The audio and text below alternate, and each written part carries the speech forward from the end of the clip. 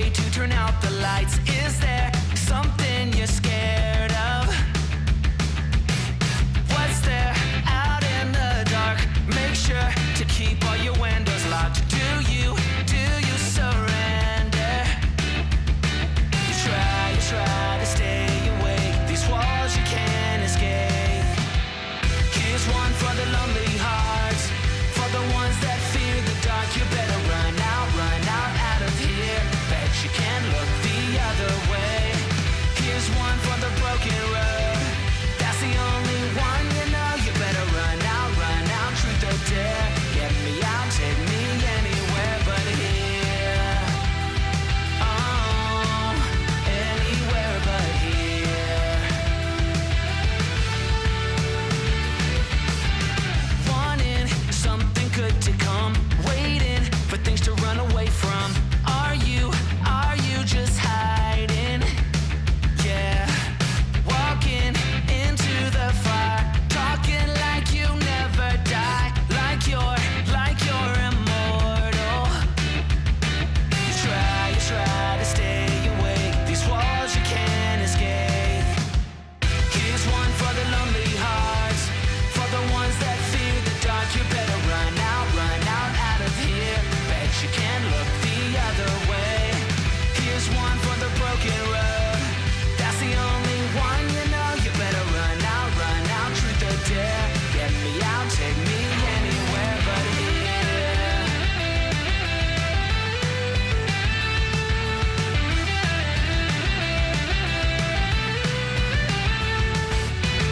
Here's one for the lonely hearts, for the ones that fear the dark. You better run out of here. Bet you can't look the other way. Here's one for the broken road. That's the only one you know. You better run out, truth or dare. Get me out, take me anywhere but here. Oh, anywhere but here. Oh, anywhere but here. Oh, anywhere but here. Anywhere but here.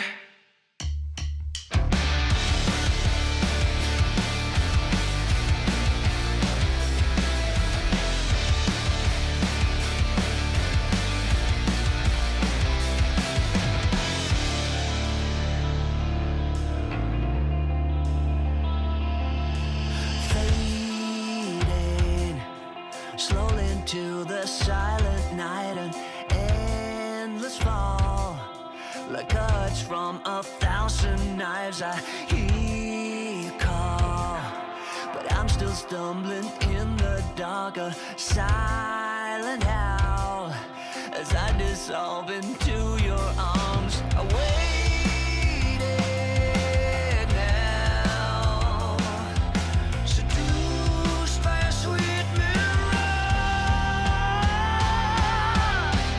We could live or we could stay, sedated, stayed wide awake. I can't do this anymore, it's hurting like it never has before. We could live or we could stay, sedated, stayed wide awake.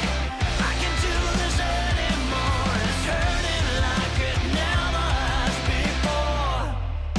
Jaded, the scar you left is like an open wound. I'm down and low. Don't wake me up, it's still too soon. I hear you call, but I'm still falling deep in love. I'm washed away and carried to your sweet embrace. I waited now, seduced by a sweet mirage. We could leave or we could stay, sedated, stayed wide awake. I can't do this anymore, it's hurting like it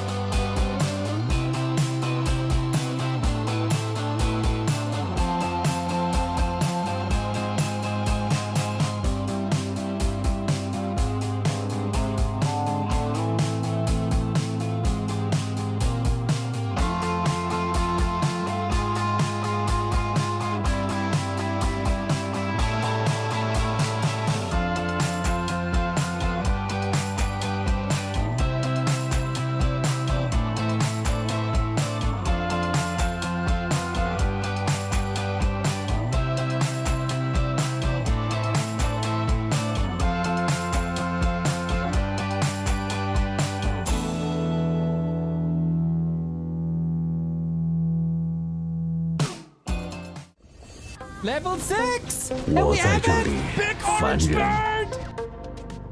Who is going to win? Well, the shoutout is not the portal too quickly, maybe? 别催我， Zero's 如 tournament 你 right. 所愿。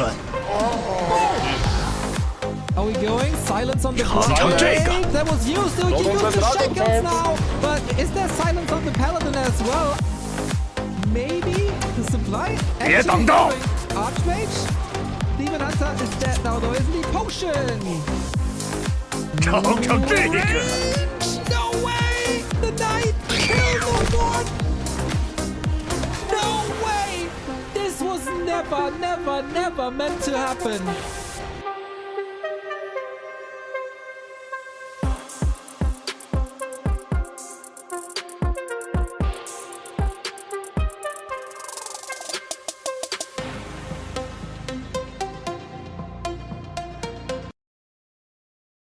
What's up, everybody? Welcome. It is time. Finally, it's time.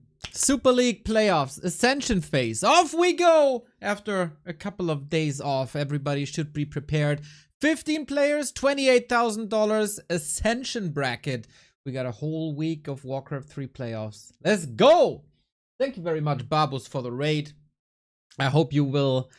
I hope you stomached your loss against the legend that is Izzy. Thank you, lol cakes, for the sub.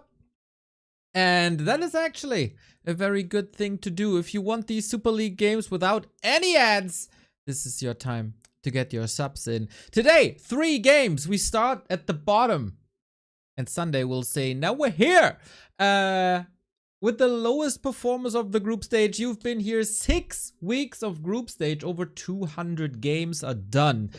Today, it's beautiful outside. Went for a walk, listened to the birds, but now it's time to shut that all down. Blinds are closed, doors are closed, no fresh air anymore. It's time to watch some Warcraft. Mr. Remo is gonna join us afterwards. He's no man for pre-shows, everybody. He just joins when the main event is on, but for viewer flow and to maybe explain to the people what happened in the past 6 weeks. We should probably narrow this all down again. Mr. Changer! I talked about you yesterday and your beautiful hair. It was a good moment. I got the funny feelings. Someone type 111 on the phone just in case Neil will fade away with fresh air. Yeah, type it in the chat. Type it in the chat. It's way better than on the phone. This is the premier Warcraft 3 tournament. It's the highest prize money and it's the best system because usually we got brackets, right? In this tournament, no brackets. It's not you can have the luck of the draw. You didn't dodge your kryptonite opponent. You didn't get a favorable bracket with your favorite matchup. No. Everyone plays everyone, or played everyone. And that was 6 weeks, and we were here each day. Action mark. What a lovely sight. Welcome, welcome, welcome. And we got a couple of surprises as well. Here's the group stage and how it went down in a lovely table on Liquipedia. You see, that's a lot of games. That is a lot of games. So this league started right after the patch, or 2 days before the patch, but the majority of this was played on the new patch. And we got a couple of results from that. Of course, what stands out is the big undead overperformance. But you know what? It's better if we use result. It's better if we use result for this. Shout out once again to Result, our best friend during the group stage, providing us with this amazing Excel sheet. So you might already be surprised that Labyrinth wins the group stage.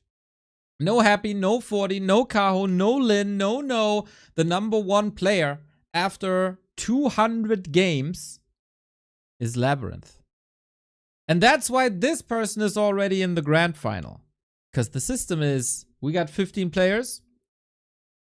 You play round robin, everybody against the other, and then you have a rank at the end of that group stage. And according to that rank, you will be seeded into the playoffs. And that is... Oh, I picked it down, eh? That's what we're casting for the next 5 days. We start with the lowest performing players in Moon and Fly. That's our opening game of the day. The winner goes up against FoCuS, and that winner goes up against Starbuck. For tomorrow, we got a bunch of Night Elves here in Lawlight, Life, and Colorful. So potential Night Elf Mirror Day there. For Saturday... No, for Friday, we get some heavy hitters, and that's going to be the day for the humans. Sok, Lin, and Infi joining the fray against the winner of the first 2 days. And then Kaho 120 Fortitude on Saturday before the undeads wake up from their coffins on Sunday where they belong. Happy and Labby. That is Championship Sunday, everybody. And this is where we crown a new world champion. Because I think that's what it is. All the best players were here with the best format. The winner of this tournament is the best player in the world. Today. Or Sunday, I guess. This week. So, today's players, obviously, you should look at the rankings and think we have not much positive to talk about. Well. Let me say, all our players had a pretty rough start into the league. Especially Fly. And Fly is a little bit the talk of the town for a reason. This was one of the worst tournament performances that I've seen in the past 10 years. Up until Playday 11, maybe? And that's where it all started to turn around. Actually, it was the third game versus Infi where I thought that things are turning around. That's where I saw the real Fly. That's where things started to click. And then he got a map versus Colorful, who's a beast in this matchup. And then he took 2 maps off of Labyrinth, and oh, they got him so close to a defeat. And then he was squashed by Happy. That happens. And then he gets the 3-0 over Lin. And now, is Fly back? Is the big question. We love our underdog stories here in Warcraft, and we get them really rarely. I think Fly's shape is straight pointing upwards, and I wanted to scout him a little bit. So I went to Douyu, where I usually don't feel too at home. It's one of the Chinese streaming platforms. And I went to Fly's channel, and it said vacation with the family. Does anybody believe that? I don't. That dude has been locked in his gaming cellar. No contact to the outside world. Wife, kids, haven't seen them in a week. That dude is grinding. He wants to show the world that he's better than a 1-14. I mean, this is an ascension phase, right? What do when you ascend? You go up. Do you think that guy is called Fly for no reason? He's gonna be our modern day Icarus without the burned wings. I see a lot of Fly fans in the chat here already. Fly versus Labby in the final. Go Fly, he's gonna win it all. Fly to the final. Let's go Fly. Fly 100% win. And that would be one of the greatest stories in all of competitive Warcraft. Feels like a WWE Royal Rumble where they had to determine their entry positions. Big true. Big true. Who knows, man? Grubby with the steel chair on position 30. We'll see about that. So, I would say Fly's shape pointing upwards big time. We asked the statistics and we asked ChatGPT with the knowledge of the ELO that we got in Warcraft 3. So the stats say Moon wins. The ELO win chance says 70% in favor of Moon. We got a new sub. Thank you, Gabba Show. Are we hyped yet? Yes, we are. So the big favorite here is Moon, of course, but is he really? I think Fly performed really well against Colorful, if that is an indicator. And while Fly's shape went straight up, Moon didn't impress me one bit at the end of the group stage. I don't know about you guys, but he didn't. He got demolished by Sock, by Colorful, by Lin, and by Labby big time. Funnily enough, one of his best recent performances was the one against Fly, where he looked really good. But of course, similar to a Fly, who was a former world champion, second last with the name Moon, that's way below his standards. This man has dominated the scene for 2 decades. 1.5 maybe. But decades. I think that goes against his ego to be second last. And whoever wins the first round is up against FoCuS. FoCuS had a solid top 6 finish at WSB.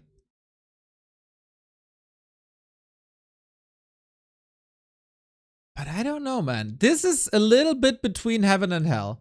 0-3 versus Kaho, then 3-1 versus Life. Mr. Apeman, thank you, thank you, thank you. It was a wonderful pre-show that you provided us with.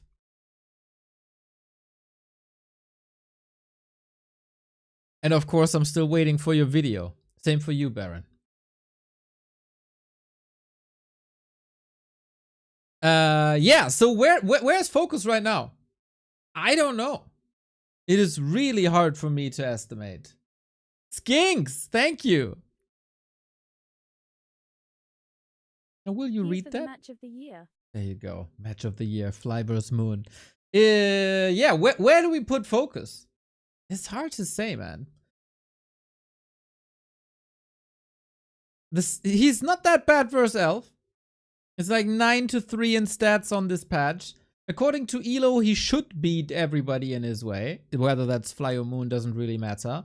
So on paper, FoCuS is the favorite. He's going fresh into these matches.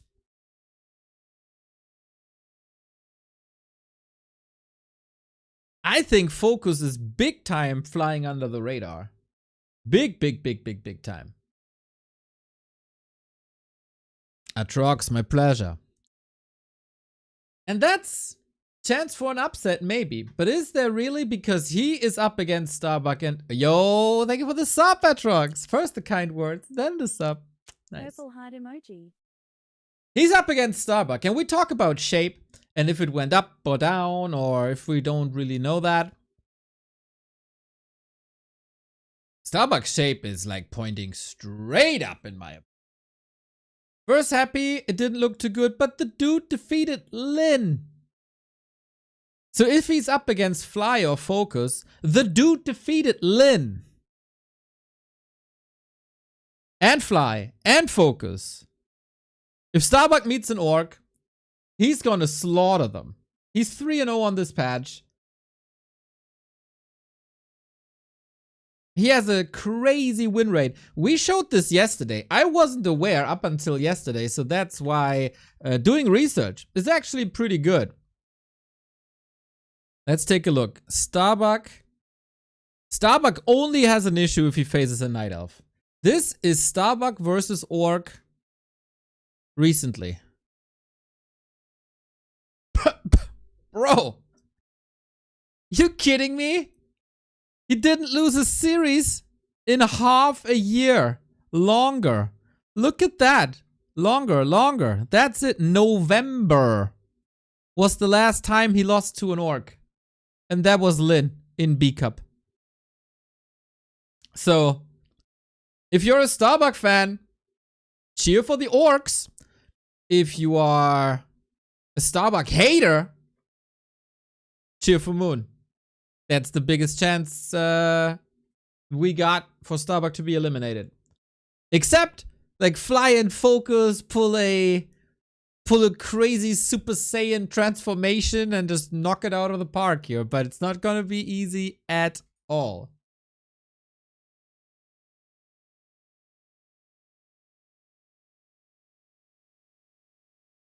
He played versus Mad Frog? What? There is no Mad Frog anywhere.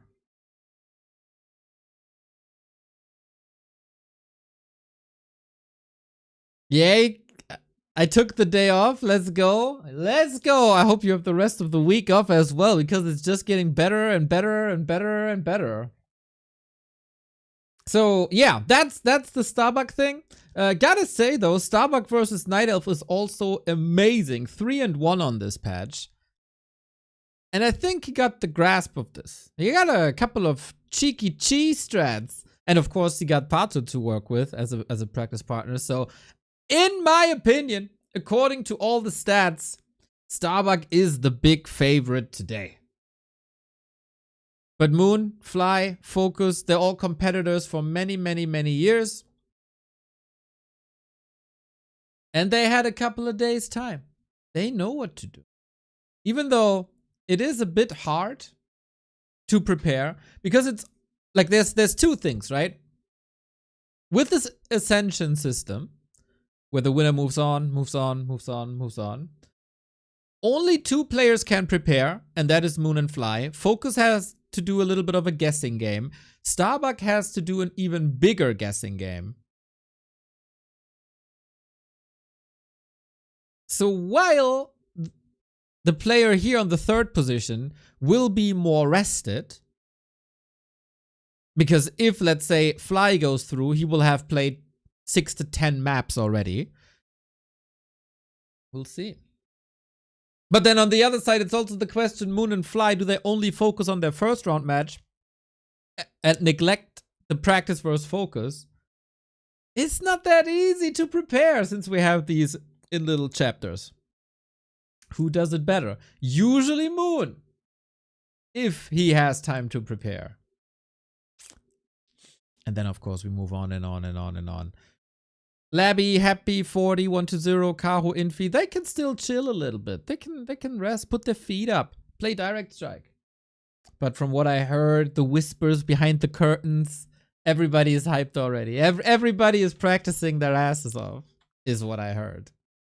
1-0 is practicing Orc, for example, currently.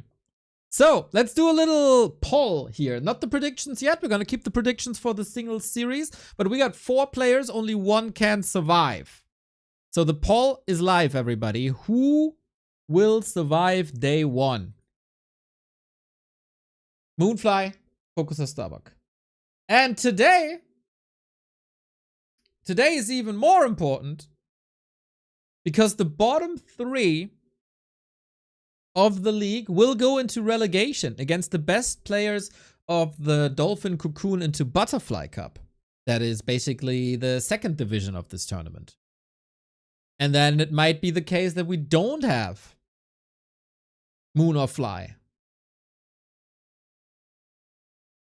or FoCuS, or Starbuck. The losers of today will be in the relegation. The winner moves on. Starbuck, big time favorite, big time favorite. Is that Western bias, everybody? Is that Western bias? Or is it stat bias? Or is it ELO bias?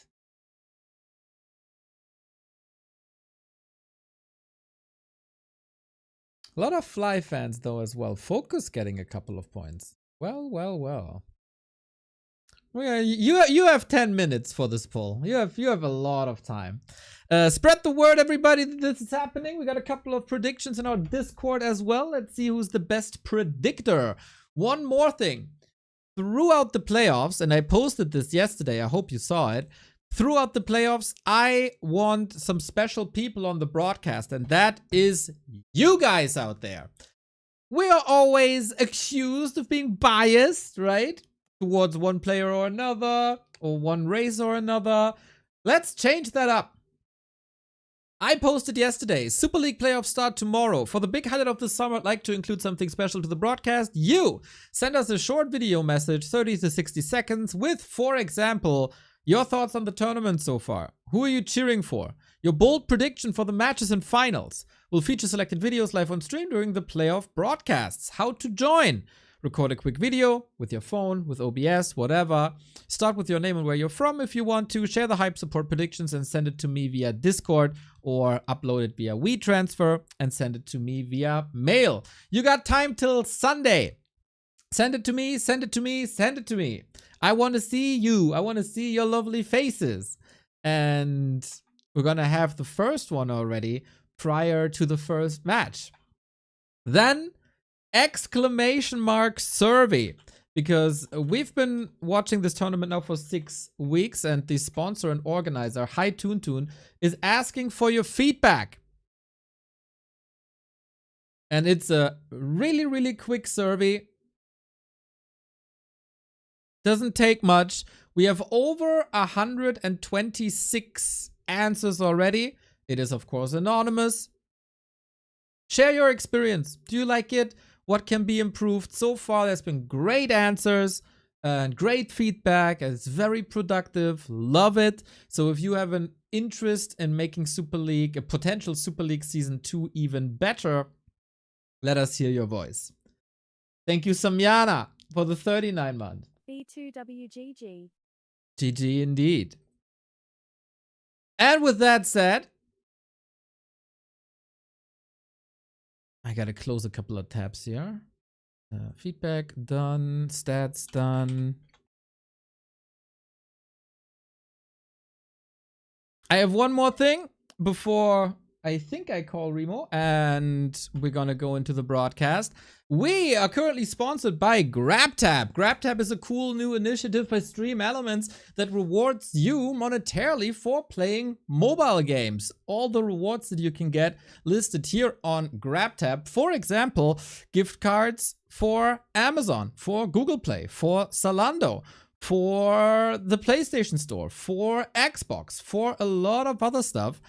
Nintendo Shop, etc., etc., etc. For Twitch! So, you can basically finance your Back to Warcraft sub for 5 months by playing a couple of mobile games. Get from A to B with Uber and Uber Eats. All these things available. And all you gotta do is play a couple of games. What games do you say? Marvel Strike Force. We've seen Tasteless play that today. Looks fun. Dark Epoch. DC Dark Legion. Watcher of the Realms. Warpath. We played that on stream before. And it's relatively simple because the first goal, for example, is install the game. Everybody can do that. Reach level 2. You can even do that in Warcraft. You can do it in this game as well. Easy peasy. The early game rewards are super quick to acquire. And then, of course, you progress in-game and you progress outside of games by gaining coins. Coins go to your account and then you can trade it in for rewards. Mr. Vesti did that and is financing other games that way. So if you're lazy on the couch and have some time as well, go grab them. Signing up helps us out a ton already. It's a little monetary incentive for us if we get signups from you guys, and of course signals the sponsor that maybe in the future they want to work with us together again. Cool project, GrabTab, and you're doing nothing the past 5 days anyway. Your eyes will be glued to the screen, but you know, one hand for a mobile phone game is fine. Thank you very much, GrabTab, for the support. All the best. And now, I'm gonna be playing you the first viewer video that was sent in. Here is the magnificent Mr. Vesti. Guys, this is Mr. Westy speaking. You probably know me from Kreisliga, where I'm the current champion with my team, the Vipers, or the Micro God from the All-Stars event from Kreisliga. So far so good. I think Super League has been amazing the last couple of weeks. It made my day on a daily basis. I'm definitely cheering for Happy, but I think many people are thinking about this. Labyrinth is coming out on top this Super League. He has been performing incredibly. Also beating Happy in the group stage. Okay guys, that's it for me. I wish everyone good luck in the Super League.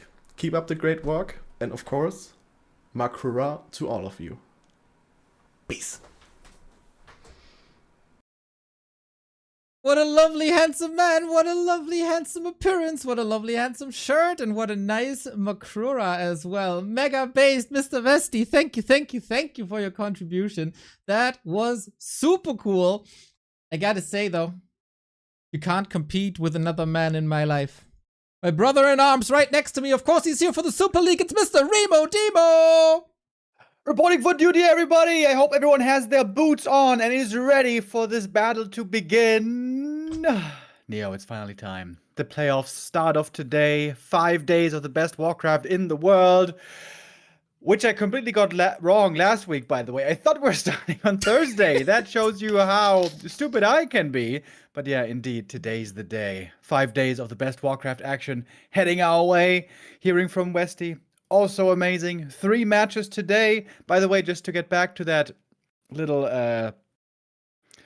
survey of who's going to make it through today, Neo. You know, for the matches today, I put stats aside. I'm like, numbers, bro. Numbers are just numbers. Numbers are just numbers sometimes. What about the heart? The heart of the cards and the heart in your chest. And my heart is telling me Moon is back. He's so back. This is the tournament. Wait and see. Really? Okay, we got a little bit of a caster battle going on because I also put stats aside. And I did stats yesterday, like for 1.5 hours on stream. I got them all down.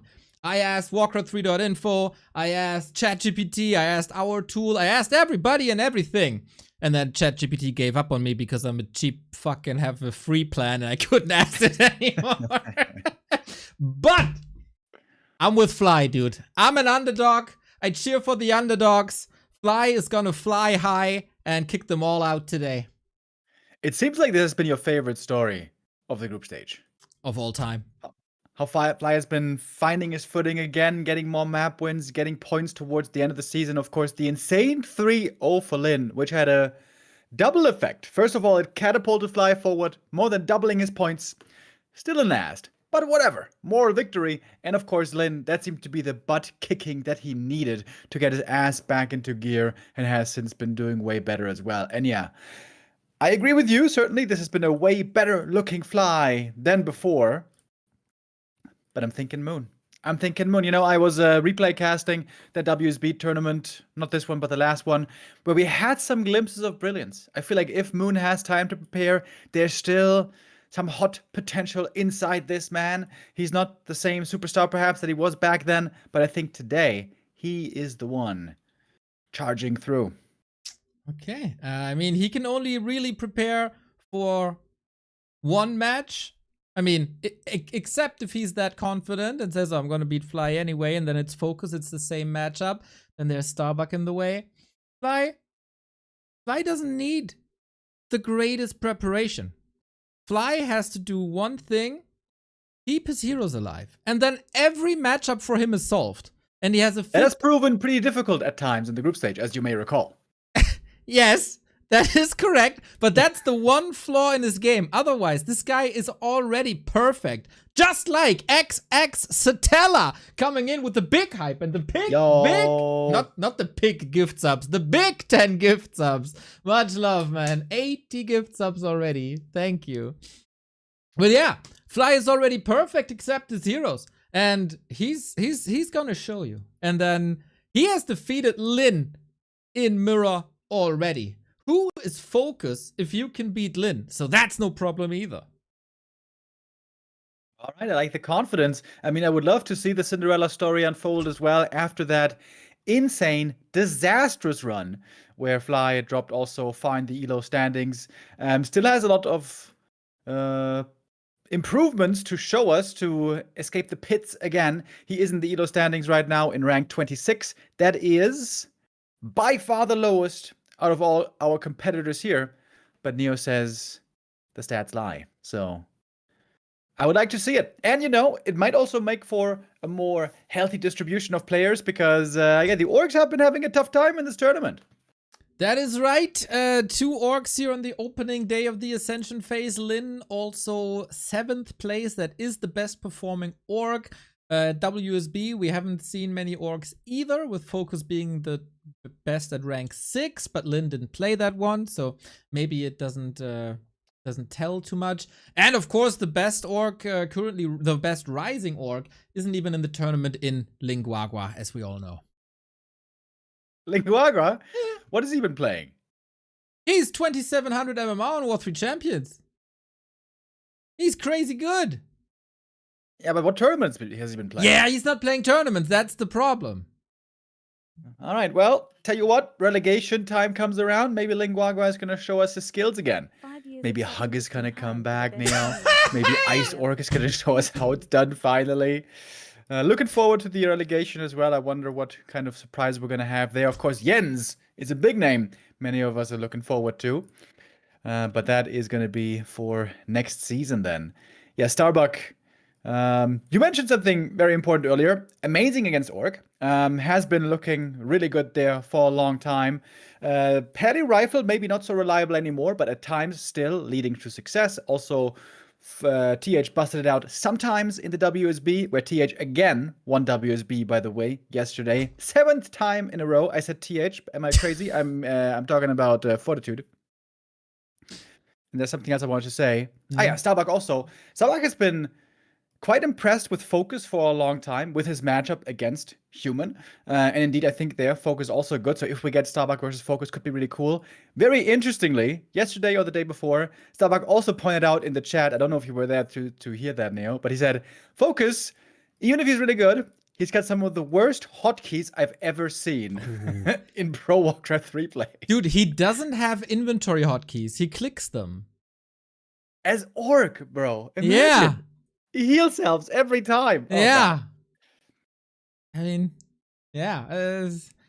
We'll see if that hurts him today. I look at brother Angeline's stream, and the match is about to start. We're done with the map picks and bans. So our poll suggests. Wait, where's the poll? Where's the poll? It's on the other scene. Our audience here goes with the favorite, goes with Starbuck. 55% FoCuS on rank 2, interestingly. I did not expect that. Yeah, FoCuS, I'm of two minds, dude. I saw him in the WSB again, and partly so impressed, partly so disappointed. On 2.5 maps, Neo, against 1-0, he played so well. Outplayed him every step of the way. And then the other 2.5 maps, he made so many mistakes, dude. He made so many mistakes. It was a bit painful. So, I don't know where that's going to leave us, but I'm not too impressed with FoCuS right now. Well, we are, of course, historically impressed with both Moon, Fly, and also Skimitar coming in with the 5 gifties. Gifts up 810 on this channel on the finish line to the 4 digits. You're a lovely, lovely soul. I hope you can enjoy these casts that we're doing here. As we have game number 1, we are historically impressed with Moon, the most dominant player in the history of this game across all 23 years that we got. The Crestfallen also with the 5 gifted subs, and we thankfully have the time to thank all of you because it is a rematch and my introduction to this game is not getting ruined again. Man, you guys are lovely. As you know, we had to pay the broadcast fee for this tournament, and we gladly did so because every day was just amazing, and it's the best tournament by far, but you helping us out here means a lot. Thank you. Yo, super sick. We got a big hype train going on. Start of the stream, start of the Ascension phase. Seems like you guys are excited, same as us, for these matches that are to come. From today up until Sunday, we're going to have 5 days of premiere content. The biggest tournament we've had in a long time, our World Championship. It's going to be 3 matches every day up until Saturday, and then 2 matches, BO5 into BO7 on Sunday for the championship. So, since we're waiting for the game, who's going to take it all, Remo? Who's going to take it all, he says. Coming out with the big questions, are we? mean, if we have some time, I mean, we gotta set the stage here.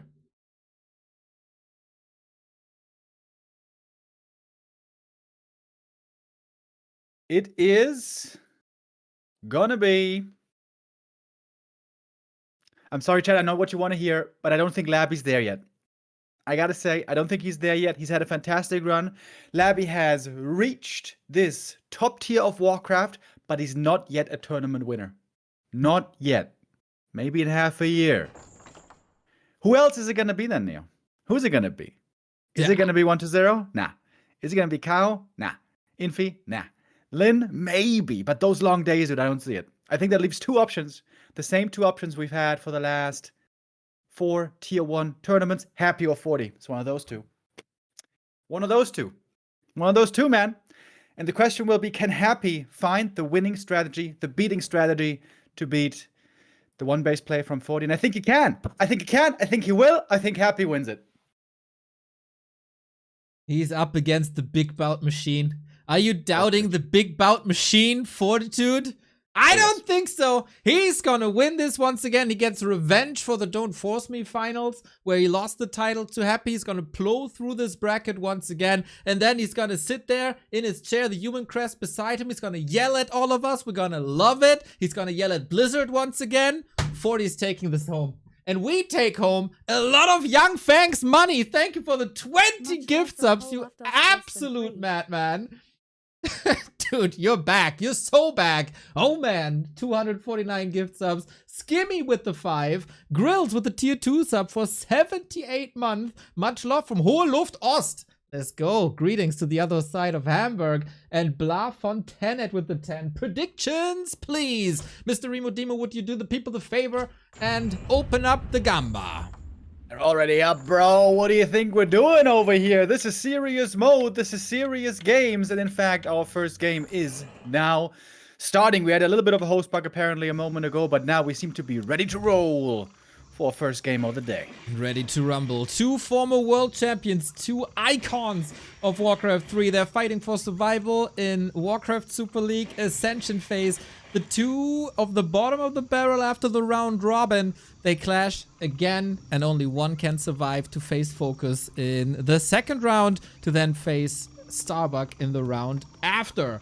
Moon, of course, the most decorated person in all of Warcraft. Fly and Moon, they matched in 2020 at the WCG Connected Edition Grand Final, and there it was Fly once again to ruin the WCG dreams of the Moon. Can he do it once again and ruin the full Moon party? Let's go. Mikado also coming in with the resub here. Thank you guys very much. The support is amazing.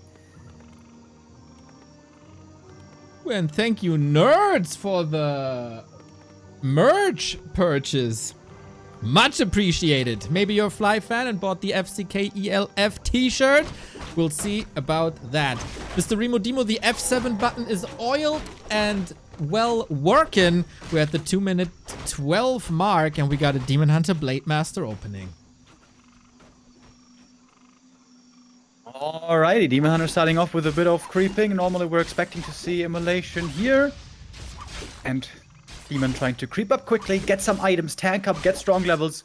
And we all know that the Demon Hunter is capable of being the ultra carry, 1v5ing oftentimes orc armies. He can be super strong if he gets the necessary progress, those levels and items he so desires. Fly, he's also creeping in the middle of the map right now, gets a big item right away. Big Invo Potion, I always love seeing on orc, especially on Blade Master. You can use it as a life-saving item, heal up with heal self at the same time. But it's not quite a quick level 2, so here the Demon Hunter early on gets a bit of an experience edge. And yeah, that was rather passive by Moon, not keeping an eye out on the marketplace. Maybe a first mistake, maybe a sign of passivity, because we've seen people like Kao and Life putting a wisp there, and then you can scout it, and then you can punish it, and then Fly loses his Blade Master early, and then we all know what happened. But Fly showing greed, as you have to, with the Blade Master, and he's being rewarded as well. Circlet, claws, more HP, close to level 2. Nice, but if we talk about items, Moon can be very happy himself. I'm playing a very passive game here so far. You mentioned the Wisp scouting. In fact, there's hardly any out on the map. There's one right now where the Blade Master is, but it's in a weird corner. He can't even see much, which also means he's very hard to spot this Wisp. Is it an Wisp? Probably. It's just the Demon Hunter creeping up and thinking perhaps even about an expansion, which is unusual to see this early in this matchup. Taking inspiration from a Jens who showed the world that you can expand at any point, and Fly going into the main. Sometimes it can be very simple. Go for the Wisp, slow down the lumber, and therefore delay the lures. Maybe there was a chance even to go for the Hunter's Hall. That was not of interest, and so Fly has to leave empty-handed.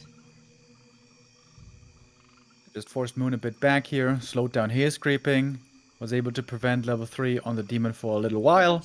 But he's now very close, so should be able to get there in a moment. It seems like Fly also needs to start doing some more creeping of his own. Ambitious attempt here, trying to go for the enemy nulls. But the archers are there to see. Yeah, and usually at this stage of the game, the archers are getting slaughtered. But this is not the case here.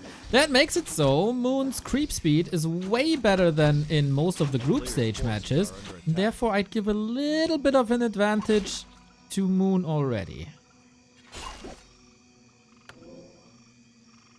Yeah, I'm liking the start here for Moon so far. He's going to get level 3 in a moment. Another big item for the Demon Hunter. This camp with the Null Overseer tends to drop passive items, or I should say defensive items like Ring and Evasion and Periapt. All those are really good for the Demon Hunter. Only bad item here would be Pendant, probably. Gets the Ring +5, that is fantastic. Man, this Demon Hunter is very, very promising. We have seen... we have seen a 50 euro dono. Rider of the Phoenix, thank you. Thanks for the great cast during the tournament. Here's a push so we can climb up the ascension. Oh, we're ascending so much today already. Rider of the Phoenix, amazing. More pressure by Fly. And yeah, seeing this Demon Hunter, I gotta think back to Lin vs. Colorful, where Colorful was 25 supply down, but the Demon Hunter was still able to turn the match around with great control, of course, and a weird army composition by Lin, that has to be said. But yeah, if you look at Painkiller, he's gonna kill a lot and cause a lot of pain, that's for sure. Yeah, normally, you know, you're supposed to be the most dominant before the Keeper comes out. Now the Keeper is there and Tangle's ready. Can he get his dirty mittens in range to reach that grunt? Sure he can. And the right click is easily enough. Fly gonna lose the first grunt of the game. Not ideal. But hey, at least it's not a hero. That is correct. We go double Bestiary Raiders. That is more or less the norm for orcs today. We gotta say, we start here on Tidehunters, and Tidehunters was by far Fly's best map in the group stage. He got the win against Lawlight, he got the win against Colorful here, he also got a win versus Lin, of course, here. So, if Fly stands a chance, it's probably here, but Moon shows he's coming well prepared. Moon, by the way, very confident out on the map before his rides are even there. In fact, Moon is rushing tier 3. Very often here we would see Night Elves being very passive, but maybe he's trusting in the strong Demon Hunter. Again and again, we have to come back to these items and look how much damage he's dealing when he puts in the right click, and also that ring is protecting him indeed very well. This is a bad start for Fly. He's trying to go for the Keeper kill. Is that Hex enough? Doesn't seem like it. There's one more entangle, and the TP is now necessary to get away. If the Raider falls as well, this is a perfect trade for Moon. The last hit getting it. And this is a horrendous start. This is supposed to be a good orc map. Normally you pressure early, then you expand easily on tier 2, because of course easy to do on this map. All that didn't end up happening, and Fly is finding himself clearly behind.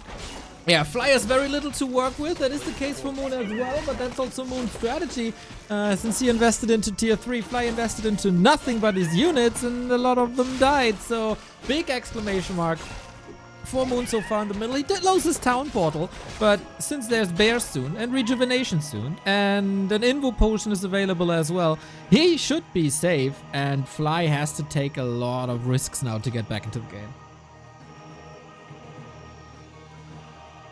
Gonna continue on with a bit of creeping here first. Seems like he needs higher level Shadow Hunter especially for heal wave to stand a better chance in these fights. Going now for the Torrent Totem, of course he's gonna need those later on. Spirit Link and magic damage against the bears, very good. Speaking of bears, we have very few so far. It's heavy Dryad play so far for Moon, and the clearer pivot, I guess, is going to be coming later. Yeah, everybody's still trying to find a balance between mass dryads and bear rush. Moon had a little bit of both. Delayed the dispel for that. Every elf seems to be delaying staffs at the moment, which could be an opening for Fly, of course, always. But yeah, now the trifecta of the Night Elves is online. Demon Hunter, Orb, Rejuvenation. This is where the trouble really starts for the orcs. Yeah, and this is where you as the orc are supposed to be ahead. This game, of course, it's a very different story. It's going to be a long uphill battle for Fly to win this game. Honestly, there's also one way to sneak out a win, and that is killing a hero. There's no TP on Moon. There's an invuln, but it's not always a save. We have mass raiders for mass ensnare. And to be honest, I think a mass ensnare lock into hero kill is the only way Fly can hope to win a fight right now. Ooh, the one lock goes to the raiders, though. He's really going for the Demon Hunter. That is a brave play. As we said, Immolation, no dispel, staff, invuln, all available. But Moon! Oh my god, the staff last second. The hex didn't last long enough. That was the moment Fly was looking for. But a split second too late. Maybe one crit too little. Yeah, that ensnare just wore off, dude. If that ensnare was a little bit longer or a new ensnare came in, the Demon Hunter would have been dead, but he didn't die. He got back, he healed. It's the Keeper almost falling, but there's IRL Mana Potion.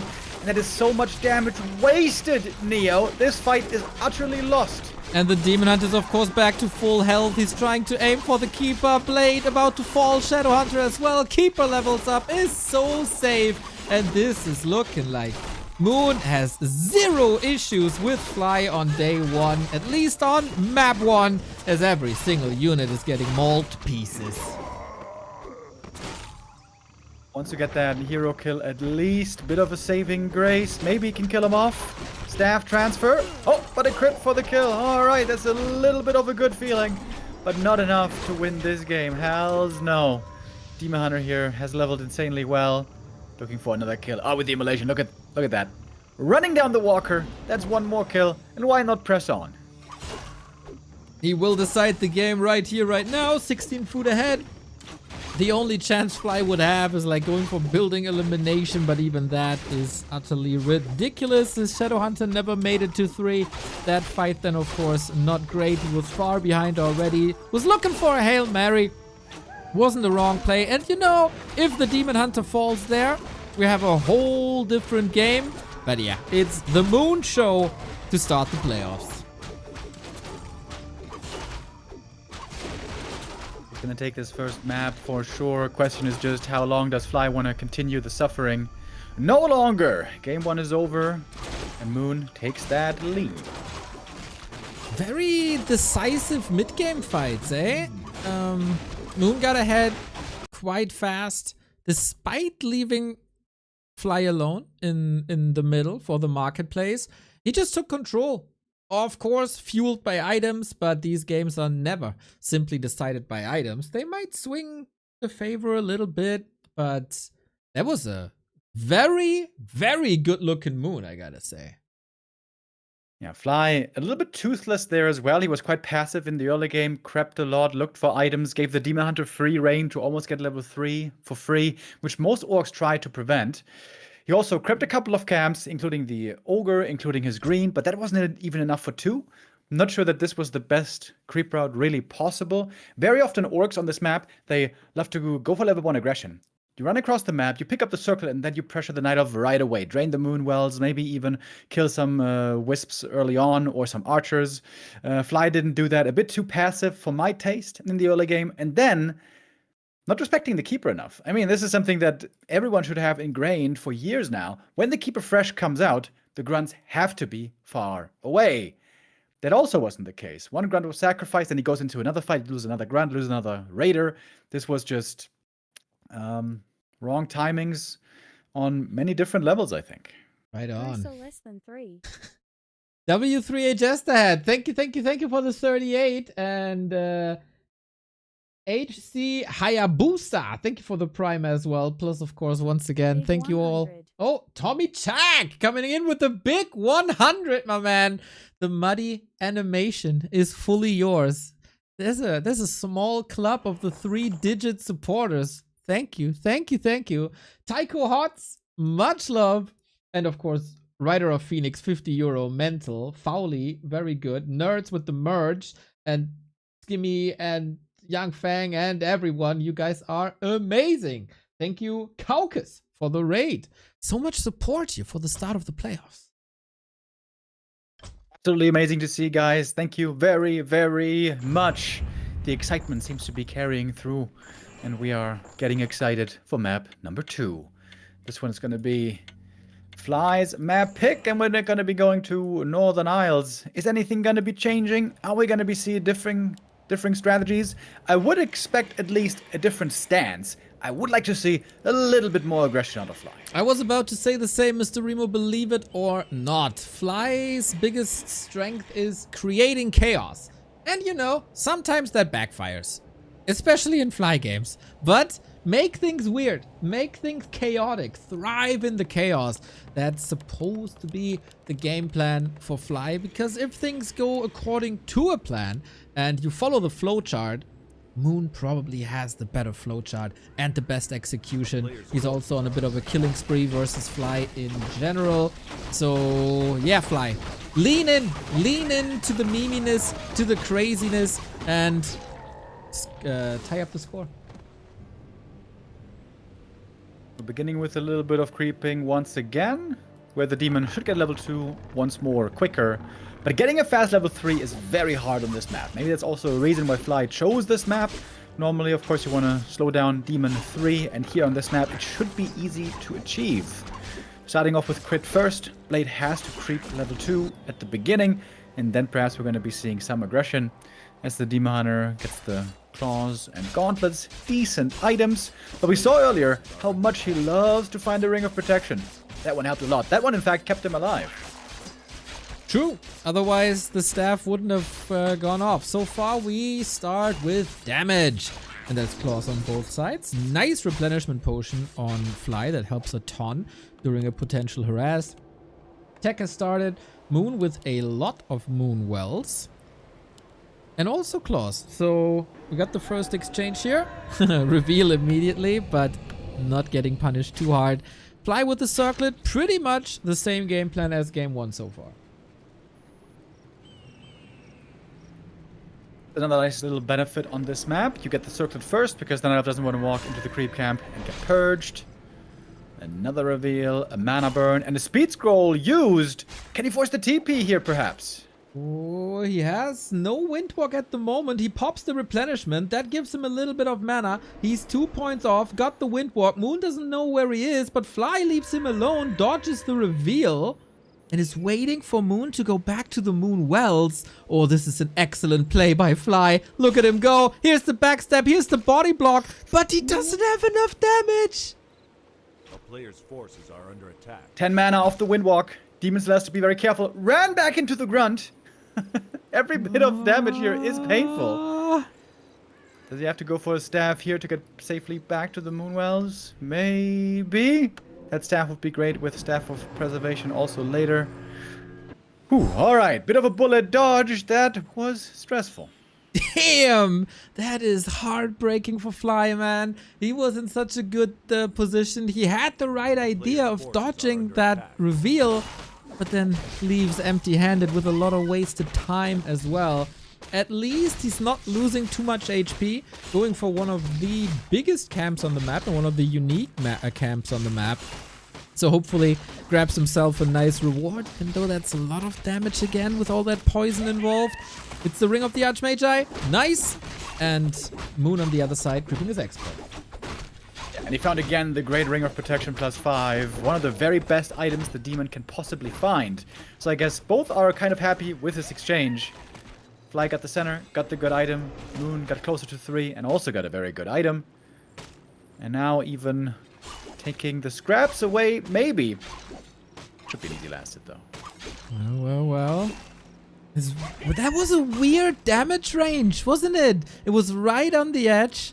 Still, if the Demon Hunter can get it, the Blade Master could have gotten it with the backstab anyway. And now Demon Hunter is level 3 faster again. Fly so heavy on creeping this entire game, and now he is up against level 2 mana burn. His Blade Master is dropping dangerously low, and the Shadow Hunter is coming in 5 seconds too late as well. Things are not necessarily going Fly's way.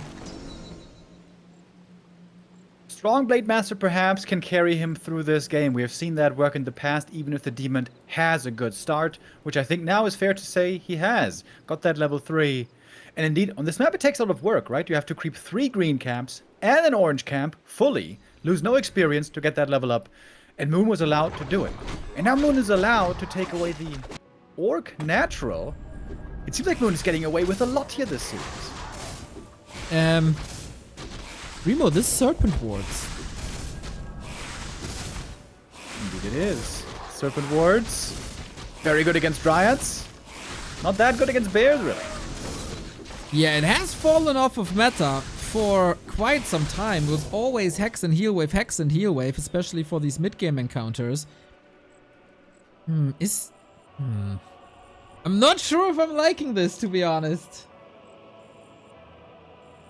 I don't hate it, I guess, in a passive game. If there's no fights happening early, you're just going for creeping, you're just trying to power up for the late game. In the late game, of course, with mass Dryads, or good amount of Dryads, and Abolish, Hex is not expected to do much. Maybe that's what he's thinking, just use the Serpent Wards to creep better.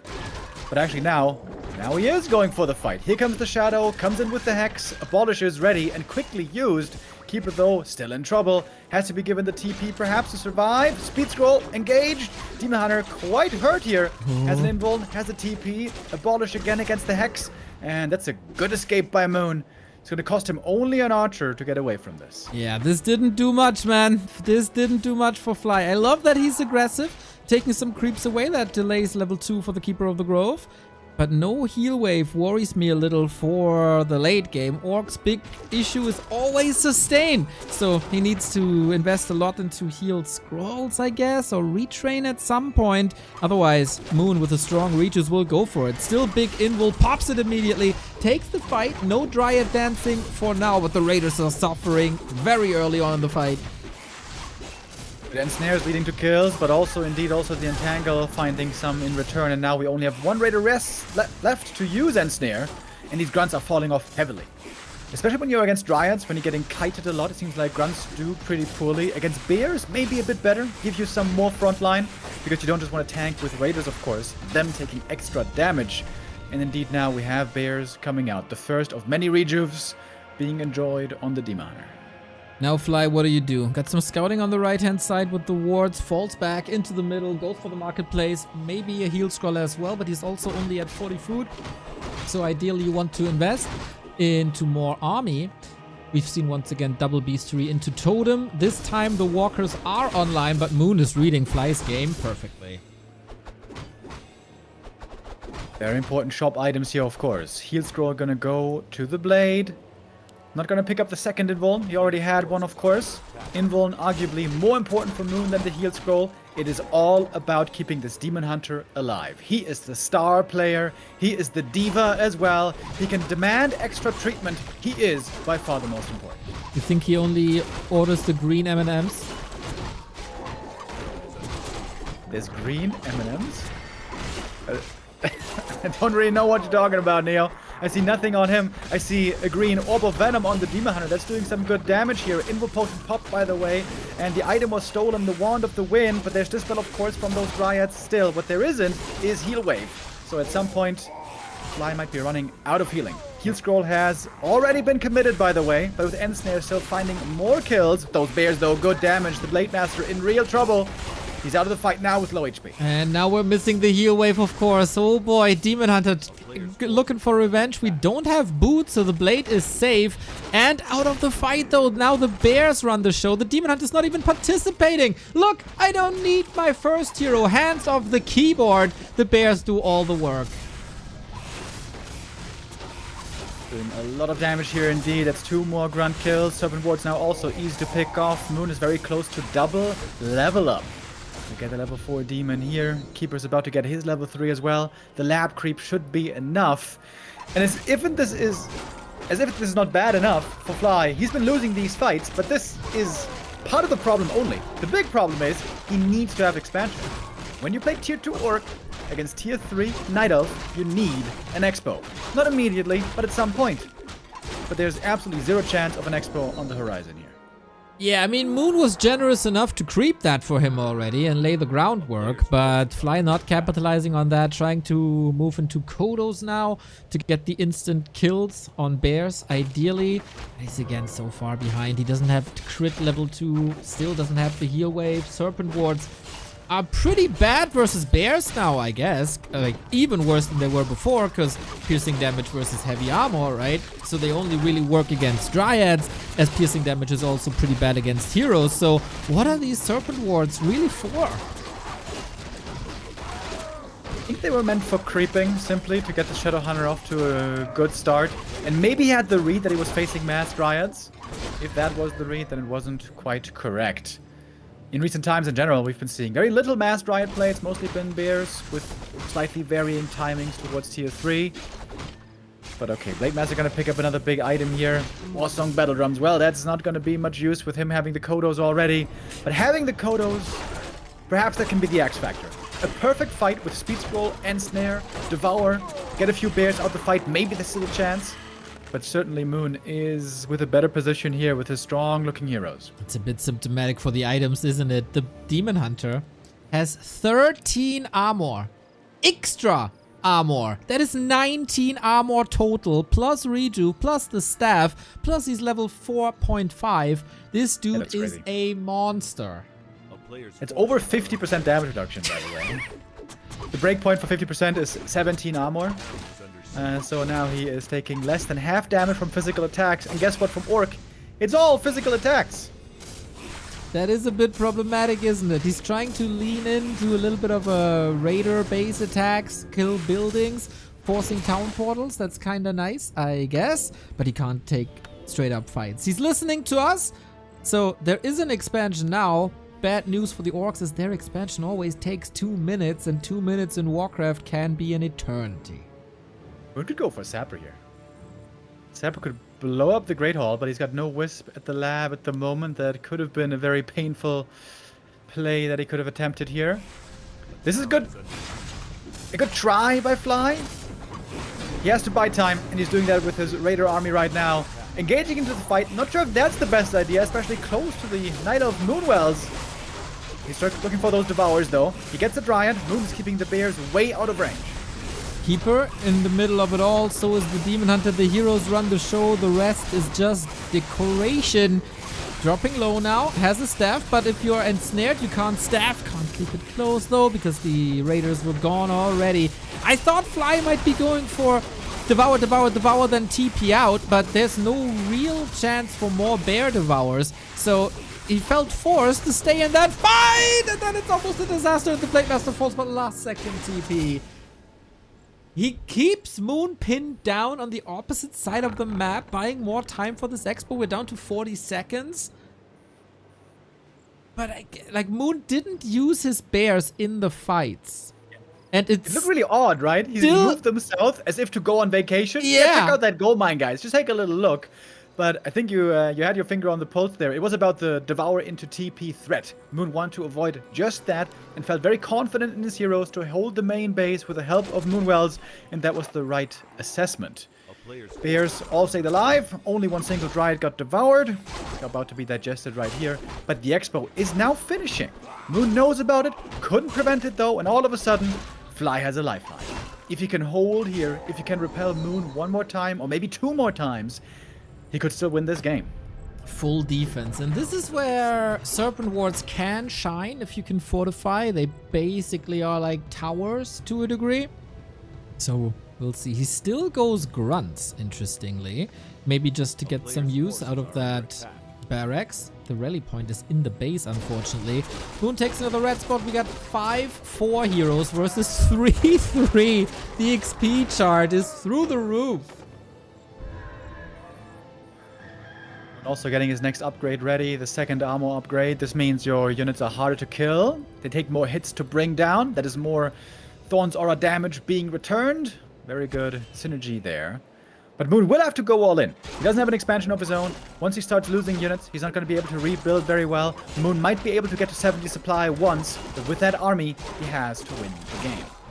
Dude, Moon has backpack and he's carrying a wand of illusion on some bears. This is something I've seen from Lawliot with mountain giants, but this will come as a surprise. I really like that. With 2 heroes, you're oftentimes slot starved. That's a way for the elves to work around it. 2 more charges already. There's no heal scroll here on Moon. I guess he doesn't quite have the cash for it. 2 heal scrolls on the orc side. 10 supply lead for Moon. Misclick on the invuln on the keeper. Oh, big mistake. I wonder if that's gonna get punished. Well, we have a 22 armor demon hunter. I am not too sure if that makes the difference. The illusions are dispelled. The walkers are up front. That's not great. They're getting punished. They're supposed to be in the backline to deal the damage versus Bears. Fly's second map on the line here. The Expo has to hold. As he said, it is his lifeline. Level 5 keeper should be, could even be entangle. Level 3 entangle, also really good. Coda's going down quick. These bears are returning. The Blade Master is hurt. Has to go for the inward potion. He just reached level 4. Decent damage there, but the demon still seems to be running the show. So much damage coming out from the immolation now in the middle of the orc army. He can do whatever he wants, man. This demon hunter is unstoppable. He's not even taking any damage. 3 hits and the shadow hunter is down. Cut my heroes into pieces. This is more than the last resort. This is the 2-0. The GOAT is showing that he can still game and has 3 match points now for the second stage of Ascension. Great start by Fly. Even on this map, gets into a very good position with the Demon Hunter, fast level 3. And we saw Fly later on then being aggressive, trying to get some kills with the Hex Ensnare combo, but then the Keeper was out. And I wonder, why aren't you fighting earlier? When there's no Dryads for slow, when there's no Keeper for entangle, it's way easier to micro. And with a speed scroll, it's way easier to out-micro the opponent. Why are you taking these fights so late? Couldn't you be more devastating early, before the demon is level 3, before all the tech is ready? I think Fly here, he got a bit more aggressive, but aggressive too late, in my opinion. And once again, we had an insane demon, of course, this game. How much armor was it in the end? Like 22 or something crazy. And couldn't be brought down. And the expansion was not up in time to save him that game. That's right. Crazy is also your support out there. Zirath AK, thank you for the prime. And of course, everybody who chipped in over the last 2 hours here. Chatter says, check out the proposition on Instagram. Jakub, what's up there? Add back to Warcraft. We need to cooperate and give people artistic t-shirts in the name of the craft of war. What do we think? I mean, we got artistic t-shirts already. Nice that you ask. Merch.backtowarcraft.com. This is so artistic, man. The people are up in arms about it. And isn't this what art is about? Create emotions, strong emotions. We caused with this very motive right here. If you're in Fly's shoes and cheering for Fly, this shirt might be for you. FCK ELF on a shirt, on a hoodie, on a mug, on a head. This is a pretty perfect. But yeah, K2, let's talk. At the moment, the Nighters are flying high. Moon looking quite good here in this series. 3 match points now. Fly seems to be a little bit down the dumps right now. He ended the season, of course, with a big highlight, the 3-0 win over Lin. That was 6 huge points. For Moon, season was a little bit of green, meaning positive, and a lot of red, meaning negative. That also goes for the end of his season. He was on a 4-game lose streak, losing to Sock, to Colorful, to Lin, and to Labyrinth. But now, very close to a win. His Demon Hunter Bear play for a long time wasn't really what he was known for. He was more of an expansion player, more of a keeper player, maybe even a tavern hero player. The more straightforward, some would call it boring playstyle of Demon Hunter for a long time wasn't his, but today it's looking really good. Unless you're Fly, it's not looking good at all. The former world champion is facing relegation. Might be eliminated here. He can't afford to lose another map at all anymore. Otherwise, he will face Sini and Elegant and maybe Jens or Dice for the qualification to the next series. Echo Isles it is. This is where he got the WCG Grand Final map win, at least, in record time back in the day versus Infi in 2009. But yeah, we don't have that here. Heroes have spawned. It's a Demon Hunter, it's a Blade Master, and for once, Moon is not starting with a Claw. Fly is changing things up with his build. He's going for Mirror Image into Headhunters. One grunt into Headhunters. Pretty cool to see. I hope this is not just a sign of desperation.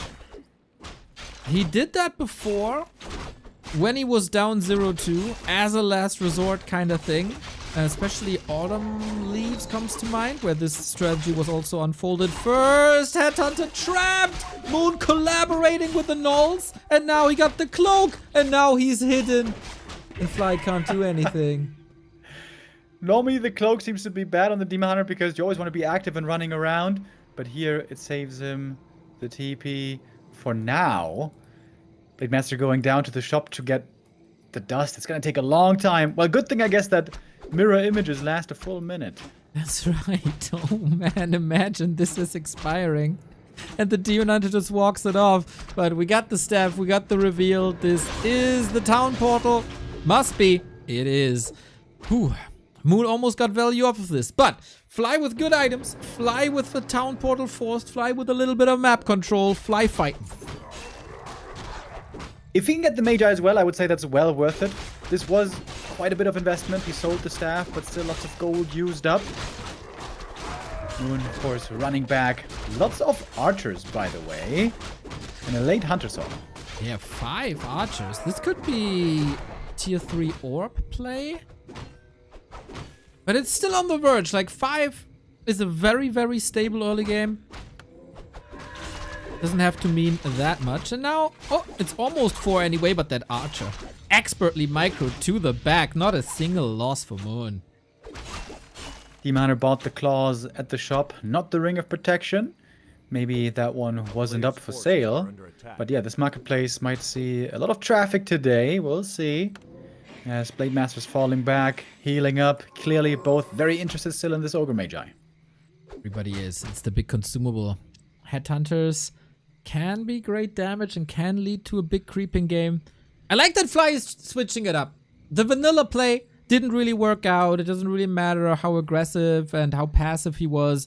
So yeah, just try to create chaos and confuse Moon where he maybe isn't that practiced against. But Moon just switches to the Naga. Demon Hunter Naga always works. And he has map control right away. Yeah, with that Tavern Hero pickup coming so quickly from the neutral building, that should normally mean an easy pickup of the Ogre Magi.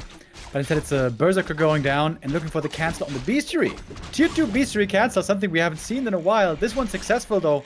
Those raids are going to be quite delayed. But now Shadowhunter about to spawn. 20 seconds. Maybe Fly can still fight for this big item. Moon retreating nicely. He still got 5 archers. Went for range upgrade and attacking tier 3 without lures. This might still be tier 3 mass orb play. But yeah, he bought so much time. This should all work out super nicely. Moon adapting quickly.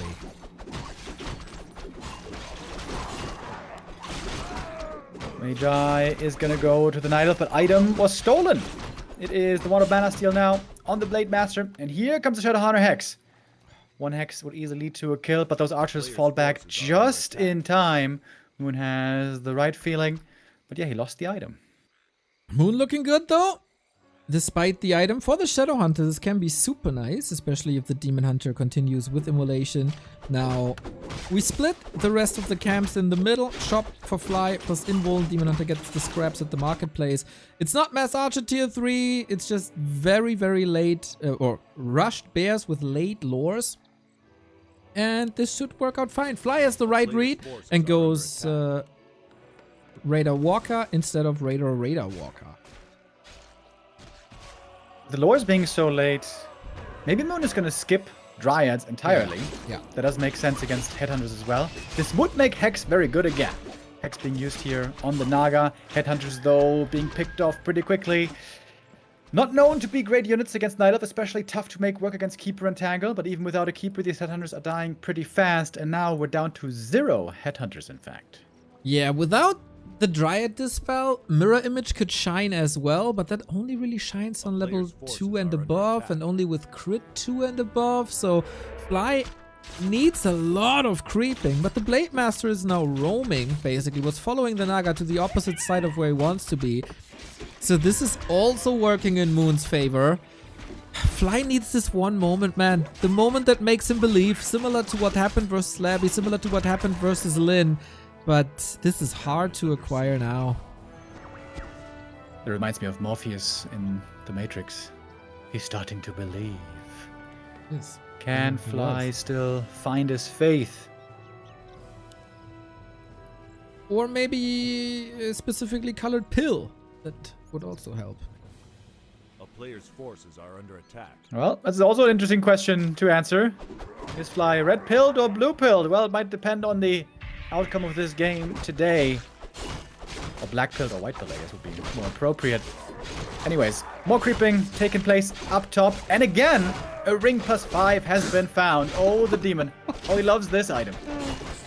Oh man, these items are just perfect. I mean, these tier 2 combat items are in general good for a Demon Hunter, regardless of what you get. But yeah, the mix makes the music. And it's looking really, really good. Fly now. Mirror Image level 2, kinda nice. Scouts well. But the bears are coming. And the bears have so far been Fly's demise. Quite aggressive here. No heal scroll, no TP, no invuln. This is a bit of a dangerous push if he finds himself in a tough spot. Ensnare catches the bear. Didn't dodge it with the bear form. We have level 2 mirror image, but perhaps only the once. Weird fighting position now for the melee units. Demon Hunter in the middle of it all once again, but he can stomach all this easily. Wisps come in for the detonate for the first time. Against mirror image, of course, a nice play when you don't have Dryads. First bear will be taken care of. The Kodo is only now marching forward. How is the bear still alive? There we go. Demon Hunter with the reju. Hex against it, but he's healing so quickly. They hurt still. Here's the ensnare, and the Demon Hunter goes down. That's the big hero kill. Attempting to open this game back up for Fly. Blade Master also low HP, but he should be able to fall back to the shop. Healing already with the salves, and Moon may have overextended himself here. Oh, he's still got a good supply lead, of course, -4 thanks to the bear. Lots of healing to do on Fly. That's also expensive. A little bit of silver lining for Moon. He got still 2 bears on the field, can continue creeping, might get map control again. But Fly, is this your moment? I was thinking about chasing with that Raider, looking for the next ensnare kill. But no, it's gonna be instead settling for an Ancient of War. Bit more experience for the Shadow Hunter. Now he's almost level 3. Moon now down at the south. Yeah, I think this way should have gone before the fight. 1 heal scroll or 1 invuln could have made the big difference here. Wasn't able to pick that one up, but should be getting the next one. Demon Hunter back in 50 seconds. It's still a lot of time for Fly to get something done. More creeping. He got 2 claws and 2 circles. The numbers will rise high once he's level 4. Shadow Hunter also in needs of level 2. Will get the XP from a bear in the Kodo belly. But Fly is supply blocked at 41. Yeah. Remo. Where's the burrow, bro? No! Your name is not so cool. Come on. He's trying to expand, but he can still afford a burrow. That would then be 2 minutes at 40 food. Fly. Come on, bro. 700 gold. This looks like nerves, man. Like this is an outrageously long supply block. I mean, can you blame him? 6 week at the bottom of the ranking, plus the Chinese community breathing in your neck. It's I feel it. Only now making the burrow. Still 40 seconds out. So much gold being hoarded. Now he's like, oh, I gotta make upgrades so it doesn't look like I'm hoarding too much gold. He's getting armor upgrade. But that oftentimes isn't the most bang for your buck. Doesn't work on the walkers, doesn't work on the Kodos, only works on the raiders.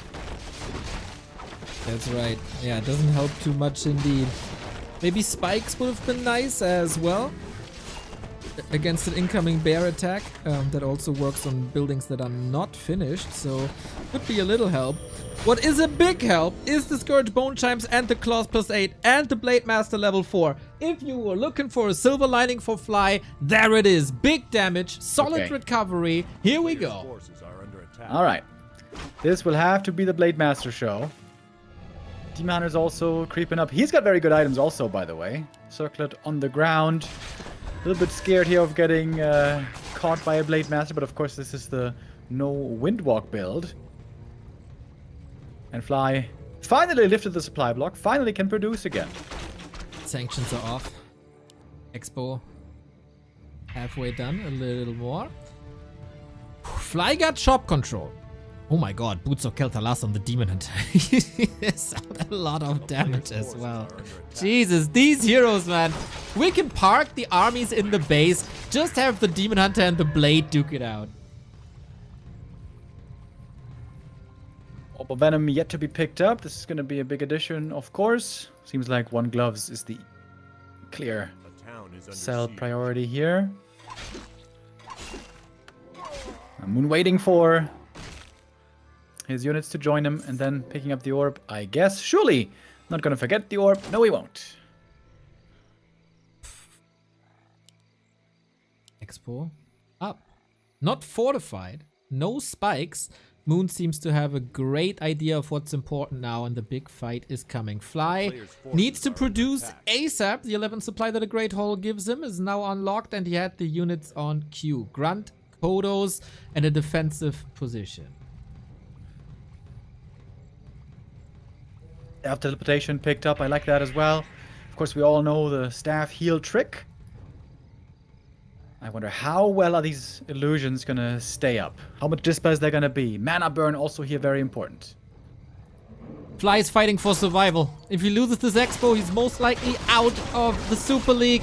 After this disastrous season, we had a little bit of hope after the mirror match win versus Lin. Today, things are a little bit different. Lots of bears in very close proximity, and 2 of them about to be digested now.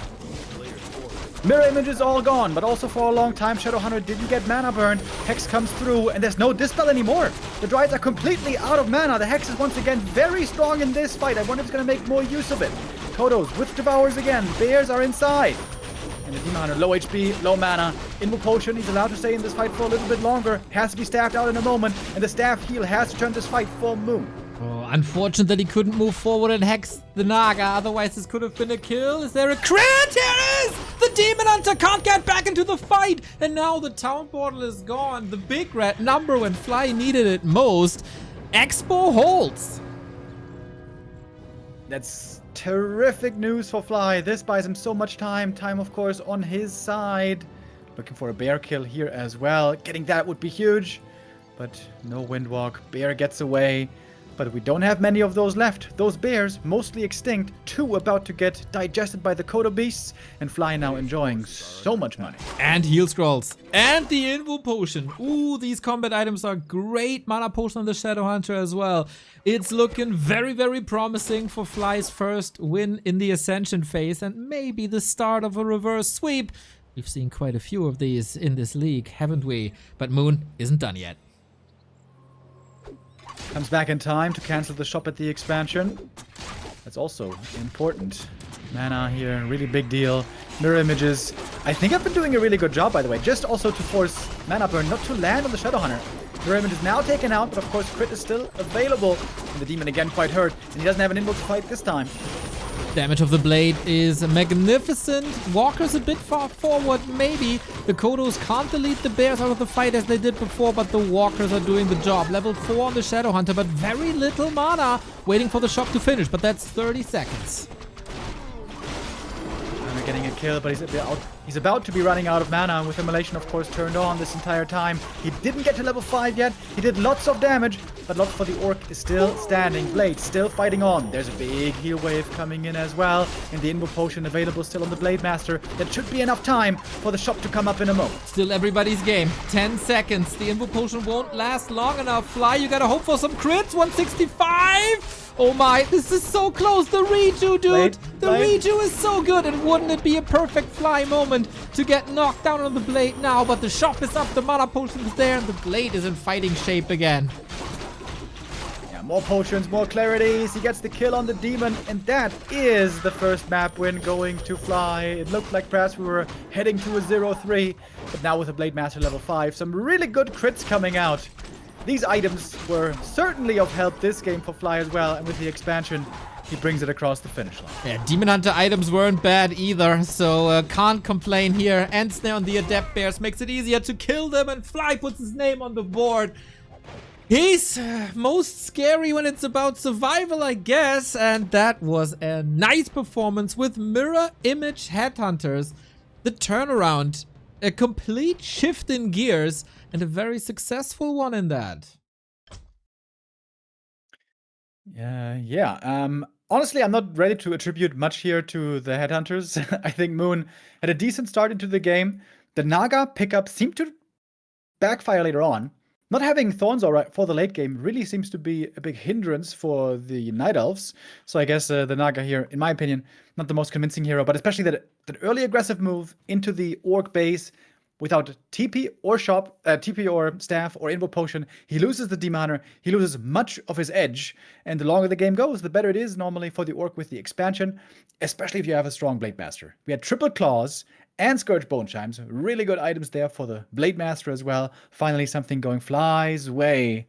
Can he use this now as a springboard and really get that reverse sweep? And how stable is Moon? Can he just stomach this defeat thinking, oh, okay, that was a crazy blade, there was a lot of crits, I wasn't necessarily prepared for the mirror image too well? Or is he starting to think now, oh damn, Fly is getting momentum. I don't want to be in a game 5. Game 5s were like kind of odd so far. He can't just brush it to the side. This was Fly's second losers map. And now we're down on his map, and his map is Hammerfall, and it's up already. Yes, sir, indeed. Hammerfall should be allowing for a very good Demon Hunter start. Quick level 2, quick pickup of 2 items, and the Demon really seems to be the carry of the show. Blade Master showed its potential there on map 3. The first time really this series where the Blade was really running the show in the end with the help of the expansion, the help of the Shadow Hunter, of course, the most important cast member. And crucially, the expansion. It all, I think, comes down to the expansion. Fly must make this now a top priority to win this game and this series. He must ensure his Tier 2 expos become a reality. And of course, to stay alive in this tournament. In the group stage, it was a 3-0 for Moon. So Fly is already doing better than a couple of weeks ago, where it looked truly hopeless. Fly is not looking hopeless. Fly seems to have found a solution here. Is it going to be the same solution on Hammerfall? Fly versus Night Elf on this patch, 1-6. That is not that great, but it's also easy to improve these percentages by just a simple win. First thing you do on Hammerfall is to get rid of these pesky Makruras at the seafood buffet. This is how we start our game. Lots of opportunities to find rings of protection here. We've seen the Demon Hunter quite lucky, I guess you can call it, having found them every game so far. Also, the big ring +5 is something he loves to get. Those would be available at either the Merchant or at the Gold Mine, where the Rock Golem stands. But also a small ring would be quite nice to pick up. Blade Master, how about him? He wants some damage. Some claws, some slippers. Ring of Superiority he's going to settle for. It's not bad. And now time to go to the center. Okay, let's fight. ChatGPT, by the way, gave Moon a 70% win rate. That would line up nicely with a 3-1 result. Maybe we're going to be replaced soon, Remo, and we can do the ChatGPT casting. Yeah, to be honest, can't be much worse than this. Are under attack. Talk about yourself. I'm still the GOAT.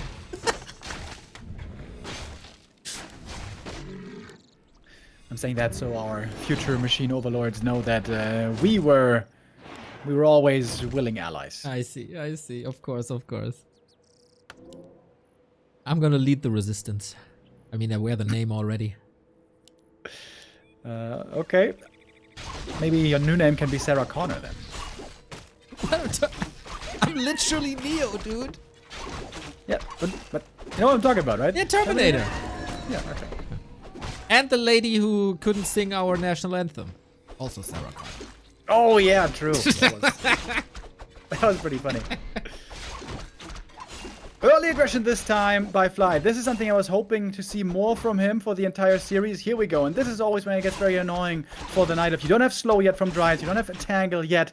And these brutish orcs are doing a lot of damage to you. Moonjo's situation not looking great. There we go. This, I like a lot more, this display right here. You did see the archer as well. 1 kill in the back. And heal salves ready to recover. Oh, is Moon able to trap Fly here? There is no Windwalk anymore. He's walling him off, man! Oh, Fly is hold so... on. You said he's not so cool. Well, maybe he is. Or he finds a solution. Thinking back, of course, to WCG 2008, where Zokul was practicing 4 weeks straight for the big match against Moon, and then, in a best of one, got trapped in Moon's base and had to tap out after 5 minutes. That was also hilarious. But Fly has learned from Zokul. Ah, good old WCG best of 1 days. Yep, that was the peak competition of Warcraft back then.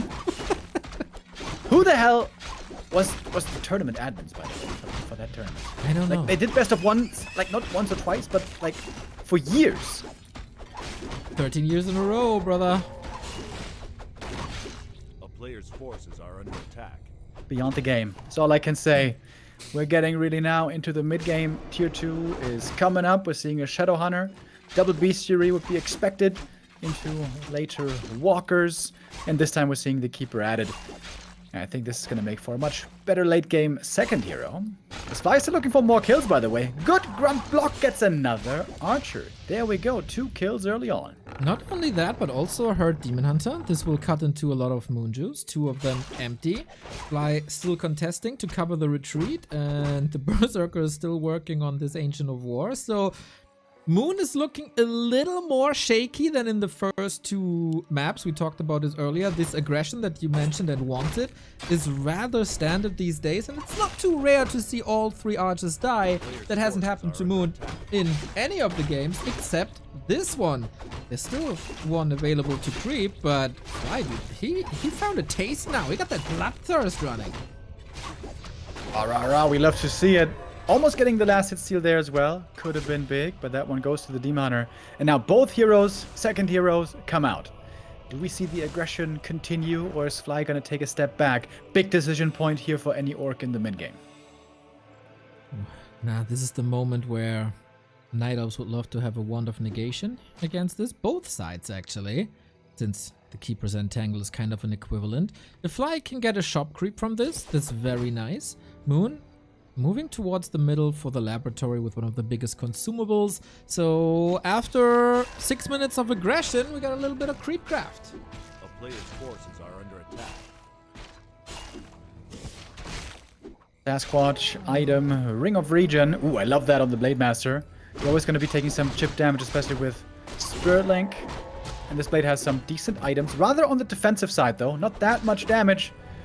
Wants to bring the damage now still to the Night Elf. Shadowhunter trying to get in range for the Hex. And he catches the Keeper. And that should be a kill unless there's a TP willing. TP there is. Dust reveals. Last Archer of the game. Gets away. You know, I kind of feel like Fly is making better decisions. His execution was pretty good the entire series. His decisions may be a bit lackluster. And I don't know, man. I feel like Moon derailed a little bit compared to map 1 and 2. Yeah, Moon may be playing a bit worse, but also Fly way better early on. We see how much dividends this aggression is paying. A little bit of confidence has surged again within Fly. And this is by far his best early game yet. But he tended to lose the game in the later stages, when there were bears, when there was a strong Night Elf army, and especially a strong Demon Hunter. Looking at the Demon inventory right now, not very convincing. You got the ring, you got a little bit of extra damage with attack speed, but yeah, it's not the +9 agility, the +15 claws. And the Demon Hunter is looking well-rounded, and more survivability on him is also nice. Levels are missing, we get that here, and Fly also with the Peon very, very early. During the creep, look at this. Even though Lin got punished and lost his expansion to the turtles, these kobolds are no turtles. I do like turtles. And the kobolds are now eliminated. Yeah, this is a wonderful timing for the expo. Going to be done at around 10 minutes. And that is probably when the bear attack is going to hit. Master training for bears is finishing way earlier, but Moon is absolutely not yet in fighting shape. It needs more supply. Most importantly, 50 supply roughly is what you're looking for. And the Blade might be looking for some more last hit steals right here. Or what's he up to? The level 2 Windwalk scouting around. Would love to catch a bear, but doesn't have Orb of Lightning here, of course. It is the Shadow Hunter, pushing towards the Knight of main base, looking for a bit of aggression. Fly not quite sure, he's gonna fall back. A little uncertain at the moment, he looks. Got a Wisp? Yeah, maybe was checking for the expansion, which Moon, of course, grabbed. Now has to walk back to the red spot or to the shop. Both are nice, and the left-hand side Moon gets the red spot as well, but Fly took that shop away, so, of course, 2 creep spots are better than 1 creep spot. Simple math, that is something you can do on stream. And Blade Master sharking around will delay upgrades by lower mana, lower lumber income. And it's of course time for the expo as well. I don't hate Fly's situation in this game.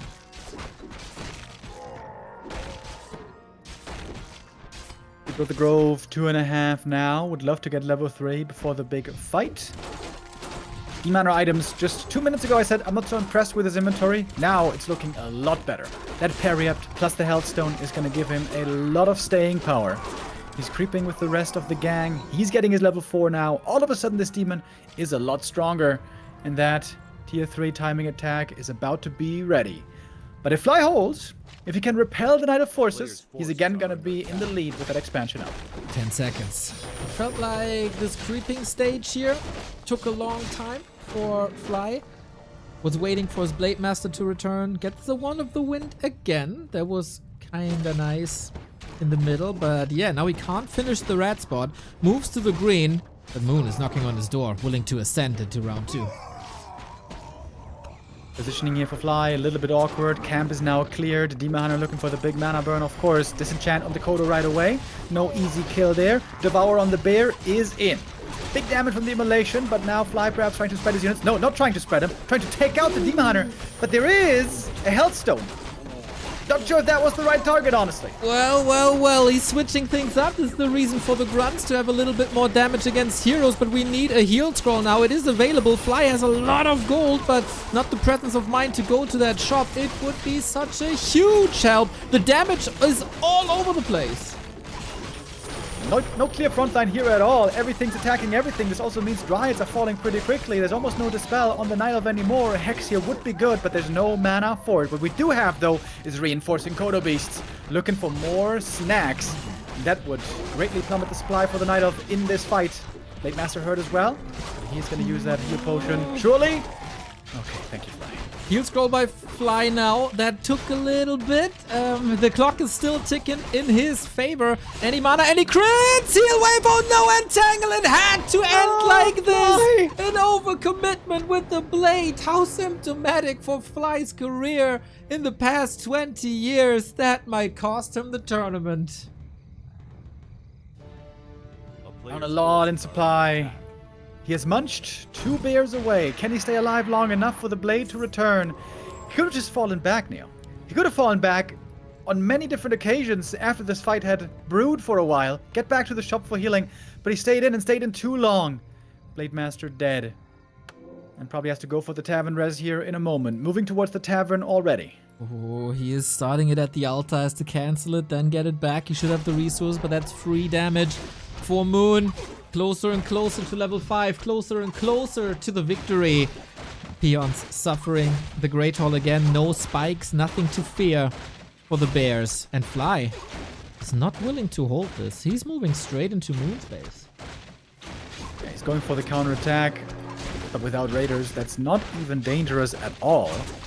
He has the TP. He's trying to force Moon to go back, but Moon, he doesn't even carry a teleport. Takes out the expansion. Up by 20 supply still. Moon finding himself so far ahead here. Man, that fight on the upper right-hand side, definitely the decisive one. We staff back with the Demon Hunter now. Colorful was able to defeat Lin with 25 supply less. Now Moon has 25 supply more.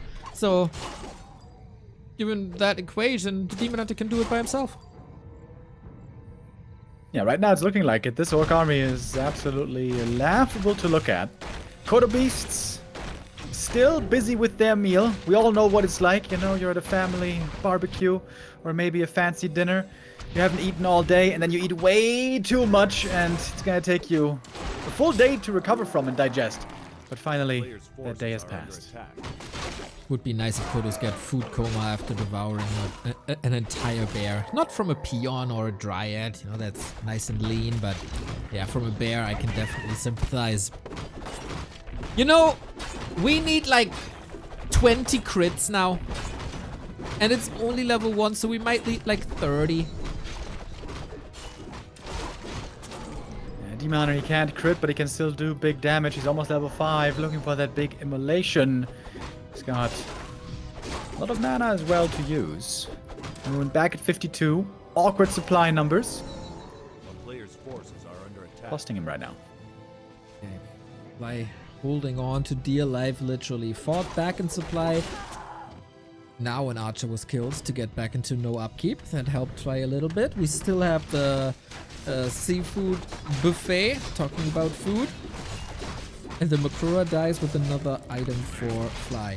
He got good levels now. Even food. Kodos are not devouring anymore. With an excellent fight and maybe a little slip up by Moon, everything's still possible.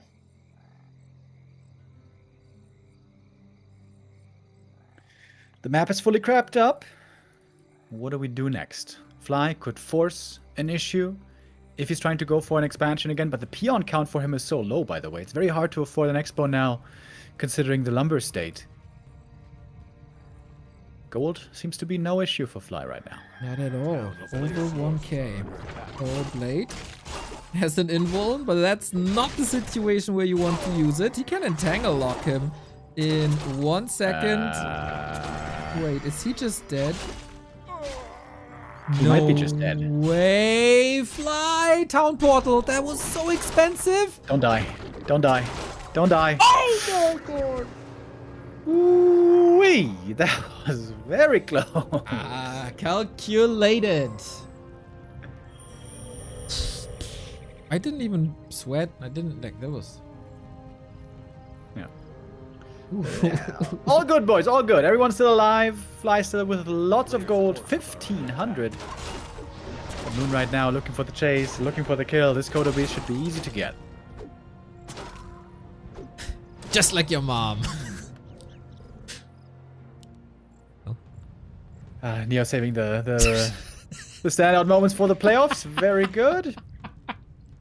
Sorry. It was such a low-hanging fruit, dude. What can I say?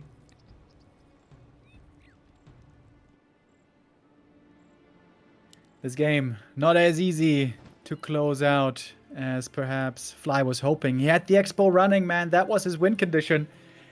He's going tier 3, boys. Oh. Oh, tiny? What's that? Tiny? Bro, Torrens. Tiny torrents? Dude, you know what? That might just work.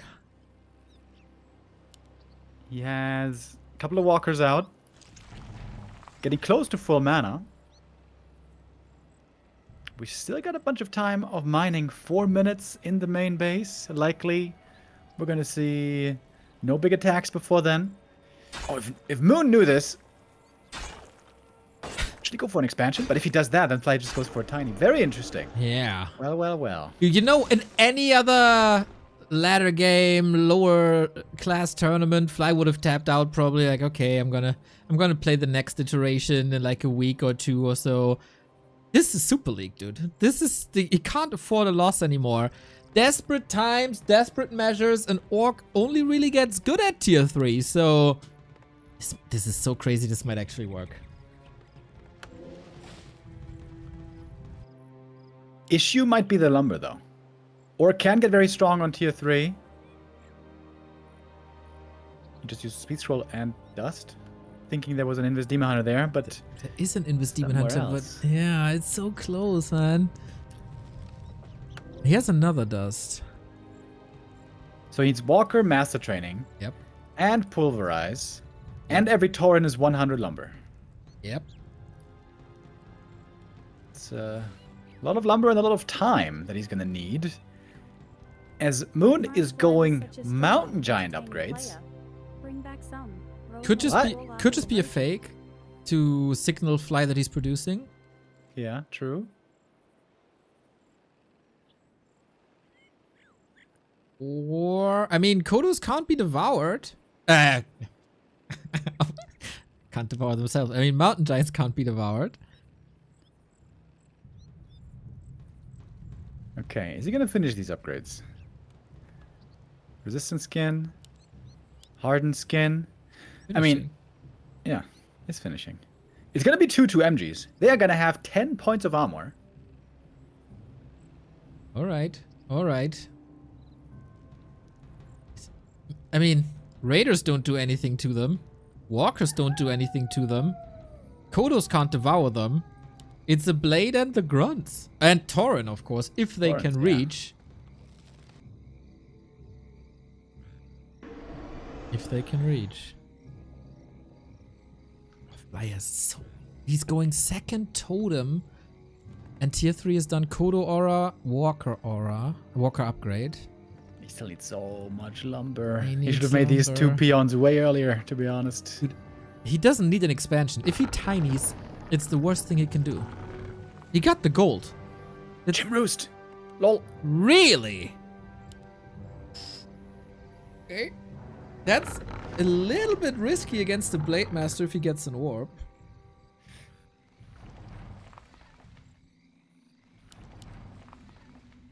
But I mean, it is the perfect counter to Tauren as well. And he built them when Fly just passed the base, right? So he doesn't know. And of course, Moon has the big advantage. He can move his Tree of Eternity. That's right. 2,000 gold for him as well. Oh my god, Fly that he missed this scout is so bad. Oh, these Chims are gonna hit hard, baby. Chims are amazing if you have the time. It just takes like 2 minutes to get them out, longer even. So in FFA 4 and 4, amazing units. And you need like more than one, otherwise it just get hexed. But in this situation, it is so perfect. Oh, he scouted it now. Yeah, especially when you have upgrades for them already, which of course he does. Those do carry over between bears and Chims. Fly saw it now.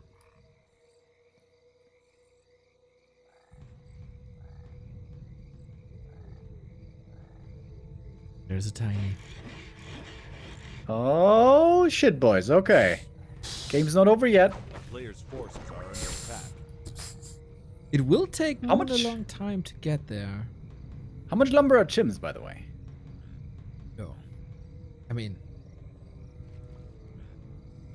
Seems like Moon has more than enough, though. He's got 4 Chims in queue. Still a bunch of lumber left over. oh, this will take a long time.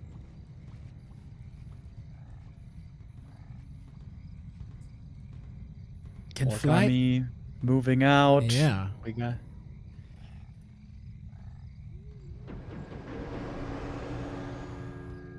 Sorry, didn't want.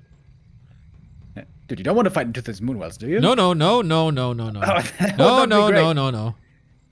This is... Bro, this is 7 full Moonwells. What the hell is he doing? His expansion going didn't in. even pay. He's going in. Of What? course!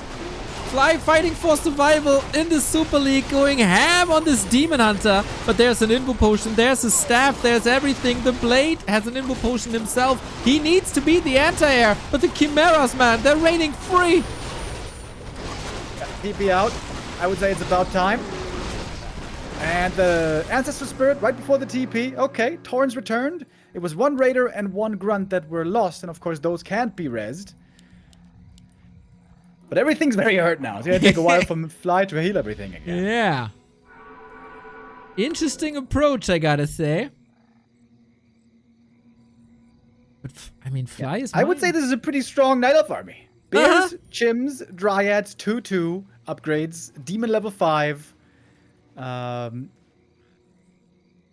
think you need like, how's he gonna kill these Chims? That's my big question. I mean, Raider, Headhunter, Blade Master,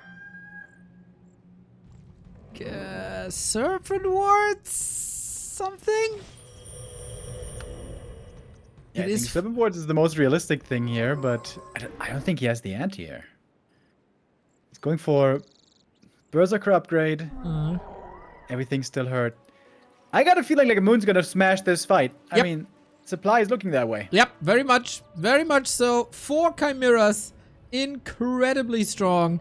And here we go. Will Fly be eliminated now, or can he take out the Chimeras? They got an absurd amount of damage. Yeah, with Roar, that's plus 23. Lol, never have Torrents look this squishy. Oh my god. He can rest some of them, but guess what? If he does, he's just gonna kill him again. Blade Master's also very close to falling. Can't beat this army, bro. Not with this orc army. Fly's swan song, it was a nice idea, but Moon goes through. The favorite prevails, 3-1. Fly, definitely an improvement towards the group stage, but the big Cinderella story is not happening here in the Super League, even though he was able to defeat Lin 3-0 in the mirror match. That was Fly's big highlight, and of course the series versus Labyrinth, where he entertained the world with a classic on Twisted Meadows, but the road ends here and we will see Fly in relegation. Yes, it is now confirmed. It looked very likely that Fly was gonna play relegation for the next season. Didn't escape the bottom 3. Fly with that gets last place. Still a bit of prize money that he can enjoy. $300 roughly. Hopefully he can have a, I don't know, fun weekend at Chuck E. Cheese or something. But yeah, his road ends here. Almost seemed like he was bouncing back, but the classic Fly Blade Master loss. That's how much of the season went for him, and that's how his tournament ends here for him today. Pretty much. Yeah. I mean, at least he went down with flying colors, with the classic Fly play. It was so close, right? He went into Windwalk. It wasn't to this phase shift kind of thing, but then Entangle hit. It was really down to a second.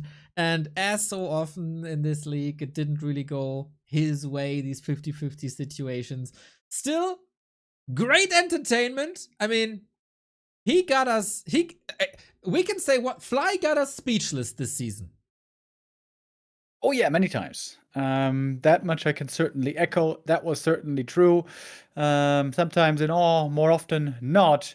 And what leaves us in awe also is all these gift subs today. We have Mr. Baghead with another 10 gifties. Let's go. It is even Mr. Baghead, and with these subs I would like to say Mr. Baghead. Big Mr. Energy. Thank you, mate. Glad that you are part of the Warcraft community and support. Amazing support by you guys so far today. This is only the beginning of the playoffs from today up until Sunday. 5 days full of playoff action. We're going to have 3 games today and tomorrow and the day after up until Sunday, where it's going to be 2 matches to determine our champion. First player is now eliminated. Fly is out, and we're getting ready for the second match of the day. Moon against FoCuS. Gonna be our game here coming up. There we go, guys. Will Moon slay another orc? And will 2 orcs go down first? Water on the mills of people like Francis and Tetster. We'll see. Oh, man. It is time. It is time for FoCuS to show some magic now. Thank you for the kind words, everybody. Great cast. Chicos, gracias. Neo and Remo Demo. Greetings. Toast. Of course, we got a couple of things here to talk about, as we have to do the map picks and bans, right? So we have a survey up to help our Chinese organizer friends to make this even better. And you can do the survey just in between these breaks. ! Survey. Help us improve the Dolphin Warcraft Super League and share your feedback. Over 125 people already did. We went through a lot of these answers already and was super cool, constructive feedback that, of course, we will summarize and forward. I will especially forward the parts where people said, what is the worst about this tournament? Neo. That's my favorite part for now. Don't laugh, you're mentioned as well. We all are. But of course I will keep that a secret from our Overlords tournament organizer overlords. But you guys have great ideas, and you can show your great ideas here in the survey. If you are not a fan of like clicking and typing, you can send us a video as well. I'm looking for you guys to be on the broadcast. We've seen Vesti already earlier leading into the tournament, and people always say we're so biased and we don't give room to other people's opinion. Well, now this is your chance. I reached out to a couple of people, so hopefully more will chip in. Super League playoff start, and we want to have you on the broadcast. Send us a little snippet. You can record it with your phone, easy peasy. I want to hear from you. How do you like the league? Who are you rooting for? Cheer for the people and be on the big Back to Warcraft stage like Vesti, the handsome fella with the handsome merch earlier today. Yeah, Vesti also cheering for Happy. Vesti knows what's up, Neo. Vesti knows that Happy's going to be winning this, and you're going to be left to cry in the corner as so often, Neo. Of joy when you're all wrong and Fortitude is on his broadcast again. Laughable, you say. Okay. Laughable, that is. We're talking on Sunday, my dude. We're talking on Sunday. And on Sunday also, Back to Warcraft monthly finals, which was boosted to $300. This is going to be good with Dr. Bucky, who will also grace us later. We are also graced, by the way, by 2 sponsors this month. We don't have a game up just yet, right? No, we don't. Wonderful.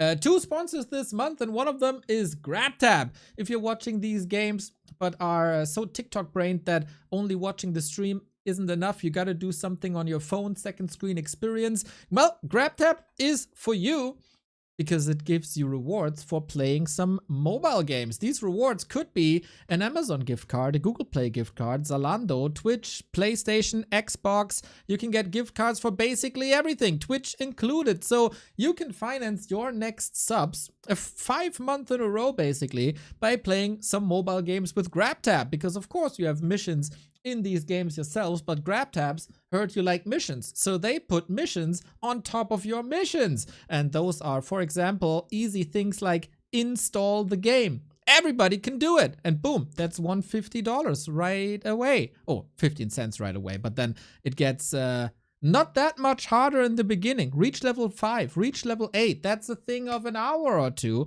And of course, you can do that in many games and claim your points and then claim your gift cards for games like Marvel Strike Force, Dark Epoch, DC Dark Legion, Warpath, and Watcher of the Realms. Go get it, everybody. Every sign up supports the channel, and every sign up, of course, shows the GrabTab that they might want to advertise another month or 2. Check it out. Thank you very much. Help out our sponsors, help out us and the Warcraft community. Your support today has been wonderful already. And yeah, we got a little bit of downtime right here, so why not bust out your phones? You guys have phones, don't you? And something just fell, Neo. I got scared for a moment, no. but I think I'm still alive. I think that was just a leaf from the plant that I'm surrounded by. FoCuS and Moon are gonna do their vetoes here in a moment, but of course we're gonna want to give Moon a little bit of time to recover. Would be a very hard, grueling day for Moon if he has to play 3 series in a row, and perhaps might be able to win all of those. And that is still what I'm feeling, Neil. That's what I'm feeling. Moon, he's gonna do it. He's gonna chuck through today. FoCuS first, and then Starbuck. That is crazy, man. In game 1, the stats were supporting you. I went against the stats, and with my gut betrayed me, and Fly is out. FoCuS versus Moon on this patch, 1-0 in favor of FoCuS. That was their group stage match. It was a 3-1 in favor of FoCuS. Pretty one-sided affair. Moon versus Orcs now 3-4 on this patch. FoCuS is 9-10 plus 3 draws. So he played a lot of games versus Night Elf and should be more experienced and hopefully found a solution.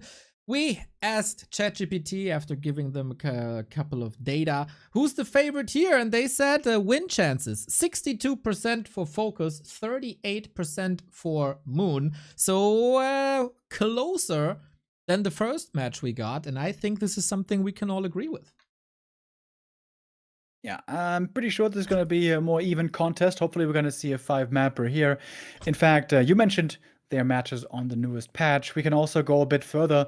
In this year, 2025, they played quite a lot already. 9 matches so far, almost one per, more than one per month on average. And their FoCuS has a tremendous record, by the way, 8-1 in this year's encounters against Moon. But today is where that tendency, where that pattern will break, is what I say. Moon, I think, is once again shining in the big tournaments. And of course, this is a talking point we've brought up a lot over FoCuS's career. Normally, in the later stages, in the most important tournaments, in the most important moments, FoCuS often crumbles. And today might be another such day. That is very, very true. Yeah, usually he shines in group stages and then falls off in the playoffs. So now he didn't even shine in the group stages. So not a great sign. We got a little bet going on in the chat, by the way. Goody from Sweden says, I promised 100 gift subs if Lin wins the grand finals, and Young Fang promised to double down my donation if that happens. Remo, I'm all of a sudden the biggest Lin fan there ever was. I mean, I'm a big Lin fanboy already. He's the god gamer. How can you not be? I would love to see it, bro. What a story it would be after that crazy, crazy failure mode in the middle of the season. I'm afraid these long days where he has to go marathon mode are gonna be tough for him in the later stages. But I won't say it's impossible. Lin has been looking insanely good lately. Perhaps that can carry him through, but he's gonna have to deal with some heavy, heavy hitters on the way. All the way. We'll see. Lin created some miracles in his career, thinking back to when he came back from the army, played WCA, killed the entire Team China, and boom, was back on world stage. I'll never forget that, man. I'll never forget that. We were in Hamburg together when that happened. It was wonderful. We ate a lot of liverwurst with mustard. We were young. I still had hair. Unbelievable times. I remember we had these curtains for the studio, which, what material was that again? It's called Molton in German. Ah, Molton, yeah. And that gave me really bad asthma Oh, yeah. for a couple of days. Yes. I was sitting there like, I forgot the Darth Vader cast, dude. Oh. But we got through it, and yeah, Lin has been impressing since then, before then, and hopefully long after today as well. Yeah, indeed, with Lin having that tough stint in the group stage, everyone was thinking, oh my god, Org is looking terrible, just for Lin to once again lift the spirits, rise the hope for the Orcish Horde, as towards the end of the season he was looking insane, beating Sock and 40 and Happy and Lawliot, all in quite dominating fashion. That loss to Fly really was the wake-up call. But yeah, today's not the day where we're going to see Lin. That's going to be on Friday. Exactly. Oh man, possible match versus Infi. Gonna be so good. Thank you, Kofi, for the tier 1 sub that's coming in here right now, as well as 7-2 of Suit. Thank you, thank you, thank you. I'm looking at the Angeline broadcast. We have the players in the lobby. We have the map selected. We're done with the pick and ban. They hit the start button. And now hopefully all goes well. Starbuck is warming up already. He knows he's going to face the winner of this for survival. And again, everyone who's losing today is in relegation. So losses are not allowed for Fly, unfortunately. That is unpreventable now. And unpreventable are also join bugs when you have 25 observers in the game. They will not learn, ever. They will learn, Neo. If we have to restart this 15 more times, then perhaps we're going to move over to Flow. Until then, we're going to display patience, as we always do, Neo. Zen, centered, and relaxed as we are. I would love to We cast will. a clip now from you casting FoCuS yesterday. How zen was that? FoCuS! That You're playing That- Pet What are that you was- doing? that was yesterday. Yeah. All right, very different day, Uh-huh. very different person. You know, you Uh-huh. never step into the same river twice, Neo. And today is a very pristine, tranquil river that hopefully Moon can also make use of. He has to have his strategy down. Hopefully he's not feeling fatigued yet. It was not a very long series, but certainly still some stressful games. FoCuS did really put the screws on him in the later stages. Fly, he's facing FoCuS now, in case you didn't know. I wonder, how is FoCuS going to make use of the information that he got? Can he maybe find some particular tactical variations? What are we going to be seeing from FoCuS here? Yeah, I hope he's coming prepared, man. I mean, obviously, he did play WSB, so a bit of game tape is out there as well. Top 6 finish was eliminated by 1-0. Is not too much of a tell from what we had before. Who did he face earlier in WSB? Sini in the lower bracket. All right. That was very close, by the way. And he defeated Moon in the qualifier, actually, 2-0. Oh, okay. That's a good sign. Then you can, of course, argue that Moon hold back because they're still in the same tournament, or was that already the real deal? As we are, I'm a bit distracted here from all the join bugs, but there we go. Yeah, I don't think Moon has to change too much. It's pretty much out there. What can FoCuS do different? Hero and army composition should also be set in stone. Also, the double beastery is set in stone. It's the pattern of like when to be aggressive, when to be creeping. That's mostly varying. And of course, a little pocket strat that I saw exactly twice. And I'm still hoping that we see it back. End snare and demolishes, man. It looked so good in Grubby's hands. It looked so good in FoCuS's hands. But they don't play it anymore.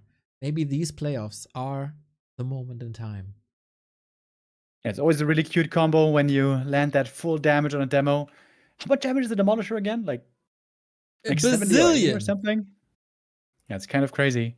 But it's a hard combo to make work, and also something that the Demon Hunter doesn't care about. And the Demon Hunter, I imagine, is what we're going to be seeing a lot of in this series coming up. It looks like the call was made, by the way, to indeed go for the Flow TV option. Good. And I'm hitting that refresh button all the time, but it's not up yet. On Angeline's stream, he's still in the check your VPN stage. Would be interesting to see if the picks and bans were a bit different to give us an idea here.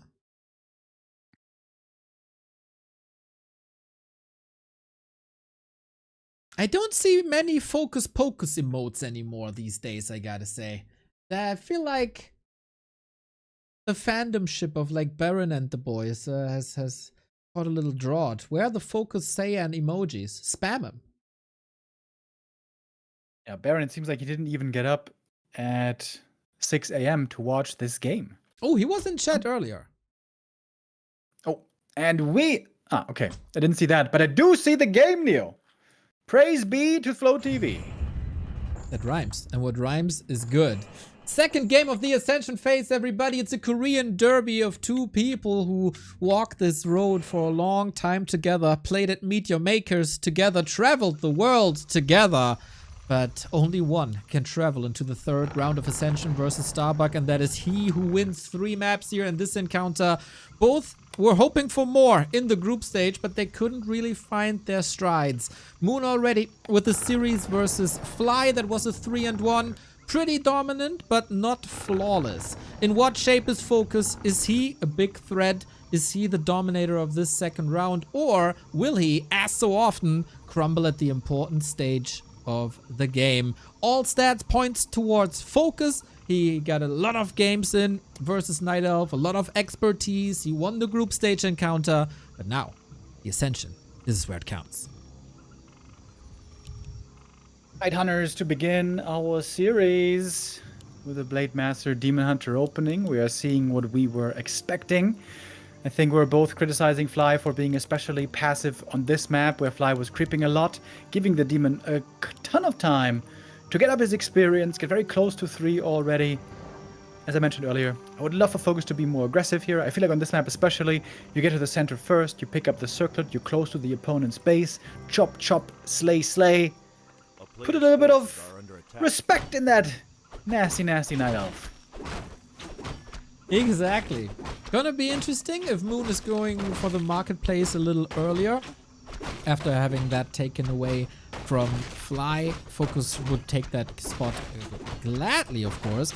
It's the second time where Tidehunters is the opening map, which is kind of interesting to me because usually that wasn't orc pick. Now it's a neutral pick. So something has changed between group stage and playoffs when it comes to map picks and bans. Yeah, I guess Night Elves nowadays feeling that they can deal with the orc expansion attempt better. They love going for the fast level 2 right here. Demon Hunter creeping up the green. Blade Master is not trying to interfere there. He was trying to deal with the archer maybe. He has a dust as well, looking for a kill very early on. Yeah, definitely an interesting shift of gears between FoCuS and Fly. These are, of course, the references that we have to do because Fly was the one playing the previous series versus Moon. So Moon also not moving out too much. FoCuS has been known as basically a gardener in this matchup. When it comes to Night Elf expansions, he goes for the Haunted. When he has the chance early, he goes for the Wisps. He only let go of that when Wisp got their lumber harvesting rate increased. Oh, and with that backstab, he does indeed get a kill early. A couple of Windwalks out. Of course, very minimal experience so far, but also the Demon Hunter didn't get too much XP for himself. Nighttime falls. And now a limited vision on both sides. Of course, no ultra vision for quite a while. Demon Hunter now out alone on the map. And first item being picked up from creeps here for the Blade Master. And that's slippers. Exactly what you like to find. Love to see these items. Once again, Moon with the claw. FoCuS is falling back. I think he can be very happy with what he accomplished. 1 item stolen, 1 Wisp killed. And he knows exactly the Wisp position of Moon's play here. Goes for the lab. This is a bit annoying, but good save by Moon as well. A little bit of a micro check here as Moon was traversing towards the marketplace. And he's the one getting that now. Big consumable for the Demon Hunter. Always good. Big win for him, hopefully something to stay alive with. Never mind, Scroll the Beast is very bad, especially when you're playing towards bears. But that gold will come in handy. As the Blade Master is also continuing to creep. I guess that's not quite level 2, but now very close. Demon Hunter Immolation, perfect against Murlocs, Murghouls, everything with Mur. Moon on the other side. Did not forget about his Huntress Hall, like the undeads forget about their altars these days. Everything lining up. Pretty fine macro. We still get grunts in the mix. And we're not creep jacking anymore, but moving towards the null. That's quite ambitious. Could be punished, but all left alone. I feel like this is a cool creep because this is timing-wise right before the Ancient of War is attempted here, and this is of course taking an item away from the from the Demon Hunter, and it is a defensive item, most likely a defensive item being taken away from the Demon. Let's see if you're right with the critical strike. The claw, the ring +5. FoCuS saw what Moon was able to get, and this time takes it away. Very, very good to have. Very, very good to have supporters like Dunder Wobbles. Thank you for the prime. And also Willa with the 2-year resub. Duisburg. Thank you very much. We're seeing early Raider Walker by FoCuS, by the way. Ooh. The 2B series play we've been seeing a little bit less of lately, I guess, because Night Elves never really seem to be going the mass Dryads anymore. So if there's 0 chance of mass Dryads, I guess there's no need for the mass Raiders. That's true. Comes and goes in waves, similar to how undead sometimes use burrow and then they don't, or the pattern of human creeping in human versus undead.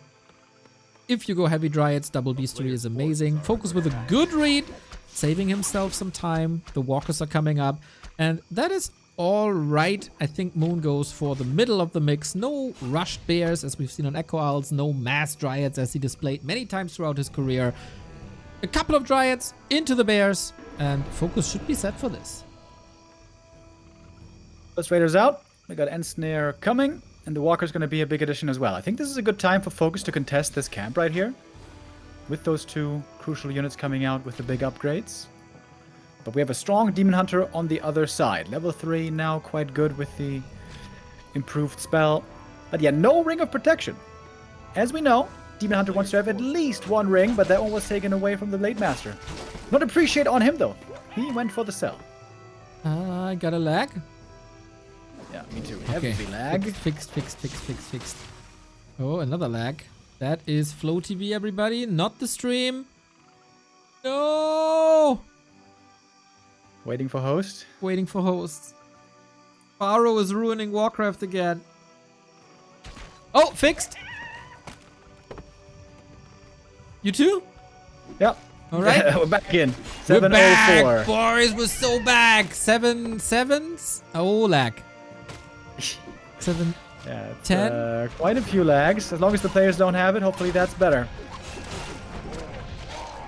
Well, we don't have this grunt anymore. That was slaughter due to the entangle. Not respecting that too much. We got a level 3 Blade Master now with the Hex. Oh, sync kill of Archer and Grunt. That hurts FoCuS, of course, more. 2 Grunt kills for Moon. Oh, one crit here could be dangerous! Oh, Moon not respecting the crit! It was level 2 crit here for good reason with that fight brewing. Huge kill on the Demon Hunter, huge crit from the Blade Master. There was a high roll as well, by the way, 150. Oh, Moon loses the first hero and more units. Ah, Moon, you gotta listen to Peachel play around the crit. This is nasty. A player's forces are under attack. It looked so good, dude. It looked so good. With 2 grunt kills early, into the entangle we went, and then smack bang, fist to the chin, and the knockout punch to the demon. Ooh, Moon lost a lot of momentum here. A lot of experience for the Orc heroes, and now also big items being picked up. He's gonna get the consumable from the Marauder, or Marauders, as Kiwikaki used to call them. Wand of the Wind, rather poor, but there's more items to pick up right here. Over we go to the Turtle. Man, this is so many good items coming in for FoCuS. And so much support is coming in from the community. Thank you, Satella. Not only the gift sub, but also one of the very, very, very few tier 3 subs we got on this channel. Thank you so much, you madman. Game looking good now for FoCuS. He killed the hero, he's getting lots of experience, he's getting level 3 Shadow Hunter, and he's opening up the gold mine at the same time, where the peon is ready to work. And we have a lag. We're having lots of lag here. Of course, a great display for this wonderful function now that all the observers have been kicked to the Flow TV. It's too much! You know, that just shows you how many observers there are, that they're overfloating the Flow TV server now. Anyway, close to level 3 on the Keeper we are. FoCuS is ahead in XP. This is something that we couldn't say too often against Fly. So that kill, of course, got him a lot. And you were right with that worker. He goes to the work. And Moon is under a little bit of pressure here. Late at the shop, level 1 Windwalk doesn't last long, but he gets the heal scroll. That's big. And we see a big Dryad army, by the way. Moon trying to catch his opponent, I think, off guard. These walkers, 3 of them were made. FoCuS was anticipating bears, and we all were, but that's not the case. And the rock golem isn't even killed yet. Now it is. Now it is. Claws +8 on the demon. And unfortunately, not the greatest experience here for us. This will be fine in a second. Is this because more people are using Flow TV now? This is very unusual to see it like this. This is my made-up reason, at least. Faro, are you in the chat right now? Why is Flow TV bugging at the moment? Or lagging? Yeah. Oh, that's not good. Nope. That means they're gonna insist on being in the lobby now, and That means it's going to be harder to have these games start properly. Let me ask Faro. He doesn't seem to be in the chat. So at some point we're gonna be kicked out, right? I don't know. I don't know don't think either. I've ever had this happen before. Yep. Disconnected.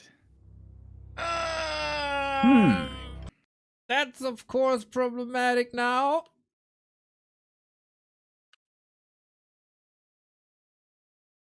Looking at the Angeline stream, game is still running. We could just restream from there for now. They're playing on Korea Central, by the way. Maybe that is part of the reason. I don't know. So we switch real quick to Angeline. Okay. Okay. We have a big fight here, everybody. Oh man. Where we at? FoCuS is about to defend his expansion. Crit again for 200. This time, Moon retreating nicely. And FoCuS with above 40 food and now 2 bases still in the game. I don't have the stream yet. Okay, we don't have the stream yet. We push further. There is a burrow. This is a little play by FoCuS that I really, really like. More repair. You gotta hold that burrow, otherwise he's stuck at 50, I think. FoCuS. Thank you, Jabez. Oh man, oh yeah, I forgot on TikTok you have this horrible quality that we can't improve, unfortunately. Might be going to fly if that persists. We got a heal scroll, we got a mana pot, we got a hard and heavy hitting Blade Master. And Moon, he doesn't have bears, and having to kill an expansion without having bears is a little bit of an issue.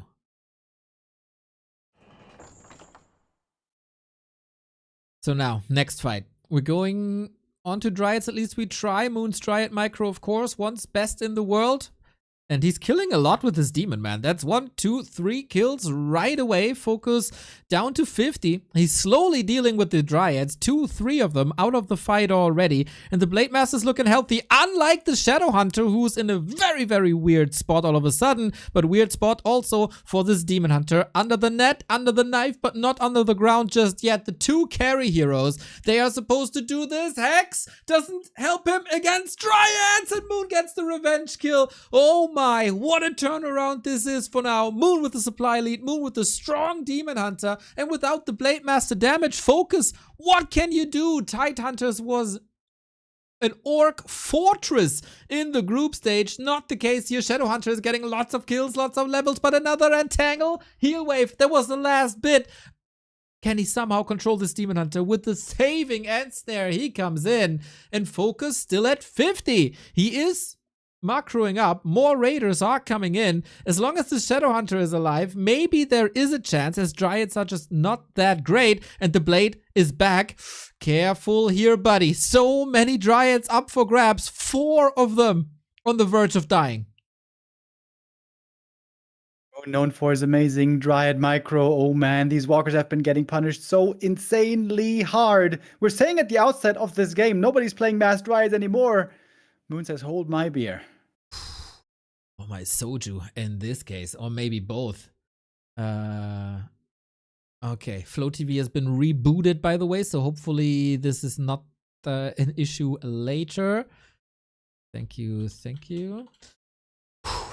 Dude, this is 15 food about to drop if this Blade Master gets a little bit of freedom. I've been looking for freedom, and Moon is looking for Blade Master kills here, but the big nemesis, the raid boss, is still up there. Keeper is not part of this fight. He's in the middle of it all at the shop. He's not doing anything. Oh my! Demon Hunter dead. B2W rip in the chat. What is this Keeper? He was looking for a heal scroll. A little bit too late he arrives. Is that the game? Is this where it ends? Moon still has good supply. Not much gold. Blade Master fighting on. Forcing out the TP. Lots of space now for FoCuS to recover. Level 5 Blade, level 4.5 Shadow Hunter. This hurts big time. Needs to get the Demon Hunter back from the tavern, right? But no, 2-minute Alta revive because he doesn't have the resources. Maybe now he does. Headhunter nicely parked at the tavern to prevent exactly that and maybe get 1 or 2 Dryads, but all he got is his kill. Yeah, this is quite an action-packed game.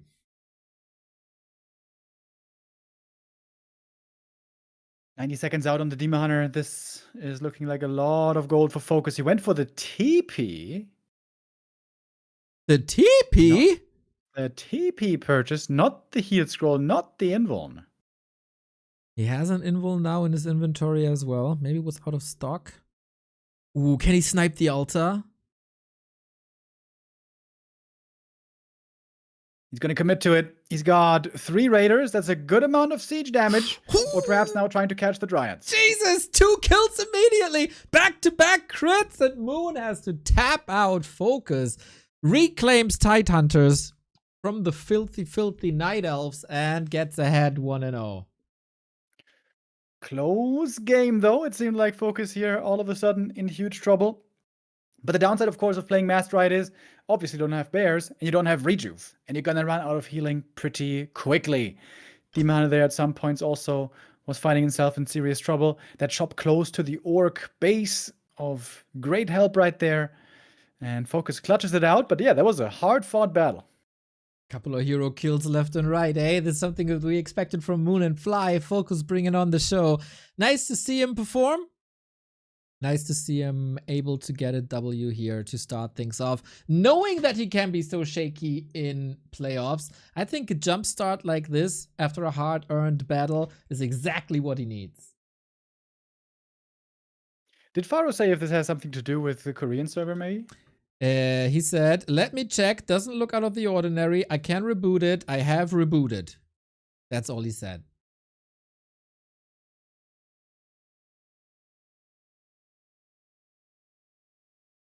Okay.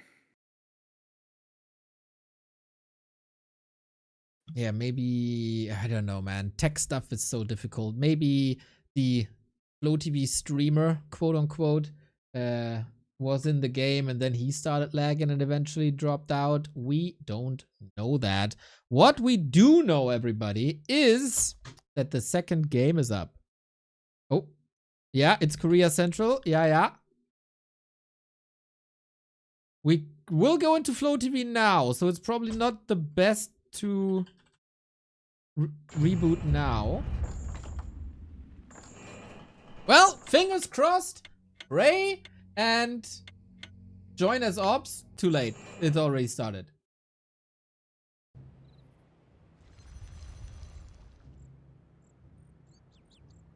Well, our next game is starting. Map number 2, FoCuS versus Moon. Let's not forget about the Gamba. And let's get into it here in a moment. Last Refuge will be map number 2. Very important for Moon to score here to keep the series even.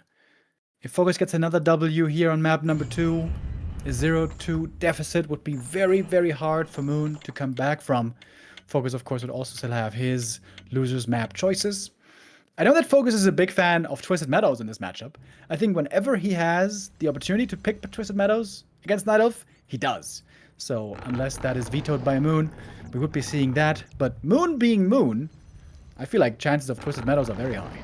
Oh yeah, Moon Meadows for a reason, but he does not pick Moon Meadows as his first pick. He picks Last Refuge, and that is something that we haven't seen before. A classic map that we don't see too often anymore in competitive. It can be rather choky. Wonder if we see a bit more emphasis on range here. But yeah, Moon has to bring it back. He's down a map. It's not getting easier the longer the game or the days go, because of course Moon already has one series in his old bones, and we got another sub on the counter.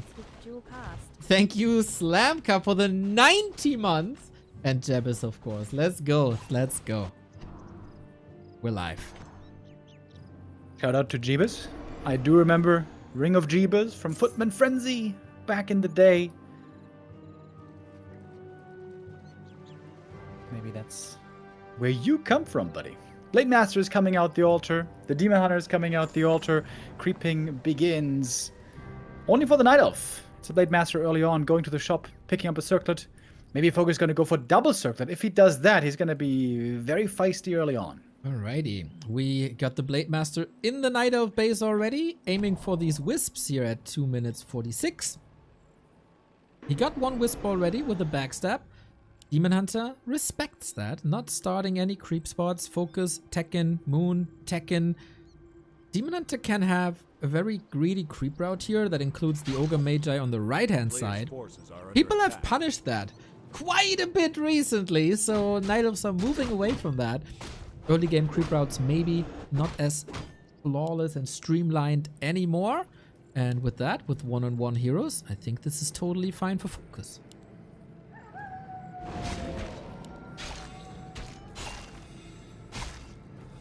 Making use of Invis here well. He saw the Demon Hunter scouting around, trying to go to the other camp, so he's going to take now the High Priest for himself. Lots of scouting is possible here. Sentry Wards, Crystal Ball, Wand of Illusion, or a bit of healing, which is actually really nice to have now as well, with no shop for quite a while. Hunter's Hall coming early and nice, more grunts that is. But yeah, FoCuS is very, very aggressive even in comparison to Fly. Trying to put the pressure onto Moon as early as possible to slow down the Demon Hunter as much as possible. And stealing creeps and killing archers is his goal here. And getting the Nightcrawler would be big. Who's going to get that last hit? Ooh, FoCuS did, and the Spidey Socks! What a nice switch of damage that is. He's blocked though. He got no mana. Can we check in PC? Is this Fly after all? Freeze his way for now. Archer's still blocking. Now the grunts are blocking, but the grunts are denying as well. With this item being the slippers, I think it was still worth it for FoCuS to deny experience and this item. It does slow down the Shadow Hunter a lot. I think that's the most annoying thing right here. Oh, yeah. As tier 2 is finished and Raider Walkers are coming up. I think FoCuS there for a moment panicked a little bit. He used the dust way too late. If he used that right away, maybe he fights his way out. But still a good trap by Moon. Good punish on that steal. But yeah, the Blade Master items are way better than the Demon Hunter items. Right? Yeah, I kind of forgot about the Shadow Hunter timing. Blade Master is back, Shadow Hunter only starting now, so at the very same time as the Keeper. That makes it so the Keeper timing for these brawls will of course be faster as we are on Moon's side of the map, who is getting hit a lot. Calculated though, with the Bursey as you say. Blade showing up. Oh, he didn't buy heal salves. Did he not have the gold? He should have had the gold. Oh, imagine if he had heal salves right now to heal up all these grunts. That seems like a big oversight. Now grunts have to run back to the shadow. And the blade is revealed. Not the easiest early game for either side, but both playing around each other pretty well. They know each other, of course, for 20 plus years.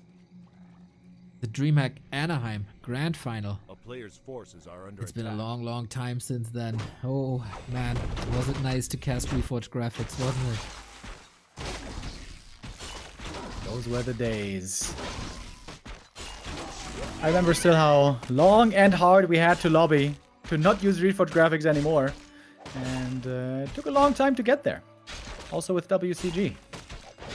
Oh, yeah. But we got that amazing Linguawa wins clip. That reminds us how awesome these Reforged graphics were. Hopefully, War 3 Champions brings them back one day. You know what? I'm good with them being dead forever. Be gone. But think of the custom campaign community, Remo. They're gonna yell at you again. Custom game, schmustum game. Blade Master looking very strong here, by the way. Claws of attack now to go with everything else. He died once this game, but coming back stronger apparently. Insane damage now, actually. Oh yeah, both sides again. Not a fan of the both sides argument, but in this case, big damage is always big good. We go to the Rock Golem. Amazing, amazing drops here to be found. We got the Ring of the Archmage once again. And now, what can the Blade find? We go Raider Walker one more time, and again, this might be a little bit of a trap, as Moon isn't teching yet. Yeah, precisely. This is going to be mass Dryads again. Upgrades already, 2 of them in research. Cute behind each other. So these walkers not going to have bears to attack. So important for FoCuS this time is not to make too many walkers. Having one or maybe two is perhaps all right for the disenchant. But yeah, it's going to be more about facing Dryads, not about facing bears this game. That's right. And then I'm a little bit confused as FoCuS. He went heal wave first, no hex, as he wasn't brawling, just creeping.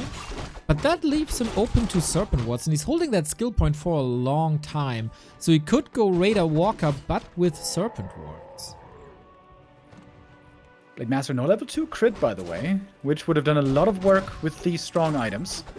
He wants to scout around, wants to know what's going on. It seems like FoCuS playing more of a passive mid-game here so far. Pulling out the red camp, all of a sudden he's showing ambition again. Where are the heal cells, by the way, FoCuS? You got 2 herd units. Well, they're on the Shadow Hunter.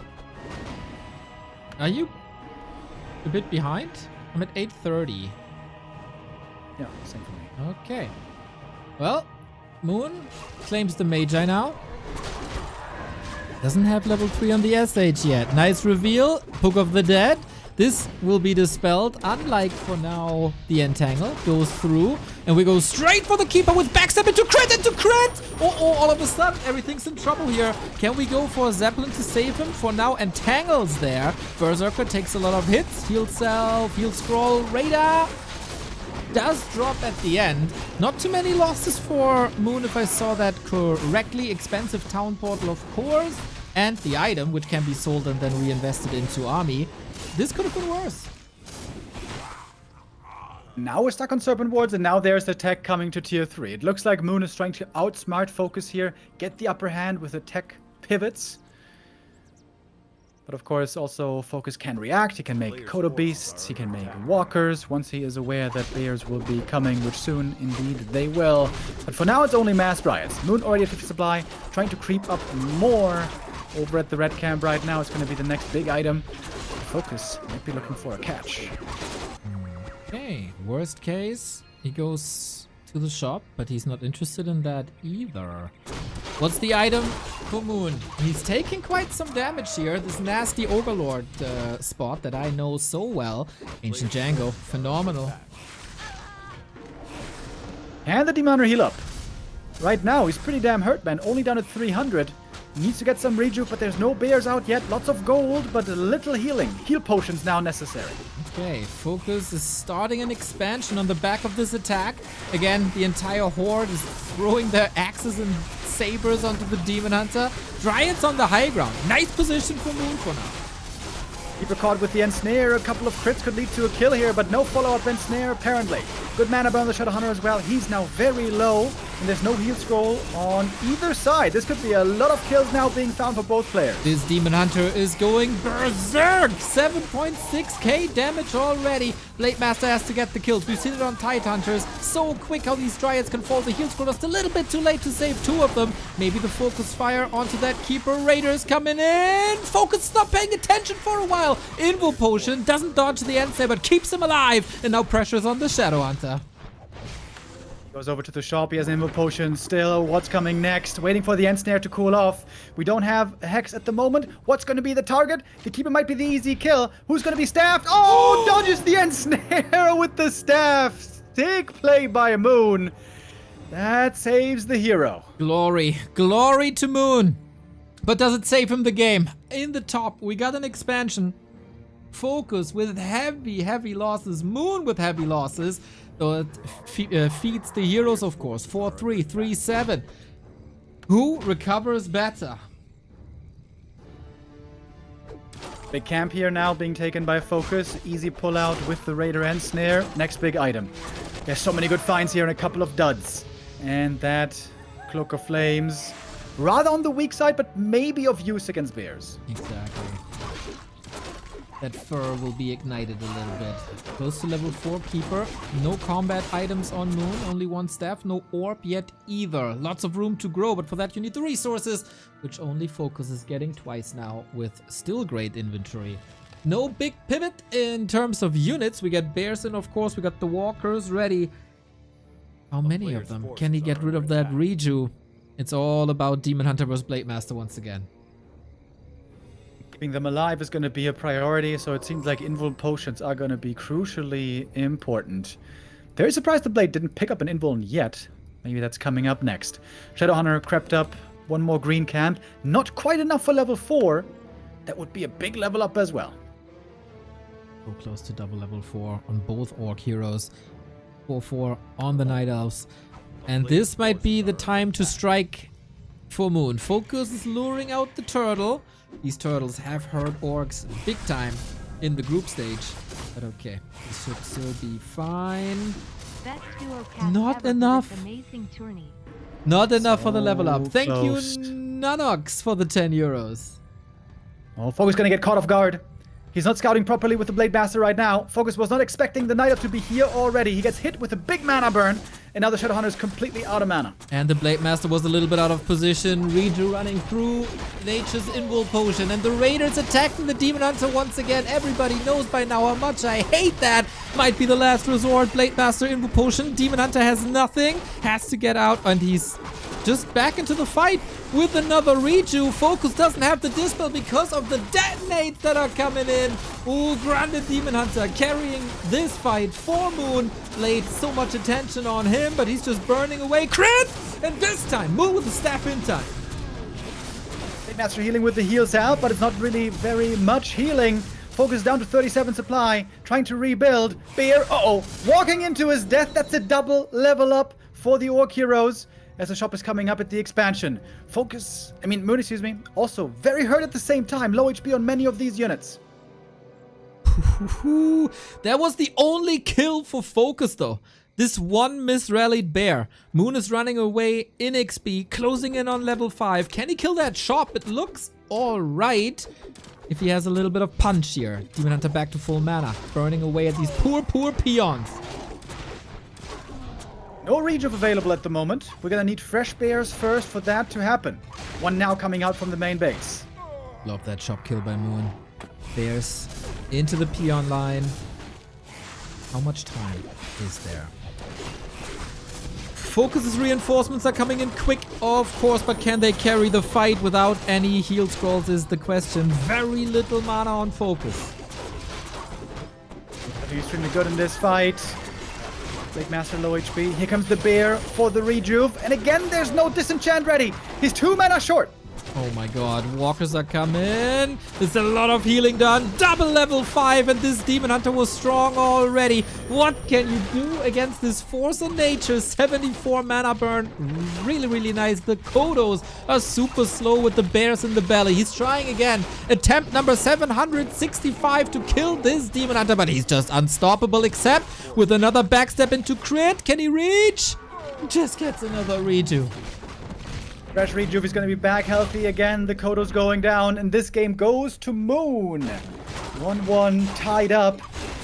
Can't help but feel that FoCuS left something on the field here.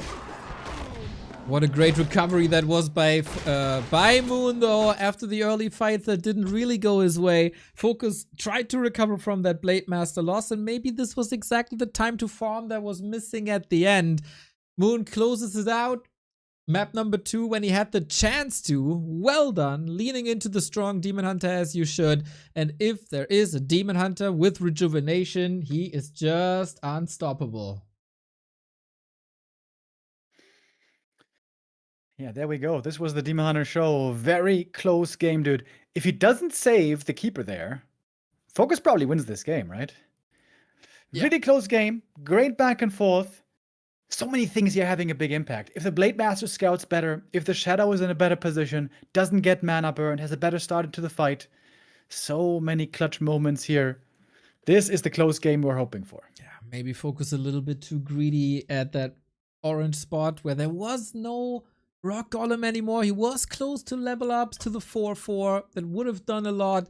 I can't understand him being like thirsty for experience. And then he got punished big time with that fight. Well done. Well done.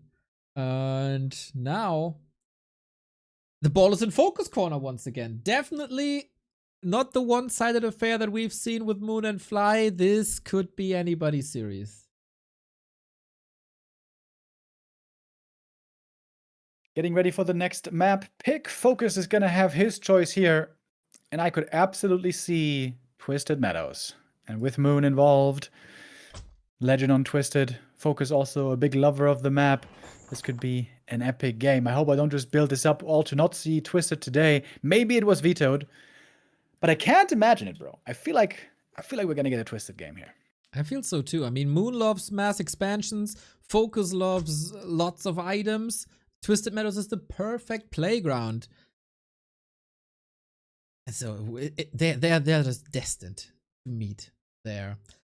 Once again, since it was in the middle of the game, thank you, Nunox, for the 10 euros. Best duo cast ever for this tournament. Amazing. Oh, for this amazing tournament. I got Yoda reading skills. But thank you, Nunox. Thank you guys very much for the support. This is only the first day of the playoffs, of course. We're going to have 3 matches today. This is, of course, match number 2 of the day already. Starbuck is waiting for the 3rd round after this series. Then 3 more matches for the following days up until Saturday. And on Sunday, 2 matches. 1 best of 5, the semifinal, and the best of 7 grand final. Then we're going to crown a new champion. 40, Happy, and Labby. These are the big names. The most likely candidates. If it's somebody else, if 1-0 could make it, or Kaho, or maybe even Lin, that would be a super sick story. But these other players have managed to move themselves into the best position. Or an Infi, of course. Don't sleep on Infi. Sock is coming from a good WSB run as well. Colorful and Live have underperformed a little bit. Lawliot with a good run. Starbuck can cause an issue if he survives today. Of course, Starbuck will be playing the main event of today against the winner of this series, where we're down to a best of 3 now with the ball in FoCuS's corner. Seems like we take a little bit of a break. We take the foot off the gas a little bit here in the playoffs. FoCuS is taking some time to join. Rare to see.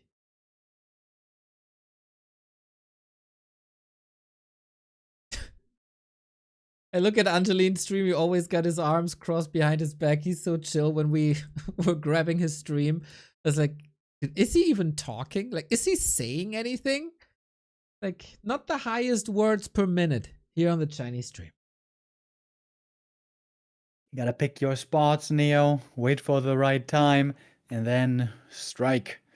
This was seemingly also what Moon did with the very strong Demon Hunter towards the end. His map pick was working out for him. Very important for the rest of this series.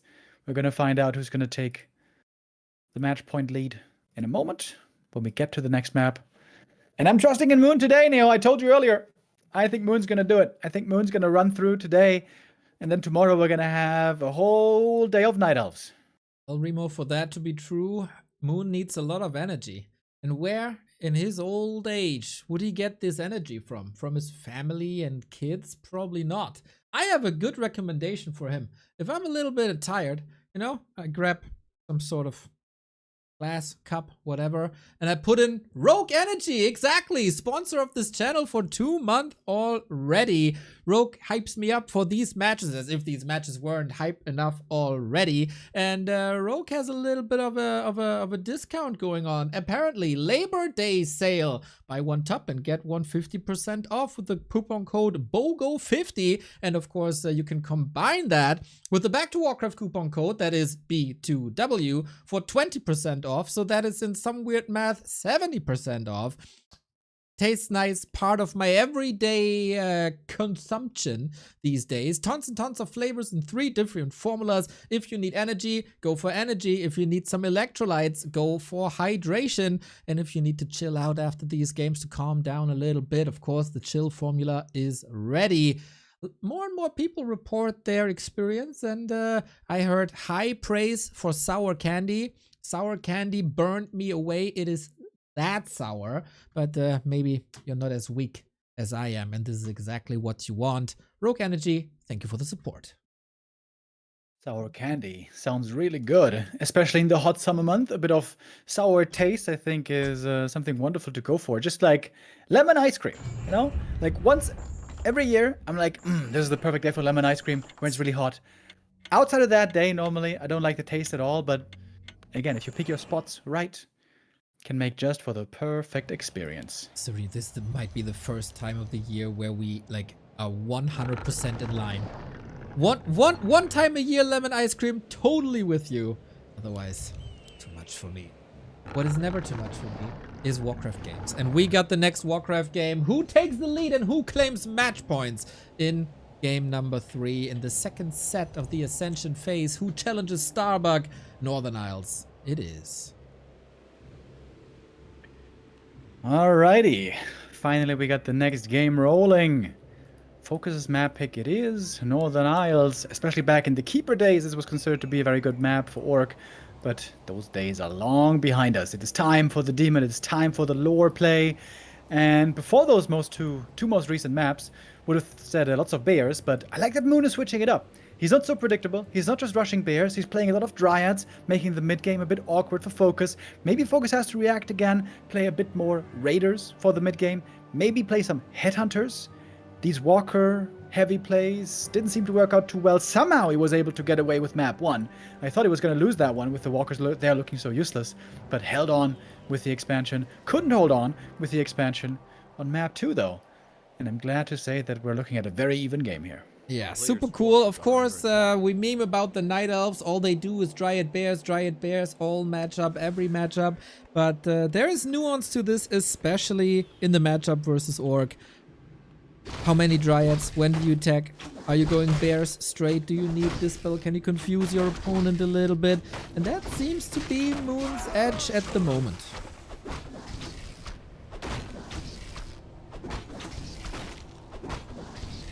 A little bit of creeping is how we're gonna start things off here. Critical strike first. Gonna look for some strong damage items.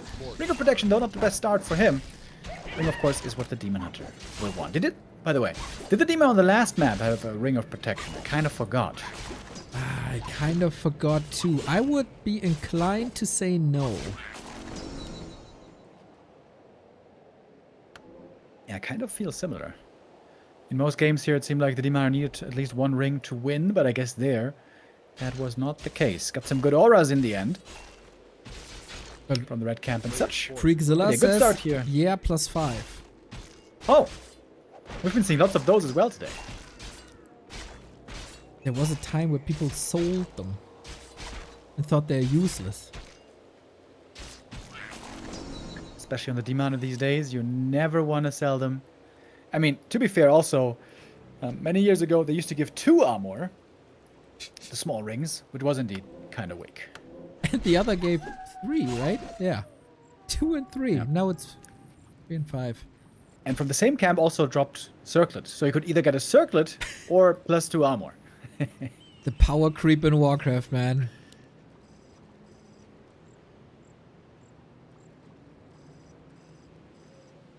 Team Hunter even got the dust here early on. Rare to see. He lured out the camp, the merchant. Focus on his side of the map. Looking for a bit more creeping. Gonna pick up the next consumable here. Like the Grunt Scout. Down south. Knows where Moon wants to be heading next. Does Moon have the feeling that the blade isn't even here? Does Moon feel like he can commit to this creep? Would be ballsy. Yeah, it is. And there. Oh, no, Bucky Murloc. When it was really a troll, but that is 200 gold gone. Is this the playoff FoCuS shining through? He's purchasing some items here. Claws and slippers, not cheap. Also, he used the speed scroll. He thought maybe Moon's gonna creep this. Oh, but the sentry ward. Ooh, that's a nice sentry drop right there. Catching the hiding archers. Nice, man. Yeah. He bought the damage items. Here is a 6 save and the deny by Moon, dude. Holy. Moon is doing really well right here. This was a couple of great moves by him. 1 grunt killed, as you mentioned earlier. At least didn't get the experience. And those sentry boards are now giving a lot of information to the Orc. That's right. Player's With that, he creeps the next camp in peace with 2 items here. He has exactly the slots for it. Illusions, also nice. Oh, not going for this complete camp. As he sees, Demon Hunter is attacking the Magi. Can he make this weird, or is he just too late? Blade getting blocked by his own units. It's really awkward. Oh, didn't move the grunt. Wasn't fast enough. Next item goes to the ring. To the blade. To the Demon Hunter. Of course, the ring. Of course, the Ring of Protection +5 as always. This, man, this is such a beast again. And it feels like this was a little fumbly-bumbly to steal a little bit away from Carson. A second grunt dead. This early game is not what FoCuS expected. 2 grunt losses early. That is really, really bad. It comes with a bit of a an asterisk, and that's that experience wasn't received. Otherwise, Blade Master would be level 3 right now, so that's not the case. Blade was creeping some camps in the meantime. He's close to 3 as well, but this is clearly not a fantastic early game for FoCuS. Yeah, the asterisk is the XP, but the Obelix is the ring +5. What a beast he's building again. Last hit. Goes to Moon. Item as well. And this was not contested at all as FoCuS is busy in the middle with the Overseer. As always, when orcs are a little bit behind, hex and push. But this is taking quite some time again. Needs a great item. Rune Bracers. Lady Luck means it well with the Moon today. Keep Jack time here, maybe. Keeper trying to set up the flag. Oh, he's fighting into Entangle without this spell, dude. Book of the Dead. Can he go for a surround here, maybe? Has He's gonna to. attempt it. Oh. Couldn't land it either. Gonna be another Raider going down. Oh, dude, FoCuS is crumbling hard, man. Similar to yesterday's cast of you, after 2 games, FoCuS is losing a bit of momentum. And yesterday was up 2-0 and was still a reverse sweep. Now it's 1-1. That doesn't look too great. This is, of course, free XP with the Book of the Dead. He can't sell it anymore. Didn't get this round. I respect that he's trying to go for it. But it was also so telegraphed. Moon knew exactly when to move and what direction to prevent that. And this, I mean, there's a lot of mana on the Keeper now. Players' forces are under attack. Most important thing FoCuS has to try to set up, that's the expansion. Selling some items helps with that. Selling the Book of the Dead would have helped with that as well, but he used it to no real effect. Of course, if he lands the surround, all of a sudden the game's opened up again. But right now it seems like all these small moves are just not working out for FoCuS. That's right. And Moon can creep a wolf now for Thorn's Aura. He is teching behind this all this time. So, Players' forces are yeah, it's not getting any better for FoCuS anytime soon until he has that economy advantage somehow. Ring of Region on the Demon Hunter as well, as if you need that. This almost feels like a Hail Mary already. Tier 3 without bears, by the way. This is just pure mass Dryad. Against which there don't seem to be that many counters. Not Blade was at the really. shop. He got a heal. No, wait, he got a Invo Potion, not a heal scroll. How do you kill this Demon Hunter?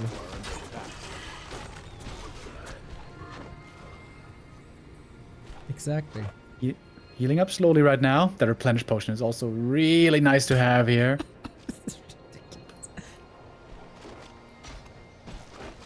Two walkers. These 2 walkers are basically going to be useless outside of this spell. Yeah, they clock up the supply as well. Can't attack the Dryads, do minimal damage versus heroes. Spirit Link is easily dispelled. And you might argue, well, they can dispel themselves, but then their mana is also pretty low thanks to Demon Hunter. And we got no Serpent Wards, we got no Headhunters, we got no Demolisher. He's trying to pivot now into Headhunters, but this seems very, very, very late. What's the targeting? Demon Hunter running in, looking for the mana burn maybe. Not quite in yet. Blade fighting against Demon. There's the mana burn, and now no more spells on the Shadow Hunter.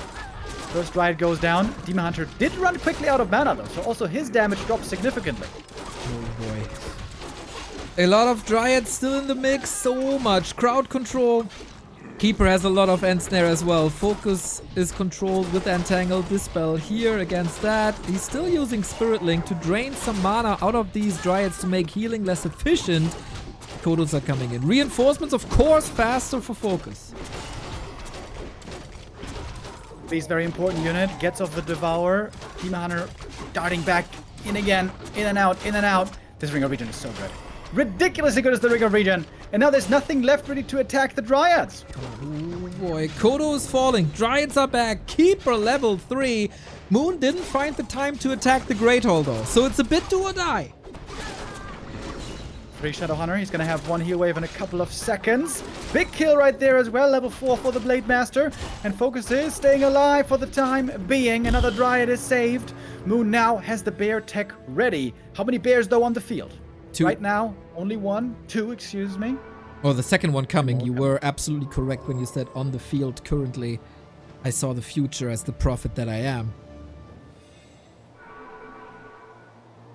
But that was expensive, this hold for FoCuS. I don't know if he has the production to immediately capitalize from that expo. How the Kodos are going to be utilized here, I think, is going to be very, very decisive. If he gets clean Devours, saves the Kodos in the back, there's absolutely a way he can win this. Oh, gotta correct you here. It's singular Kodo. And a TP purchase, by the way. Counter-attack by FoCuS. And this is not a bad timing, I think. Moon is creeping the red. And that is without a TP. He's not even close to a level up. That seems very strange to me. Well, you might be right here because he's getting punished for it. Onto Moonwells we go. Very, very expensive food-giving buildings. And of course the regen. Number 1 down. It's once again down to the Demon Hunter to defend himself. To land a couple of good mana burns. And there's not much Ensnare here. Is FoCuS going to TP away? He could also try to speed scroll away.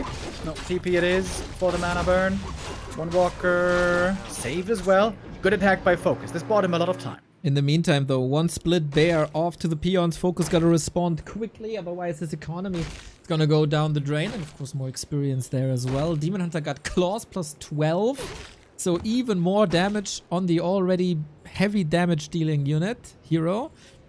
Can he intercept this bear? Not willing to use that ensnare. Wisp in for detonates. Love it. I think Moon didn't feel forced to use that part of the Night Elf play in the series versus Fly. Now versus FoCuS, where he's a little bit more challenged than before. Bring in the Wisp. Burn the mana.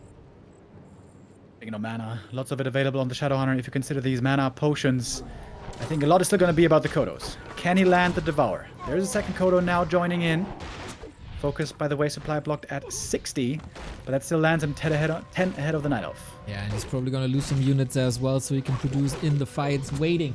2 more peons to restore immediately. Moon so far controlling this well with Orb, big damage, stays at 50. So the economy advantage for FoCuS isn't even that high. Did he misclick the walkers? 3 of them are in Ethereal right now, which is definitely not what you want. Just 1 click away from fixing all this.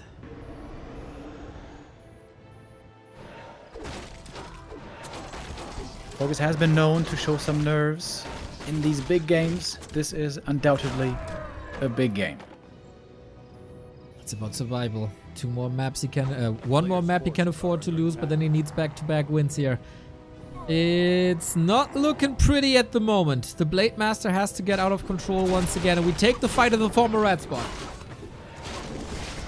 Kodo Beast late to join the fight. Now they're finally arriving. Mana burns could be good here, especially against Shadow Hunter.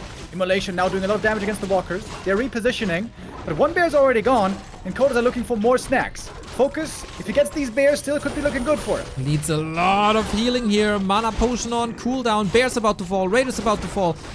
Big detonates again. Keeper, level 4 with the double orb. If he could take that one away, would be great for the fight. But the Blade is not attacking for such a long time. Raiders are being attacked. There's not much left for Moon in this fight, but there is still a Demon Hunter.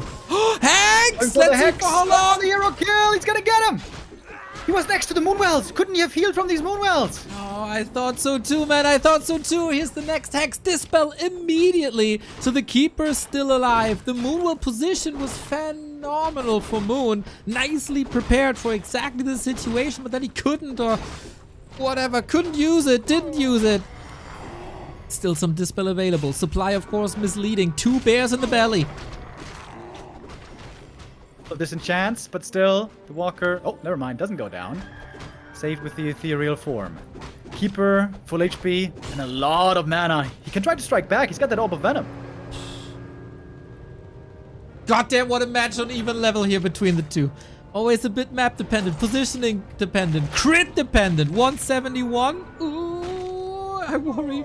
We do have an Invo Potion right there. Shots from afar. What?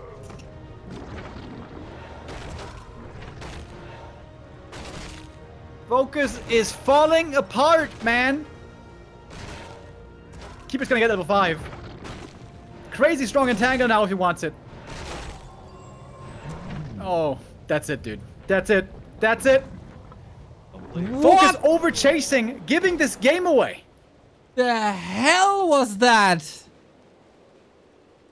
Oh, that doesn't only cost. This is a mental strike.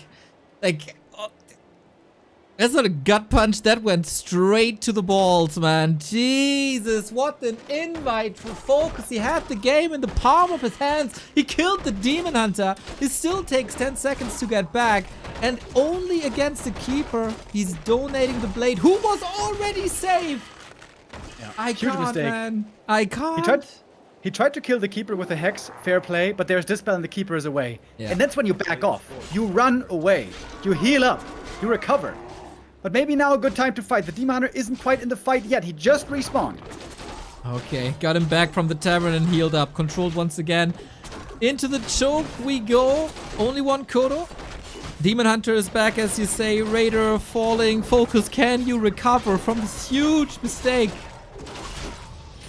I doubt it. These Night Elf heroes are looking very strong. Kodo Beast got off a Devour, but might not be able to get away. Shadowhunter deep in the mix of everything. Mispositioned.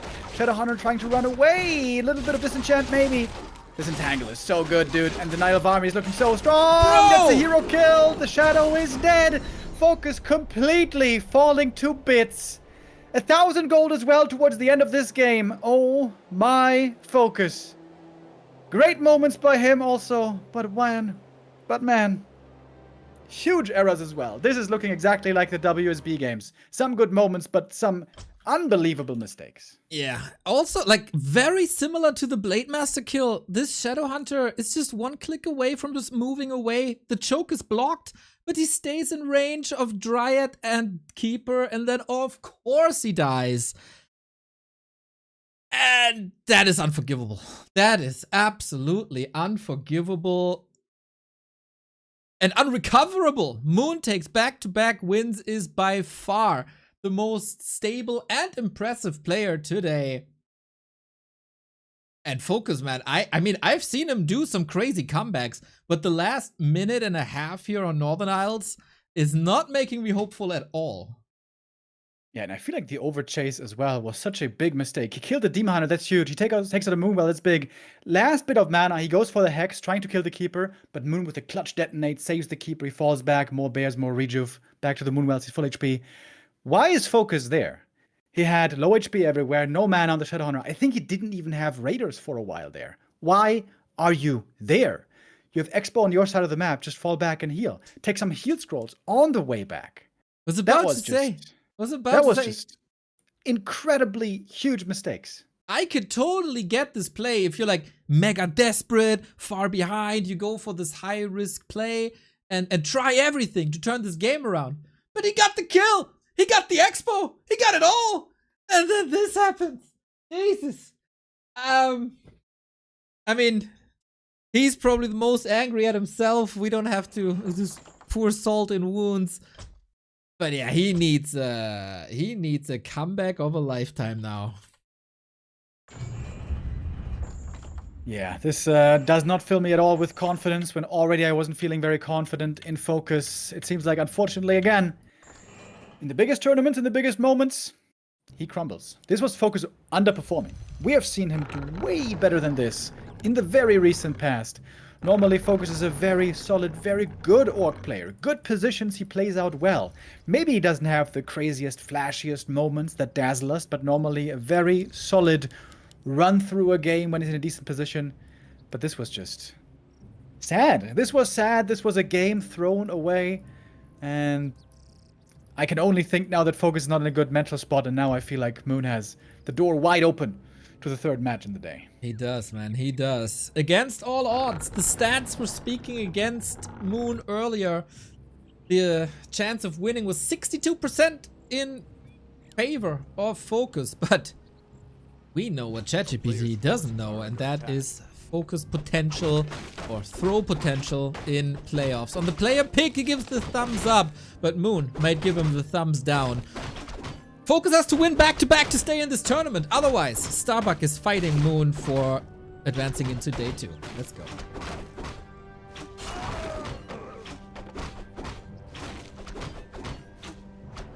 Alright then, we're gonna be starting off with a little bit of slow creeping first. Demon Hunter there can get to level 2 very quickly. Forces are under attack. Creeping 2 camps right at the beginning of the game. FoCuS is gonna try to rely on what he's been doing for years, and that's sniping items early on, trying to boost up the Blade Master for the entirety of the game. Demon Hunter, he started off with a Ring of Protection, good. Mantle, not so good. And over to the shop we go. Circlet pickup, very important for both. Goes to the Blade.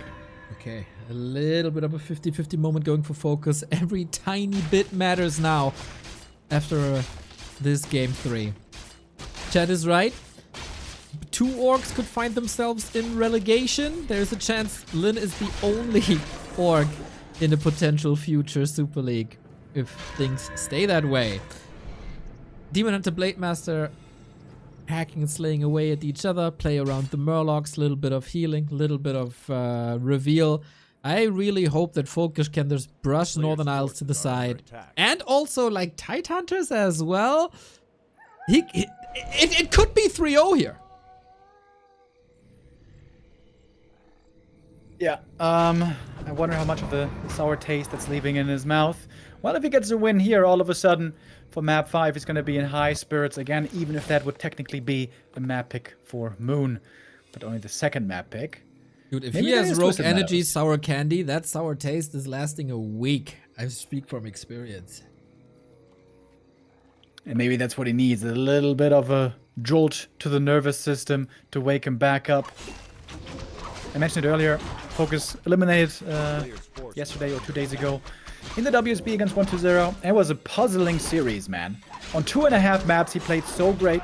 And the other rest of the series, 2.5 maps, he made so many mistakes, dude. What's it gonna be on this map? Tell you what, he is blessed by fantastic drops. He got the Claws of Attack, and I was paying attention, Neo. This was double Tome of Agi +2. This actually makes a difference. This is a really good looking Blade Master now already. Oh, and gotta pay attention to this Demon Hunter as well. But he's fine. This is one of these moments that can easily be punished and was punished on maps like Last Refuge, as I talked about before. But yeah, FoCuS plays it more careful so far. While going for the red spot. Oh, okay. So he's not as aggressive as he was against Moon, but he does take big risk, and thankfully he got that locked in. Okay, Demon Hunter is ready to show up. Maybe he can steal the last hit here with the mana burn. That would be huge. Grunt should try to block the advance. Fails the block. Grunt ensnared. One Grunt probably going down. Big last hit. Mana burn gets it. That's level 3. Big item for the Blade. Hood of Cunning is good. Not fantastic. But now the Demon has a big experience lead. Yeah, huge XP swing here on the graph. Hood of Cunning, as you said, kinda nice, but not ideal. This was relatively simple, and this is why you don't go for it that early. It can be punished that well. And it was also without the Shadow Hunter, so how is he starting to creep now afterwards?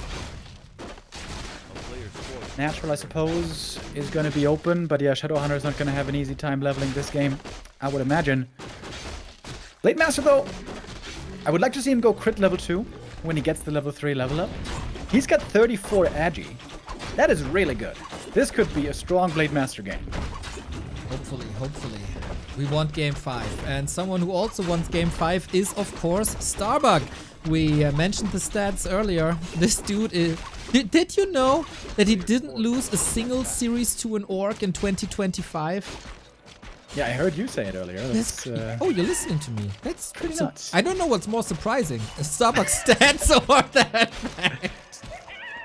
I listen to you always, Neo. There's never been a moment of me not listening, obviously. No ring of protection +5 this time on the Demon Hunter, by the way. Only the ring +3, the smaller one. The ring +5 is on the blade, which I don't even hate. Now, along with good agi, also has really good armor, up to 13. As Moon, he is on the move. Like the gang, MS-13, looking for some kills. He's about to find a creep jack, I think.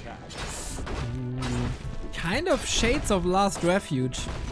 There it was the Merc camp with the Rock Golem. Now it's a lab with the Rock Golem.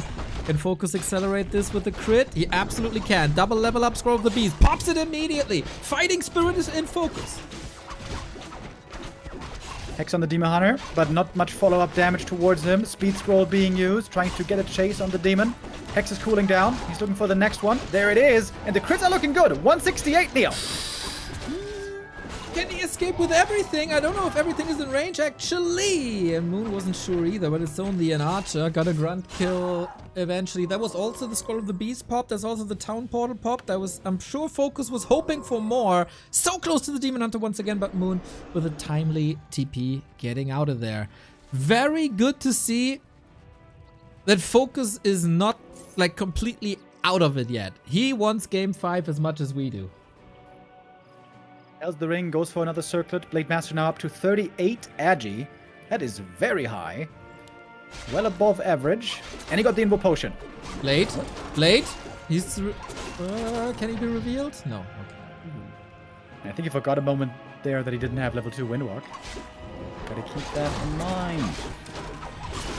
There will be more brawling, so crit level 2 is justified, I think. Aiming for the Keeper, Deer on the menu, and Snare Lock as much as you can. But it's only 2 Raiders. The third one is falling, but we're shifting gears towards Dryads. Big mana burns. Healing is now low on the Orc side. The Demon Hunter is still looking pretty healthy here, but the crit's also good. Ancient of War is now assisting in the fight. Blade Master should not be targeting that one. You have to have the right priority target here on the Blade Master. Ensnare dodged with the staff. With that, Demon Hunter gets away.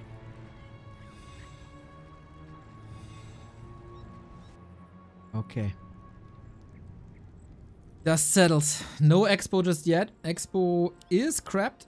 Moon going heavy on Dryads once again. That seems to be his signature play right now. Nobody else is really playing that way. That Dryad heavy. Very curious. Didn't play that way versus Fly. Only versus FoCuS. But we keep brawling. Seeing some Headhunters now being added in as well. Makes sense against the Dryads. Doesn't do much against the Demon Hunter though. Even, by the way, doesn't have Invuln. That's scary. He's trying to go for the hero kill. Blade, what's he doing? Late to attack with the rest of the gang, but the heal potion's there again. Sometimes it seems like FoCuS isn't really looking at the inventory. It's a little bit blind, I guess. Raiders all down. We have a little bit of mana left, but that's not enough. Raiders are falling. Also 2 Dryads, 3 Dryads, but it seems like FoCuS is losing his entire army to the Demon Hunter here. Outstanding Dryad kiting, as always, by Moon. He is absolutely out-microing FoCuS here. FoCuS with a smork brain, just going for the hero kills. Didn't find him. Now the Shadow Hunter is in trouble as well. He's getting slowed and possibly blocked by the Dryad. That's going to be a hero kill. FoCuS is seeing his tournament slip away. Jesus, this is Super Saiyan Moon, as you prophesized at the beginning of the broadcast. Tearing through Fly, tearing through FoCuS. No chance for the Orc. And Moon brings back one of his old great matchups, man. Very few people in the history of this game have looked better against Orcs, and Moon shows it again. FoCuS, unfortunately, not bringing his A-game. Similar to Fly not being able to bring his A-game. The deserved winner of the first 2 series and ascending into round 3, fighting for day 2, is the GOAT Moon. Absolutely. With the WSB performances, I knew that Moon still had potential, even though we've not seen him do too well lately. Also, of course, in the group stage, he was doing pretty poorly, getting second last. I knew that if he put in the work and had perhaps a bit of luck on his side, but mostly preparation, then there was potential for him. Today, he proves it here and has the chance indeed to go fully through if he can beat Starbuck as well in the next round. And Starbuck, I guess, a little bit annoyed that he doesn't have the joy of facing an Orc coming up next. That is correct. It doesn't really matter. Starbuck still has great stats versus Night Elf as well. 3-1 on this patch. But yeah, this is something that our stats and that the ELO didn't predict. FoCuS, as so often, underperforming in playoffs and wasn't even performing too great in the group stage. The writing was on the wall, and you read it beautifully.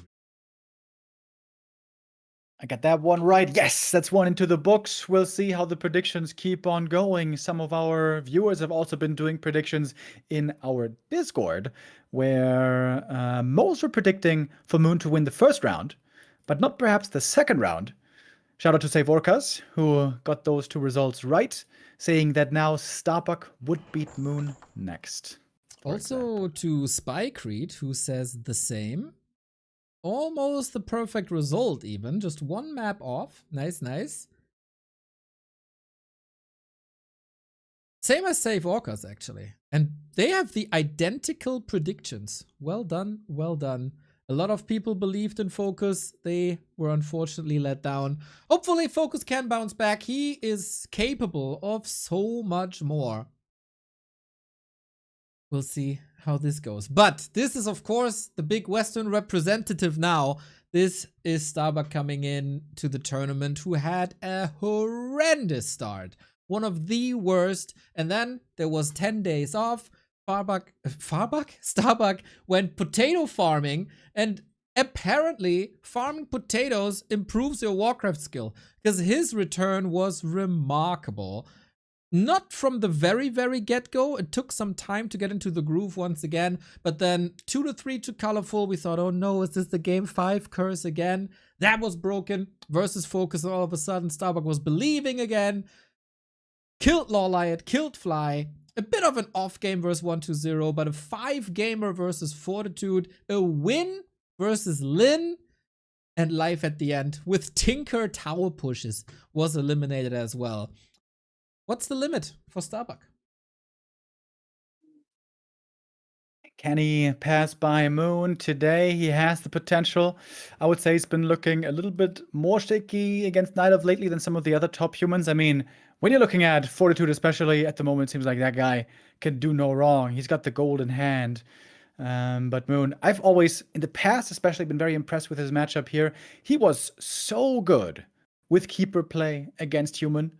Of course, that is right now very much out the meta, as the Keeper or the Kepler is looking rather wussy at the moment. It's going to be a lot about Demon Hunter again, and maybe about Warden. What about that Warden? Ooh, I'm not a huge fan, but we'll go into the strategic ins and outs of this match once it's live. I asked one of the greatest players that South America ever had, and Starbuck's 2-on-2 ally, to send us a couple of motivating words for Bucky. A couple of words from Pato. Here you go. Hello Neo and everybody at Back to Warcraft. I'm really super excited for the Super Dolphin League Ascension Cup to watch the finals, and a big shout out to Hytuntun here, the supporter of this all. He's truly the big boss of Warcraft, and I'm really supporting my boys here from Frontonaces, Lawlight and Bucky. I know both of them can't make it, but I really hope one of them gets to the top 3 or something like that. But a bit more favorite towards Bucky, right? Since he's my personal ally, and he plays human, so he has more chances, right? We both know, everybody knows that Night Elf and Orc won't make it to the top. Mark my words. Oh, and if Bucky makes some stupid mistakes, don't worry guys, I'm flaming him very, very hard. Peace, and let's go. Fantonaces. Of course he is rooting for Starbuck over Moon here. Very, very cool. Pato, one of the coolest members of the community for sure. We are still looking for your videos, as I said, on the Discord, on Twitter, throughout the broadcast. Send us little snippets if you want to send your regards to the organizer. Tell us everything about this tournament, who you're cheering for, a little bit of fan interaction here. If you say we are biased, here's your stage. Use it. Free for everyone. We'll play it throughout the next 4 days. And you can have a voice in this community on this wonderful stream and show what the community is made of. Hearing lots of different voices will be A lot of fun. Shout out again to Westy, who was, I think, the first out of everyone. And shout out to all the supporters as well. Today, we have more subs coming in. First time ever Prime sub. Thank you very much, OG Moost and Apelio Tez MTG with the resub. Is that Magic the Gathering? I imagine so. That's something I never played, Neo, believe it or not. I was a filthy little Yu-Gi-Oh! Normie. I never had Magic cards. You should start. You know, it's so easy to get started in these MTGs. Oh yeah, I'm sure. I would also love to see you in the environment at an offline Magic the Gathering event. You know, put the deodorant to the side for a week and you'll fit right in. They should host those outside. That seems like a good idea. But That's would so they fun. want to be outside in the sun? Do any of us? Probably not. I mean, my icon is Medusa the Gamer with 50,000 games per season, so obviously not. Actually, I was outside already today. But that's also bad for gamers. I don't know what to do. Well, if you're feeling in doubt of what you want to do, what your activities should be, or maybe your purchases, you should check out rogueenergy.com, especially if you want to get energized. If it's with actual caffeine products or not with the chill products, you can do that as well. The taste is great. The product is great. rogueenergy.com and use our coupon code B2W for 20% off. And that is exactly what you should get yourself right now as a beverage. We're going to have a couple of minutes of a break, of course, to give Moon a bit of time as he's trying to reset and get ready for that next series. Not an easy task for Moon. Not an easy task for anybody who has to play 3 BO5s in a row here. Yeah, dude. I played one tournament in the past couple of weeks, and I had to play 3 best of 3s in a row. I was done. I was so done. Mentally, physically, I was just a blob in my chair. 2 best of 5s, not too easy. I'm very glad they give them the chance to take breaks. The group stage was just boom, boom, boom, boom, boom, one game after the next. 3 best of 5s in 2.5 hours was no rarity. So yeah, this is good that the organizers think about it. Shout out to everybody involved. And of course, if you have feedback for the tournament organizers, we are gathering feedback at the moment! ! Survey is the link to the Google form. Very easy to do. We got 10 more answers today. Would love to see the 150 cracked. It's been very productive. You guys have great thoughts, kind words, fair criticism. It's all in here already. We went through it this weekend. And of course, we're going to wait till the end of the playoffs. And then we're going to gather it all and send it to the sponsor god that is High Toon, and then he can make adjustments for a potential second season. I would be so sad if we don't get a second season, bro. This season has been so much fun already. I love the big group stage. I love the chance for the players to show their abilities throughout a long course. And then, of course, there being very meaningful results and consequences from it, but there's still being a small chance that we're going to have a big, long run from a peaking player in the Ascension phase. And this is I think this is going to be the most interesting story for me if we get a big runner in the Ascension. Chances are pretty low, to be honest, that somebody makes it more than 6 games in a row, but there is that potential. Who could be that player? Well, and I have one player in mind now. I have one player in my sights to finally play better than the underperformance of the group stage, and that is Life for me. Life, the mass gamer. I think he's going to find his footing here again. I certainly hope so. And might have that big run.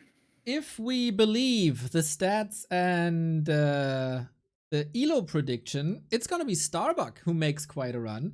He is predicted to be the favorite in the next game, also versus Lawliot, also versus Life, also versus Colorful. Really? Yep. Only Sock would then be there to stop him. That's all according to stats. It's not very educated, but Starbuck is quite a beast versus Night Elf. On this patch, 3-1, as we said. Starbuck and Moon, of course, faced each other, and I feel like we have to talk about this because it was the scene of the group stage for me. early on, like second play day or something, series goes back and forth, very even level of the two, and then we're game 5, springtime. We fight, we brawl, and then there's a base race. And Moon is hiding buildings, and Starbuck is clobbering it down. And both are going for the last building of the opponent's player, and Moon is 0.001 seconds faster. The fireball in the air of the Archmage already. But Moon wins. That was truly devastating for Starbuck. That was, of course, the glory of Moon in base races. And that set the tone for Starbuck in the follow-up days and weeks. Maybe he can get revenge today for that. Yeah, it seemed like that was a bit of a curse that befell Starbuck, right? He had such a close series. It got really, really tight. But then it was a gut-wrenching loss. Still 2 points. But a loss is a loss, and then he was on a long lose streak indeed. 6 losses in a row. The season started horrible, but then coming back stronger after the recovery. 3 wins in a row, couple of wins, couple of losses, but big improvement that got him out of the bottom 3 and landed him in rank 12. He could still land bottom 3, of course. If Moon beats him here, Starbuck is going to finish bottom 3, and that would put him into the relegation. As we've mentioned before, the 3 lowest ranks will have to play in the relegation for the next season. That's right. And the people of the Dolphin Cocoon into Butterfly Cup are not to be underestimated. Sini especially making a good run. Everybody knows how crazy Jens is. I see that you're in the lobby and Moon is not just yet. So we might still have a couple of minutes here if you want to stock up on snacks and drinks and everything. This is your time right now. I have then a couple of public service announcements for people who are actively playing Warcraft. There's 2 great tournaments coming up, and I'll be participating in at least one of them, maybe 2, even though I'm very, very rusty. We're gonna shake it off. And the first one is our beloved Fountain of Mana League Season 10. We got 73 signups already. How this works is you sign up, you get into a round-robin group according to your elo, so all your opponents will be similar to your skill. And then there's also playoffs, a long established format with amazing orgas behind them. It's great fun. I had so much fun last time. Currently I'm in a group with Sonic. I hope that will still change, because otherwise, this is gonna be good content for Sonic's channels. So Fountain of Mana goes for like a month. It's turning fall and autumn anyway. Go for it. And then there's also Ren Cup, a tournament for people at 1800 and below, ran by some wonderful people like the Grinchy Uno, and he'll be casting that with me. Is coming soon in just 2-ish weeks already with money on the line. The finals of the Ren Cups have been nothing but outstanding. So here it is, everybody. You can find it on Challenge, War3 Info. Great grassroots tournaments here. Sign up, make it big. All right. If you guys feel in the mood for some Warcraft of your own, do that and make the scene stronger. We now have our next match ready, Neo. Finally, with the vetoes we're done. Seems like Moon is ready again to play, to fight on for his tournament life. And the big question here will be, how fresh is he gonna be? How sharp is he gonna be? Or is fatigue gonna start to set in?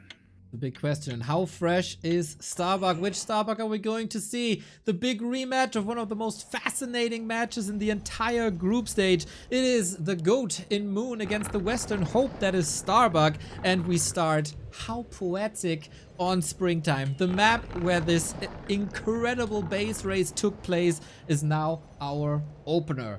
Starbuck has incredible stats versus Night Elf on this patch. 3-1, as we said. He's coming into this as the favorite. The winner moves on to day 2 of the Ascension phase and faces Lawliot tomorrow. The loser is out and goes into relegation. This is the story. Who prevails? Archmage going to be creeping 1 green into a 2nd green, possibly looking for that fast level 2. Demon Hunter is doing much the same.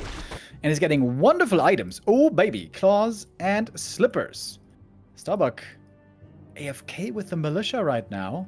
For a moment. Now moving them back. About to get level 2. And this is looking like a one base game, is it? Perhaps not. Here comes farm number 4. Humans lately have been expanding, mostly. We've also been seeing a lot of Mountain King play, by the way. But not here so far by Bucky.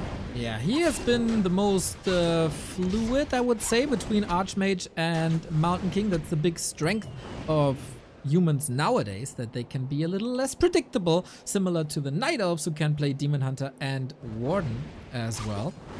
No Tinker Tower pushes here, as Starbuck did in the meaningless series versus Life.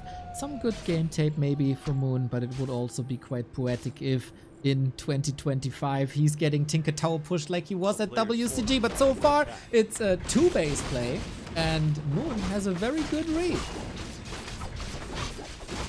Team Hunter ready for the harass, but he's pretty hurt already. Unlikely that he can do too much here. He's got really good right click, but no ring, so a little less durable. Down to 30 HP, indeed quite hurt.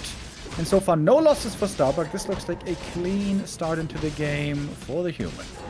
Moon has good items though. He will be back in no time. Staff of Teleportation on him costs a little bit, but the pressure rises. This map can oftentimes be decided in the late games by positioning, and there I'm really curious how Moon is going to deal with it. Blizzard is the name of the game, an outstanding AoE spell, and if the chokes are tight and you hit a lot, this might decide games. But for now, we can't think about too much damage in AoE. For now, we have to think defense, as Starbuck has to hold this expo. With Militia at the same time as he's power building the expansion, by the way. Starbuck is going to be running quite low on lumber here, I imagine. He wants to get that level 3 quickly, pick up the item in a moment. Slippers for him are okay, as the Demon also is creeping up a bit more. He bought the staff quite early, staff teleportation. I was wondering if maybe he was going to staff down to the Wisp. There's one close to the human expansion.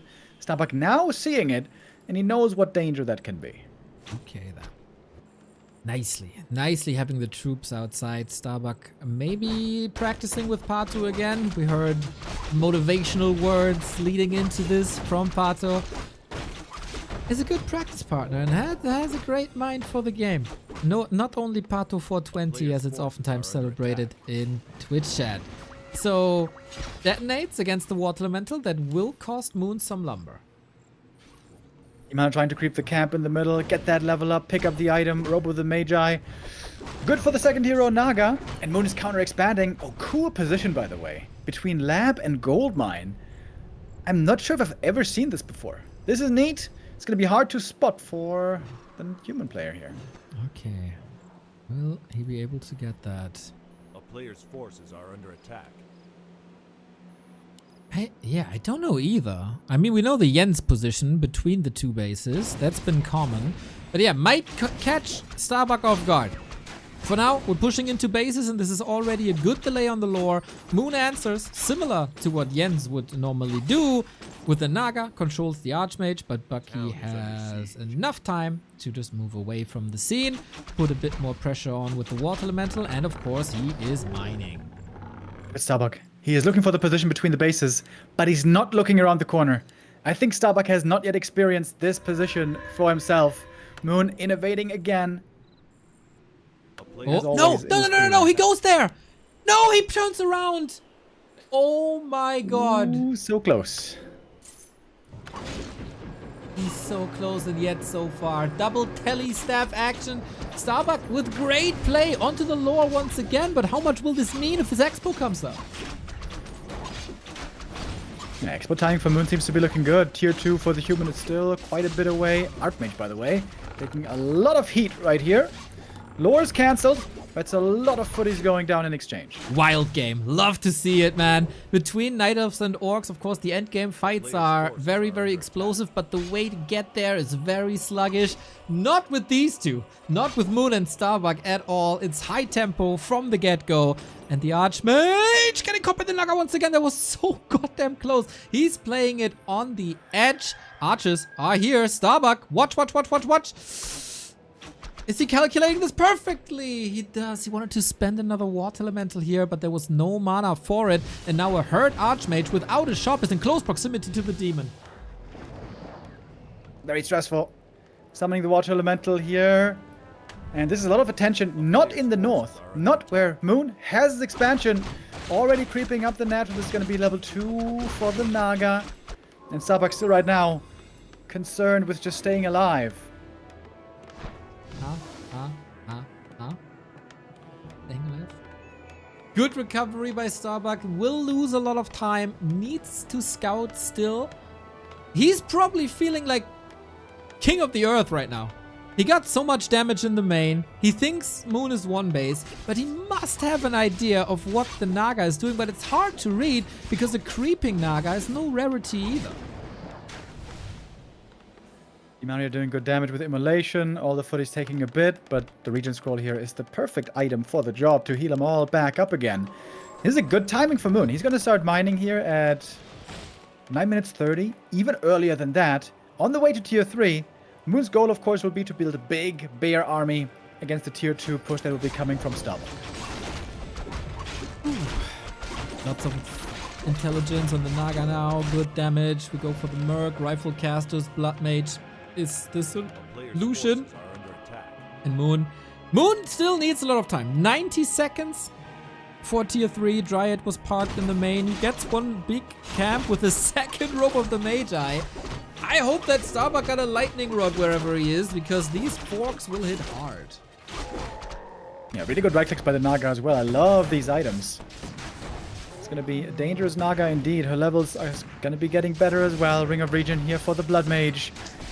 Looking for that quick level 2, which he's about to get. Starbuck still needs some more supply. I think he needs at least 70 supply before going for the push, and also he requires heal scrolls. One heal scroll already stolen by Moon, creeping up more. Moon seems to be in a really good spot here. Yeah, despite the denied creep, he still gets level 4 and 3. And these levels are so crucial. I gotta... And I sound like a broken record, but of course I have to point back to the Jens games, who kind of brought Night Elf back in this matchup with strong Demon Hunter and Naga plays, with high level Nagas as well. And 4 and 3 is pretty much a sweet spot.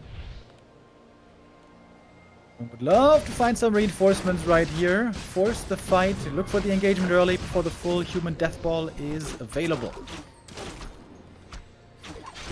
Moon sharking for reinforcements. Got that in. No bears just yet. For Starbuck, we have 0 scouts. He's going into breakers already to steal that redo, which is so strong on the demon. We've seen it before. Is this the attack? Moon not interested in any damage on the bases.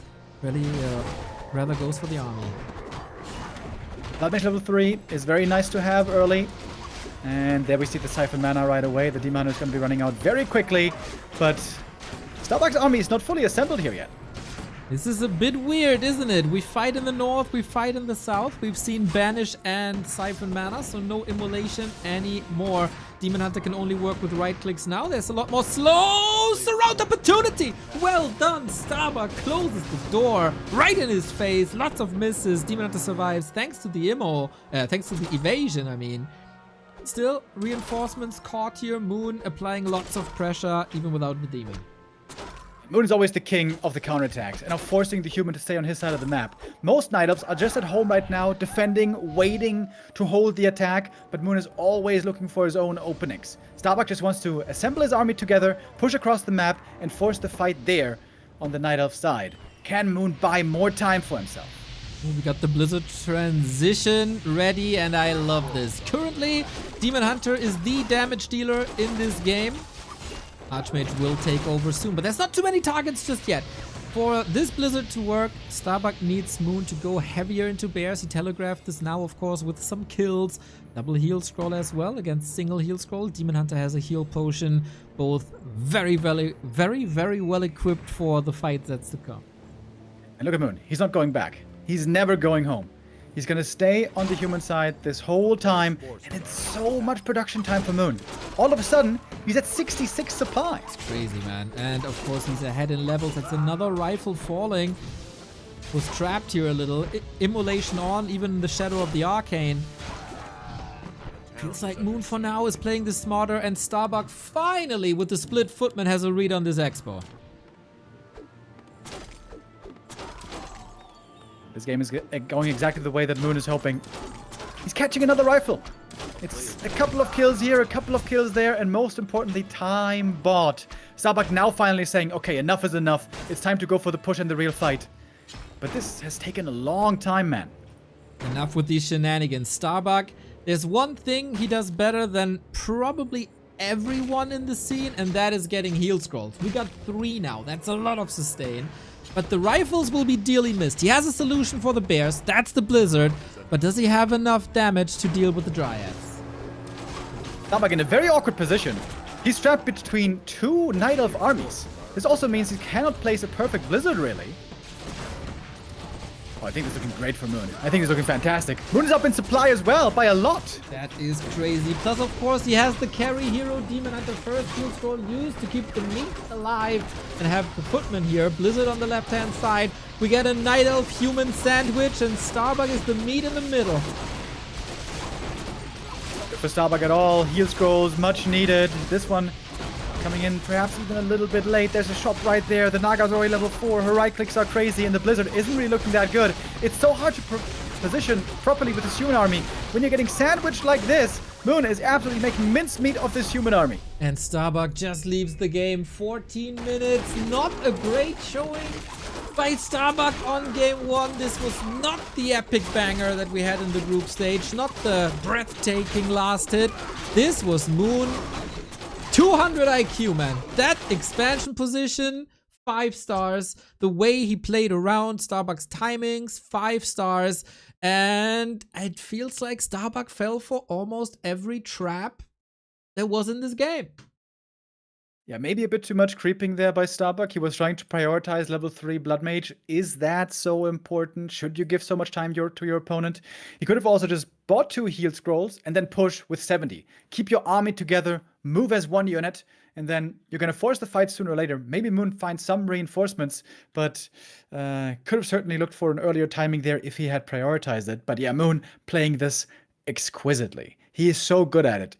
And it doesn't look super special when we're just watching as observers, but in the game, having that right read and knowing exactly where to place your army, where to go if attacked, where to fall back, not to give into your panic and just go home and defend. No, to be on the offensive, to buy more time for yourself, which you need because you have the later expansion. Just absolutely wonderfully done. A Moon special that almost nobody else can pull off like that. Exactly. And I want to say again, nobody predicted Moon to go through except Remo Demo. Not on the Discord. Not me. Not the stats. Not ChatGPT. Only this guy right here. And if he continues to play like this, if he's able to continue to play like this, he got a great shot. But he got 2 series already in the bones. It's not getting easier. Starbuck comes fresh from warm-up games, a little bit of streaming. Maybe that is an advantage that he can go for now. Second map, Hammerfall. This has been a very popular map for humans for a long time. This is a very, very straightforward map. You just go for the fast expansion with level 2 Archmage at the gold mine. You play it defensive, safe early game, and then you go for the death ball push. The nice thing here is, this is a pretty small map. The hit and run stuff is much harder to pull off here. So this, I think, is going to be a much tougher task for Moon coming up. The group stage game, 3-2. Wouldn't mind seeing another 3-2 today. Starbuck upper left-hand side for the Phantom Aces, Moon for DRX, and he is switching it up. Warden, baby. Yeah, Warden we've been seeing have decent success lately in this matchup, especially on the right map. She can be really good. Echo Isles, Twisted Meadows, in WSB even we saw Secret Valley. Sometimes on Tidehunters. Rarely seen on this map. I've been seeing it a bit more lately. I don't think Night Elves are playing it because the Warden is great here. I think the Night Elves are hoping, okay, this is the human map. I hope I just stay alive long enough. And at some point, this Warden hopefully can carry me. But yeah, getting those levels, those quick levels normally the Warden loves to get is not very easy here at all. Agreed. I was about to say the same. You start off nicely, of course, with an almost guaranteed level 2. But then, where do you go for level 3? With an Edge of War, that's a little bit easier. But you gotta farm peasants, footmen. I'm curious. Ooh, nice. I'm curious if we go Shadow Strike or Fan of Knives early. Archmage is, of course, an invite to go Shadow Strike Harass. Yep. Especially on this map with this creep route, AM is going to be stuck on level 2 for a long time, so that makes him a little bit weaker still. Best item here would be Ring of Regen for that reason. Not a Ring of Regen, but a Ring of Protection +5, which has had some highlight moments as well today. We get a second Ancient of War on the right-hand side. No fast expansion with this play. That is an investment into the Warden, which you might need on Hammerfall. But this is, of course, a delayed tech already. Maybe a little win for Starbuck early on. Hopefully you can just brush game 1 to the side. Think, oh, scouting mistakes. Scouting mistakes are easy to fix. Just be a little bit more on top of your game. And then that should be fine. Execution was looking alright. And again, we have that expansion play. Warden so far not punishing this. Hasn't decided for a spell just yet, even though she's level 2. No chance to steal that turtle, but a sweet, juicy Water Elemental. And she gets some peasants here. That would be wonderful to slow down the human tech, or the human expansion progress, but no real opening here. Nicely moving the peasants into this little sanctuary with the town hall blocks off, but then there is an opening to the main where we don't have an arcane tower, but Moon doesn't want to commit to Blink just yet. It's just a distraction for the Ancient of War creep. Starbuck is checking for another Ancient of War creep, but that's not where the AOW is heading. Not the other one anyways. Starbuck hasn't figured it out yet, I don't think. A town is under siege. Yeah, he doesn't know the tech is this late. He's checking for an expo, which is not here in this little pocket where you oftentimes see it. But the Warden pressure is off. The Footmen have some time to scout as Telestaff is coming in. And we go straight for the base where you don't see anything just yet, including no Hunter's Hall, but it isn't time yet. Time by Moon is again looking so nice. He got the boots and the Telestaff. Importantly, the boots means AM's gonna have to TP here probably. If the Warden is willing to blink. Oh, there's no Which blink. she isn't though. No blink, okay. Fan and Shadow Strike, exactly. And the body block. Nice. Footman preventing that costly town portal. Starbuck with some moves here, including that Water Elemental deny. Warden gonna go level 2 Shadow Strike here. Can pick off some footies now easily. And now the expansion is coming on the spot. We have a strong Warden. We have a good number of archers. And a low-level Archmage, and I think Starbuck is in no position here to find this cancel. And this again might land Moon in a great position. Also, Hunter's Hall earlier than in time. That is nice. Starbuck going for a Shredder. Moon doesn't pounce on it yet. Shredder nice to have. Workers will be under attack. Then you can shift them from lumber to gold duty. It's a great consumable. Warden can't blink in to steal this. There shouldn't be enough damage, so I like that move a lot.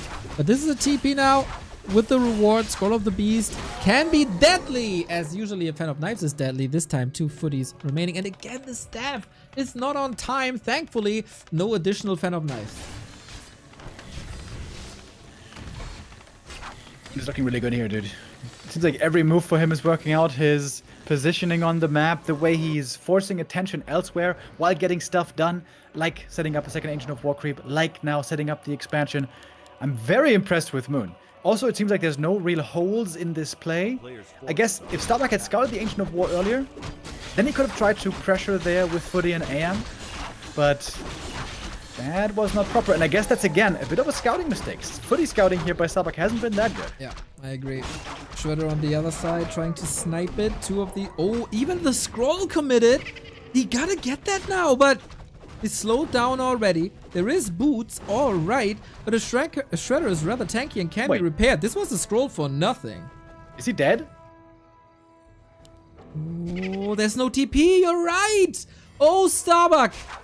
The big Ascension pressure. He's not trying to go for a TP. And that's a kill. Level 4. Moon is just dominating, man. This is the best Moon we've seen in a long time. In the main base, Starbuck is trying to get at least the Shredder. But he can't get that one either. There's mass Wisp repair. Shredder stays up. Warden is level 4.5.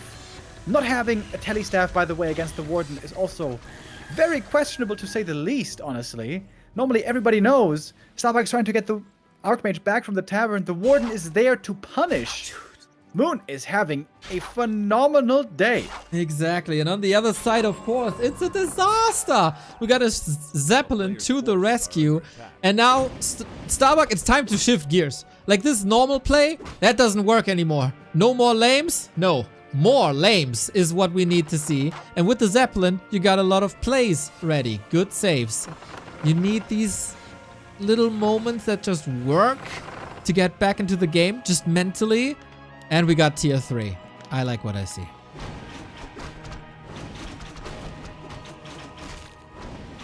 Is he going tanks then? Or what's the plan? We're seeing a Sanctum beginning. I was worried for this. I am worried for the Zeppelin. But Warden, of course, doesn't have anti-air. I'll just do. It's playing with fire. Oh. Zeppelin now very hurt. Careful, buddy. Yes. Moon is looking so good. He's looking so good. Like, he's got such crisp, like, creep routes planned and game plans laid out. Yeah, and I find Very that impressive. incredibly remarkable because he countered Fly style. He then had a completely different style prepared for FoCuS with the Mass Dryad. Sapper, Neo. And he's- double Sapper. Yep, he's also super prepared for Starbuck. But how prepared can you be for double Sapper? Kaboom! A little bit of repair would have saved this expo, but Moon was too slow. You keep on praising him, and then it's this one flaw, and all of a sudden, Starbuck is the base ahead. Crucial move for Starbuck. It seemed like he needed this to stay in this game. This is thousands of gold lost for Moon. Not to say he can't expand again. Not to say this isn't a good Warden game, because it sure is. Warden already on 5. No Orb of Venom. The Zeppelin! Again, dude. Okay, Starbuck kind of flexing now. Is he though? Zeppelin? Oh no, oh no, oh no! Over the water! Forces are under attack. Oh, so close! If the Mountain King falls on over water, he's of course dead. Dodges the Shadow Strike with the Zeppelin now. Things are heating up here. Okay, this exchange certainly goes in Starbuck's favor. Moon is trying to expand again. What happened to the other Ancient of War? Did the Ancient of War get blown up also by those 2 sappers? Oh, yeah, looks like it. Didn't see that. Okay, we got Starbuck now on tier 3. He's going for the Pally 3rd, and we are seeing tank production. Forces are under attack. Okay, Starbuck has a big gold lead here at the moment, or will have very soon. Yeah, I gotta say, Starbuck's tank play is not necessarily the best. I think among the top humans, 40 is better with it, and Infi and Sock also play better tanks than he does, I think. Prove me wrong, Dr. Bucky. Against the Warden, that obviously makes a lot of sense. Double retraining on the Warden. Now it's time for Blink, Fan of Knives. Normally against that you want to have Zeppelins at the expansion, but there is none here, and that's easy kills for the Warden, trying to equalize the economy a little bit. Shredder might also be up for grabs here. And this Warden Harass is starting on level 5.3, right? That shows you how good this early game was. Usually you still have to climb through 5, and it's a gruesome one. From 4 to 5 you're not that effective, but now you can do this over and over again, and also be back in time. That's a lot of piercing damage here. Won't do much against the tank, but the tank can't even reach.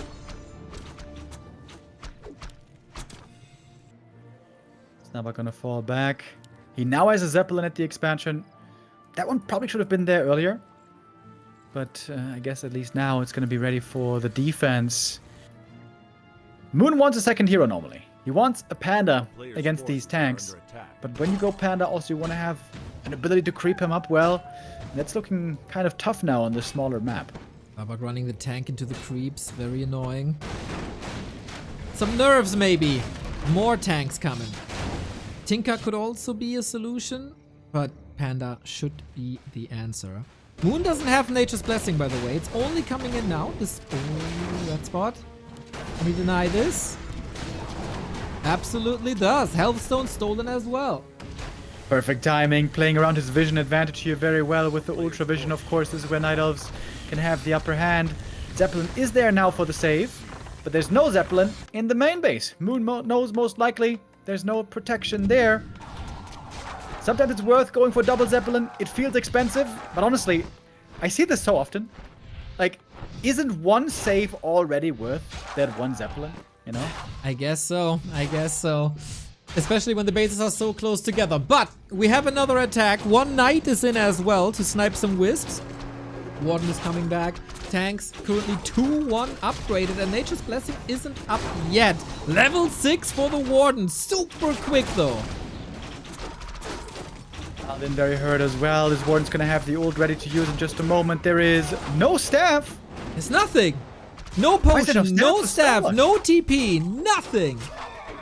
Starbuck, he's getting his tank surrounded as well by archers. Oh my god. To be honest, Starbuck is getting outplayed hard in this series so far. It's crazy. How is this Moon, who everyone said Moon is washed, second last in the group, how is he putting on a clinic like this? An archer tanks Game over. around? Are you Game over. kidding me? Moon is really good, dude. He's back, bro. He's back. so back. This is what I wanted to scream already in the WSB. Wait, what was the result again? He defeated Lin and then moved on in the upper bracket, almost taking out 40 as well. And then the cries from the fans were getting loud already. Moon showed his potential there. Didn't show much of his potential in the group stage, but I was hoping he was showing it today, and he sure is. He sure is. Up 2-0 against Starbuck. Starbuck not with his best day today. I think that much is fair to say. And Moon just outplaying him every step of the way right now. It ain't close. I, just like you, had these moments where he said, Moon is back, Moon is back. I never fully believed it. Maybe here today. We have seen a lot of reverse sweeps now. But given how these games went, it's so one-sided. It's so one-sided. And I don't know if Starbuck has the mental game today to turn this around. This was his first losers pick. And usually you are supposed to be dominant on your first losers pick.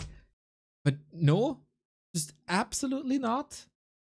Yeah, one Ancient of War creep, honestly, changed the entire outlook of this game. Second Ancient of War at the Golem camp. Almost nobody does this. With this, the Warden gets fast level 3, gets map control, AM weak, stuck on level 2 for a long time. This gives Moon the option to easily expand there on the spot. And I think Starbuck didn't have that at all in his game plan as a possibility. He thought, okay, I'm going to fast expand, then it's level 2 versus level 2. We keep brawling, I'm ahead on gold, I pressure him back, and that's how I keep control of the game. But one little change in the mix-up, and all of a sudden that equation isn't true anymore. And much of it comes down to scouting. Starbuck's scouting today is leaving something to be desired. Yeah, I agree. And then also the tank play, not that scary, even though there was no Nature's Blessing for a long time. Maybe Mass Air would have been better. Maybe that would have been the better play. But okay, Starbuck's tournament line on the line. Tournament life on the line. The Western representative might get 3-0 tier. Moon is playing completely out of his mind. Now we go on to Autumn Leaves. Day 2, just one map away, and Starbuck could find himself in relegation. It's gonna be a tough game to come back from. We're going to Autumn Leaves for our third map pick. This is Starbuck's choice. He could perhaps play similar here, go for a level 2 fast expo, and then try to go for that tier 2 timing push. Oh, but Neo, I'm seeing something different coming out of Moon right here. Keeper of the Groove. I have been, like, we talked about Lemon Ice Cream, where we're totally on one side, right? One argument. I'm a bit different than you when it goes towards the Keeper. You say he's utterly trash and can't be used anymore. I think Keeper can fill some roles. And especially with Tree and Entangle versus Expansion, that is his role. And on Autumn Leaves, we see that quite a bit. Moon needs just a little bit of Jens in his play today. And this hero can be a ferocious weapon. I think the keeper indeed is giga garbage, but with Moon playing as well as he is, I think it absolutely can work today. Footy scouts it, sees it early, as the Archmage is creeping the Merchant first. Could be an invitation to a creep jack maybe, because Moon is finishing his expansion way faster. Both have summons, of course. It is remarkable, by the way, to not see a single Mountain King game out of Starbuck. Might not be his style, but Mountain King is meta. Archmage is not meta. Yes. I think this is not doing Starbuck any favors today, I gotta say. MK has been looking so strong, and Starbuck there seems to be a bit behind the times, perhaps. Trying to pick off peasants on the way home. 1 kill here is already big. That would be level 2. Couple of birdies. Flying towards the peasant, but this looks like a good retreat. Starbuck also with the cheeky little block. This kind of block tells me he hasn't given this up yet. A player's forces are under Fighting Spirit is still alive, but the wall off in the main base can be opened up easily with the Force of Nature, of course. Next round of Treants is in. Starbuck has to micro. He's creeping at the same time. He's getting some decent experience, I guess. But now the Keeper is level 2. And more Treants are ready to summon. So annoying. This Mad Love Intelligence, by the way. Really good to have. Yep. This classic Moon play, man. This is 2020 Moon in full force. Starbuck has to stop this. If you don't believe in Starbuck, by the way, this is the guy who reverse swept Happy in Dubai. So don't count him out just yet. He just needs a couple of plays. These Treants give XP, of course, so it fuels the Archmage up to close to level 3. This is again an expansion play, I think, with 4 farms and now going to the Expo. Keeper will have a lot of room to harass this economy. Going for the Mercenary pickup. Classic Knight of thing to do. He's got a pretty strong early game army now. 3 archers, 2 mercs. Keeper, however, only level 2. Wait, he stole the Ring of Protection. Starbuck left the Ring of Protection on the ground. Ooh. It's not a fantastic item, but I guess it does help. And Starbuck is bringing the boys. What? Tower push against Keeper What? with mercs. Maybe he doesn't know Moon has mercs, but now he does. That is horrible. a player's forces are under attack. Looking for the surround on the Berserker. Doesn't quite get it. Oh, wait, maybe he does. Oh, huge play. Huge play. Killing the Berser here. Maybe that is an opening. We still got the Dispel on the Shadow Priest. Starbucks tournament life on the line. If I see this correctly, Moon has no Hunter's Hall. Tier 2 is finished. Moon can go for a second hero now. Beastmaster or Panda both would be super good here for the defense. Starbuck is looking desperate, if ever I've seen desperate. I agree, man. I agree. Keeper is enough for now. No second hero. Waiting for the second Ancient of War. Not punished at all. Putting some pressure on the Archer to reduce the Moon Juice. Can this cheeky play work? Archmage taking a lot of hits from all these Treants. There's no way, dude. There's so many Treants. Ancient of War. The Panda is out. This is in the Keeper surround. He has a TP though. Oh, and an invite to the Breath of Fire. We are having a Korean barbecue tonight, but it's ceviche on the menu. Desperate times. Archmage almost dead. This is unwinnable. Yummy, yummy Chivape. Look at the Archmage. He is still very hurt. Next Breath of Fire gets a cancel here. AM has to be so careful. And the range damage easy for at least 1 tower cancel, maybe even more. Ancients of War can help with the defense. The other Ancient of War isn't even moving. The Archmage also isn't moving. 4 HP. Has to keep going. Ooh, Panda thankfully stopping as well. Desperate Starbuck. Ancient of War is moving forward. Panda. Oh, so close. He just taps out. What a disappointment from Starbuck, but what a performance by Moon. Outplays him every single map. With cheeky plays, great creep routes, great expansion positions and timings. Starbuck got completely wiped out of the Super League. Yeah, I wasn't expecting that. This was clearly not the best Starbuck today. I think him not following the meta of the strong MK first play doesn't do him any favors here.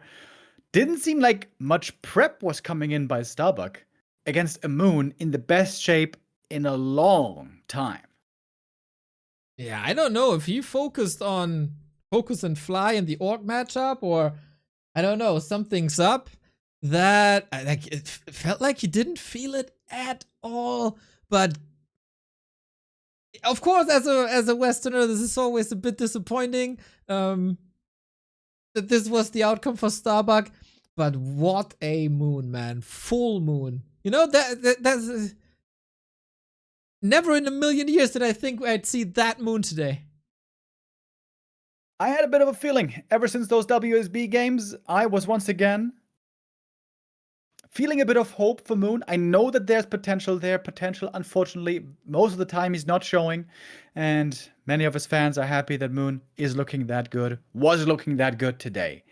Now, can he keep this rolling? Can he be as crisp against all these strong other Night Elves that are coming up tomorrow, who are all really good in Elf Mirror? Can Moon go further than this? I don't really think so. I don't think he can survive tomorrow as well, but this was still a very impressive showing. Also more prize money and a bit more glory. That's right. And of course, no relegation for Moon. If there's a second season, Moon will be part of it. Starbuck, Fly, and FoCuS gotta go into relegation, where it's not gonna be easy. The second guard is gunning for the spots. Everybody wants to be part of Super League. Yes, this is scary for everyone, man. Tomorrow, I mean, the viewers kinda lost for tomorrow. Let's go because tomorrow. 4 Night Elves, baby. Yeah, yeah, yeah, yeah. Yeah, yeah, yeah, yeah. Tomorrow we're all gonna have a couple beers and then we're gonna have a good time. I mean, yeah, that is tomorrow. Because the next players in the Ascension phase are Lawlight, Life, and Colorful.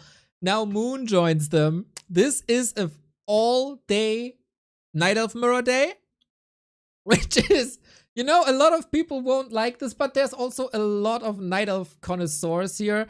I hope that they bring something special, and I'm really curious how Moon is showing up tomorrow. Like, how's his consistency? He now had like a couple of days to get ready for today, and he is a meticulous worker in these situations, but now he only has like, what, 12 hours? How much work did go into Night Elf Mirror already? How much work can you do for 3 very different Night Elves? And how much room is there to innovate right now in this matchup? Exactly. We've seen Moon try with stuff like Ancient of War play, Mass Archers, even Dark Ranger Life Drain. And I can tell you, none of that worked. So I think Moon is going to be doomed to play Bear Mirror because the matchup doesn't really allow for more at the moment. And even if against Lawlight he can bust out some surprises, then Life and Colorful will be aware of those surprises. So yeah, I'm feeling a bit unsure about Moon tomorrow. I think beating Lawlight has a good shot, but making it all the way, I don't see it happening. But hey, if that story continues, now Neo, there is a possibility of a magical storyline here. If Moon keeps marching on, it would be beyond epic.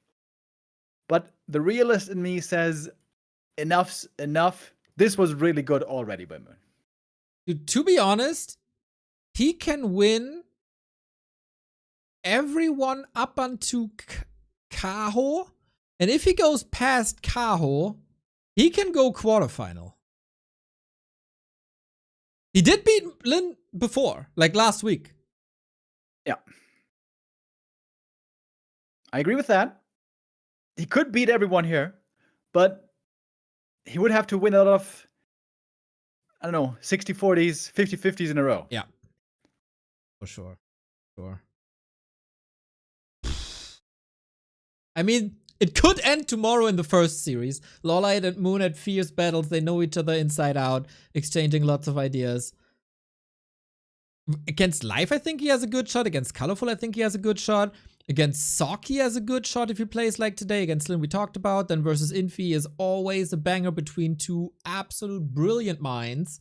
1-0's weakness is a little bit the Night Elf matchup where it's not as dominant as other undeads. Very tricky, but the plays are out there now. Kaho is a big roadblock. Kaho is the best Night Elf Mirror on the planet. I think Life, if he plays his best, which I think tomorrow he will, I think he's going to own everybody tomorrow. Okay. Well, I don't have to tell you who I'm rooting for tomorrow. That's of course my man Loliot. That is clear. Gonna wear the Warden shirt. Gonna bring the Tigger mug and go Loliot. But yeah, there is a chance for Moon to make it in. He could make top 4. Now it's crazy. That would be so sick, dude. That would be so pog. Long and difficult road to go. But yeah, my eyes are now peeled. I am looking for that big run, long run by a lower ranked player from the group. Moon could be that guy. If he keeps playing like this, absolutely. Baffled. Yeah, what can I say more than I pass my prophet status to you, Mr. Remo, for today, of course. Thank you very much. Today I had the right smell. The right smell was in the air. I could sniff it out. We'll see what happens tomorrow. We're going to be doing more predictions on the Discord tomorrow. We're going to be doing our own predictions tomorrow for our wonderful Elf Mirror Day tomorrow. I wonder what viewership's going to look like. Yeah, that is going to be interesting for sure. Night Elves have to tune in masses. Maybe viewership is spiking if we see some wonderful people from the community on the broadcast, because we want to see and hear from you. Send me little videos, little greetings, little I cheer for this player, something that you want to say about the tournament. Anything, almost anything goes, of course. TOS and stuff, you know. But yeah, we want to give you a stage, and you can share your enthusiasm for players, for a certain race, for the tournament as a whole, for the game as a whole, to give us little spotlights for the community. Send it to me via Discord, or send it to me via neo@backtowarcraft.com. That said, tomorrow we're going to be back at 1 p.m. Central European time for Lawlight Moon, Colorful, and Live. And if you are thinking, what could I possibly do in the meantime? How about you play some games? First of all, you're going to be playing Warcraft 3 on War 3 Champions, because that's the best server of all time. But then you face a lot of Night Elves, you get Demon Huntered a couple of times, and then you're frustrated, and you might want to do something more simple. And then GrabTab has an alternative for you where you can actually earn money, or money in terms of gift cards. You can gather coins via GrabTab that you can then convert into gift cards, for example, for Amazon or Google Play or Zalando or PlayStation, Xbox, Twitch to pay your Back to Warcraft Prime, for example.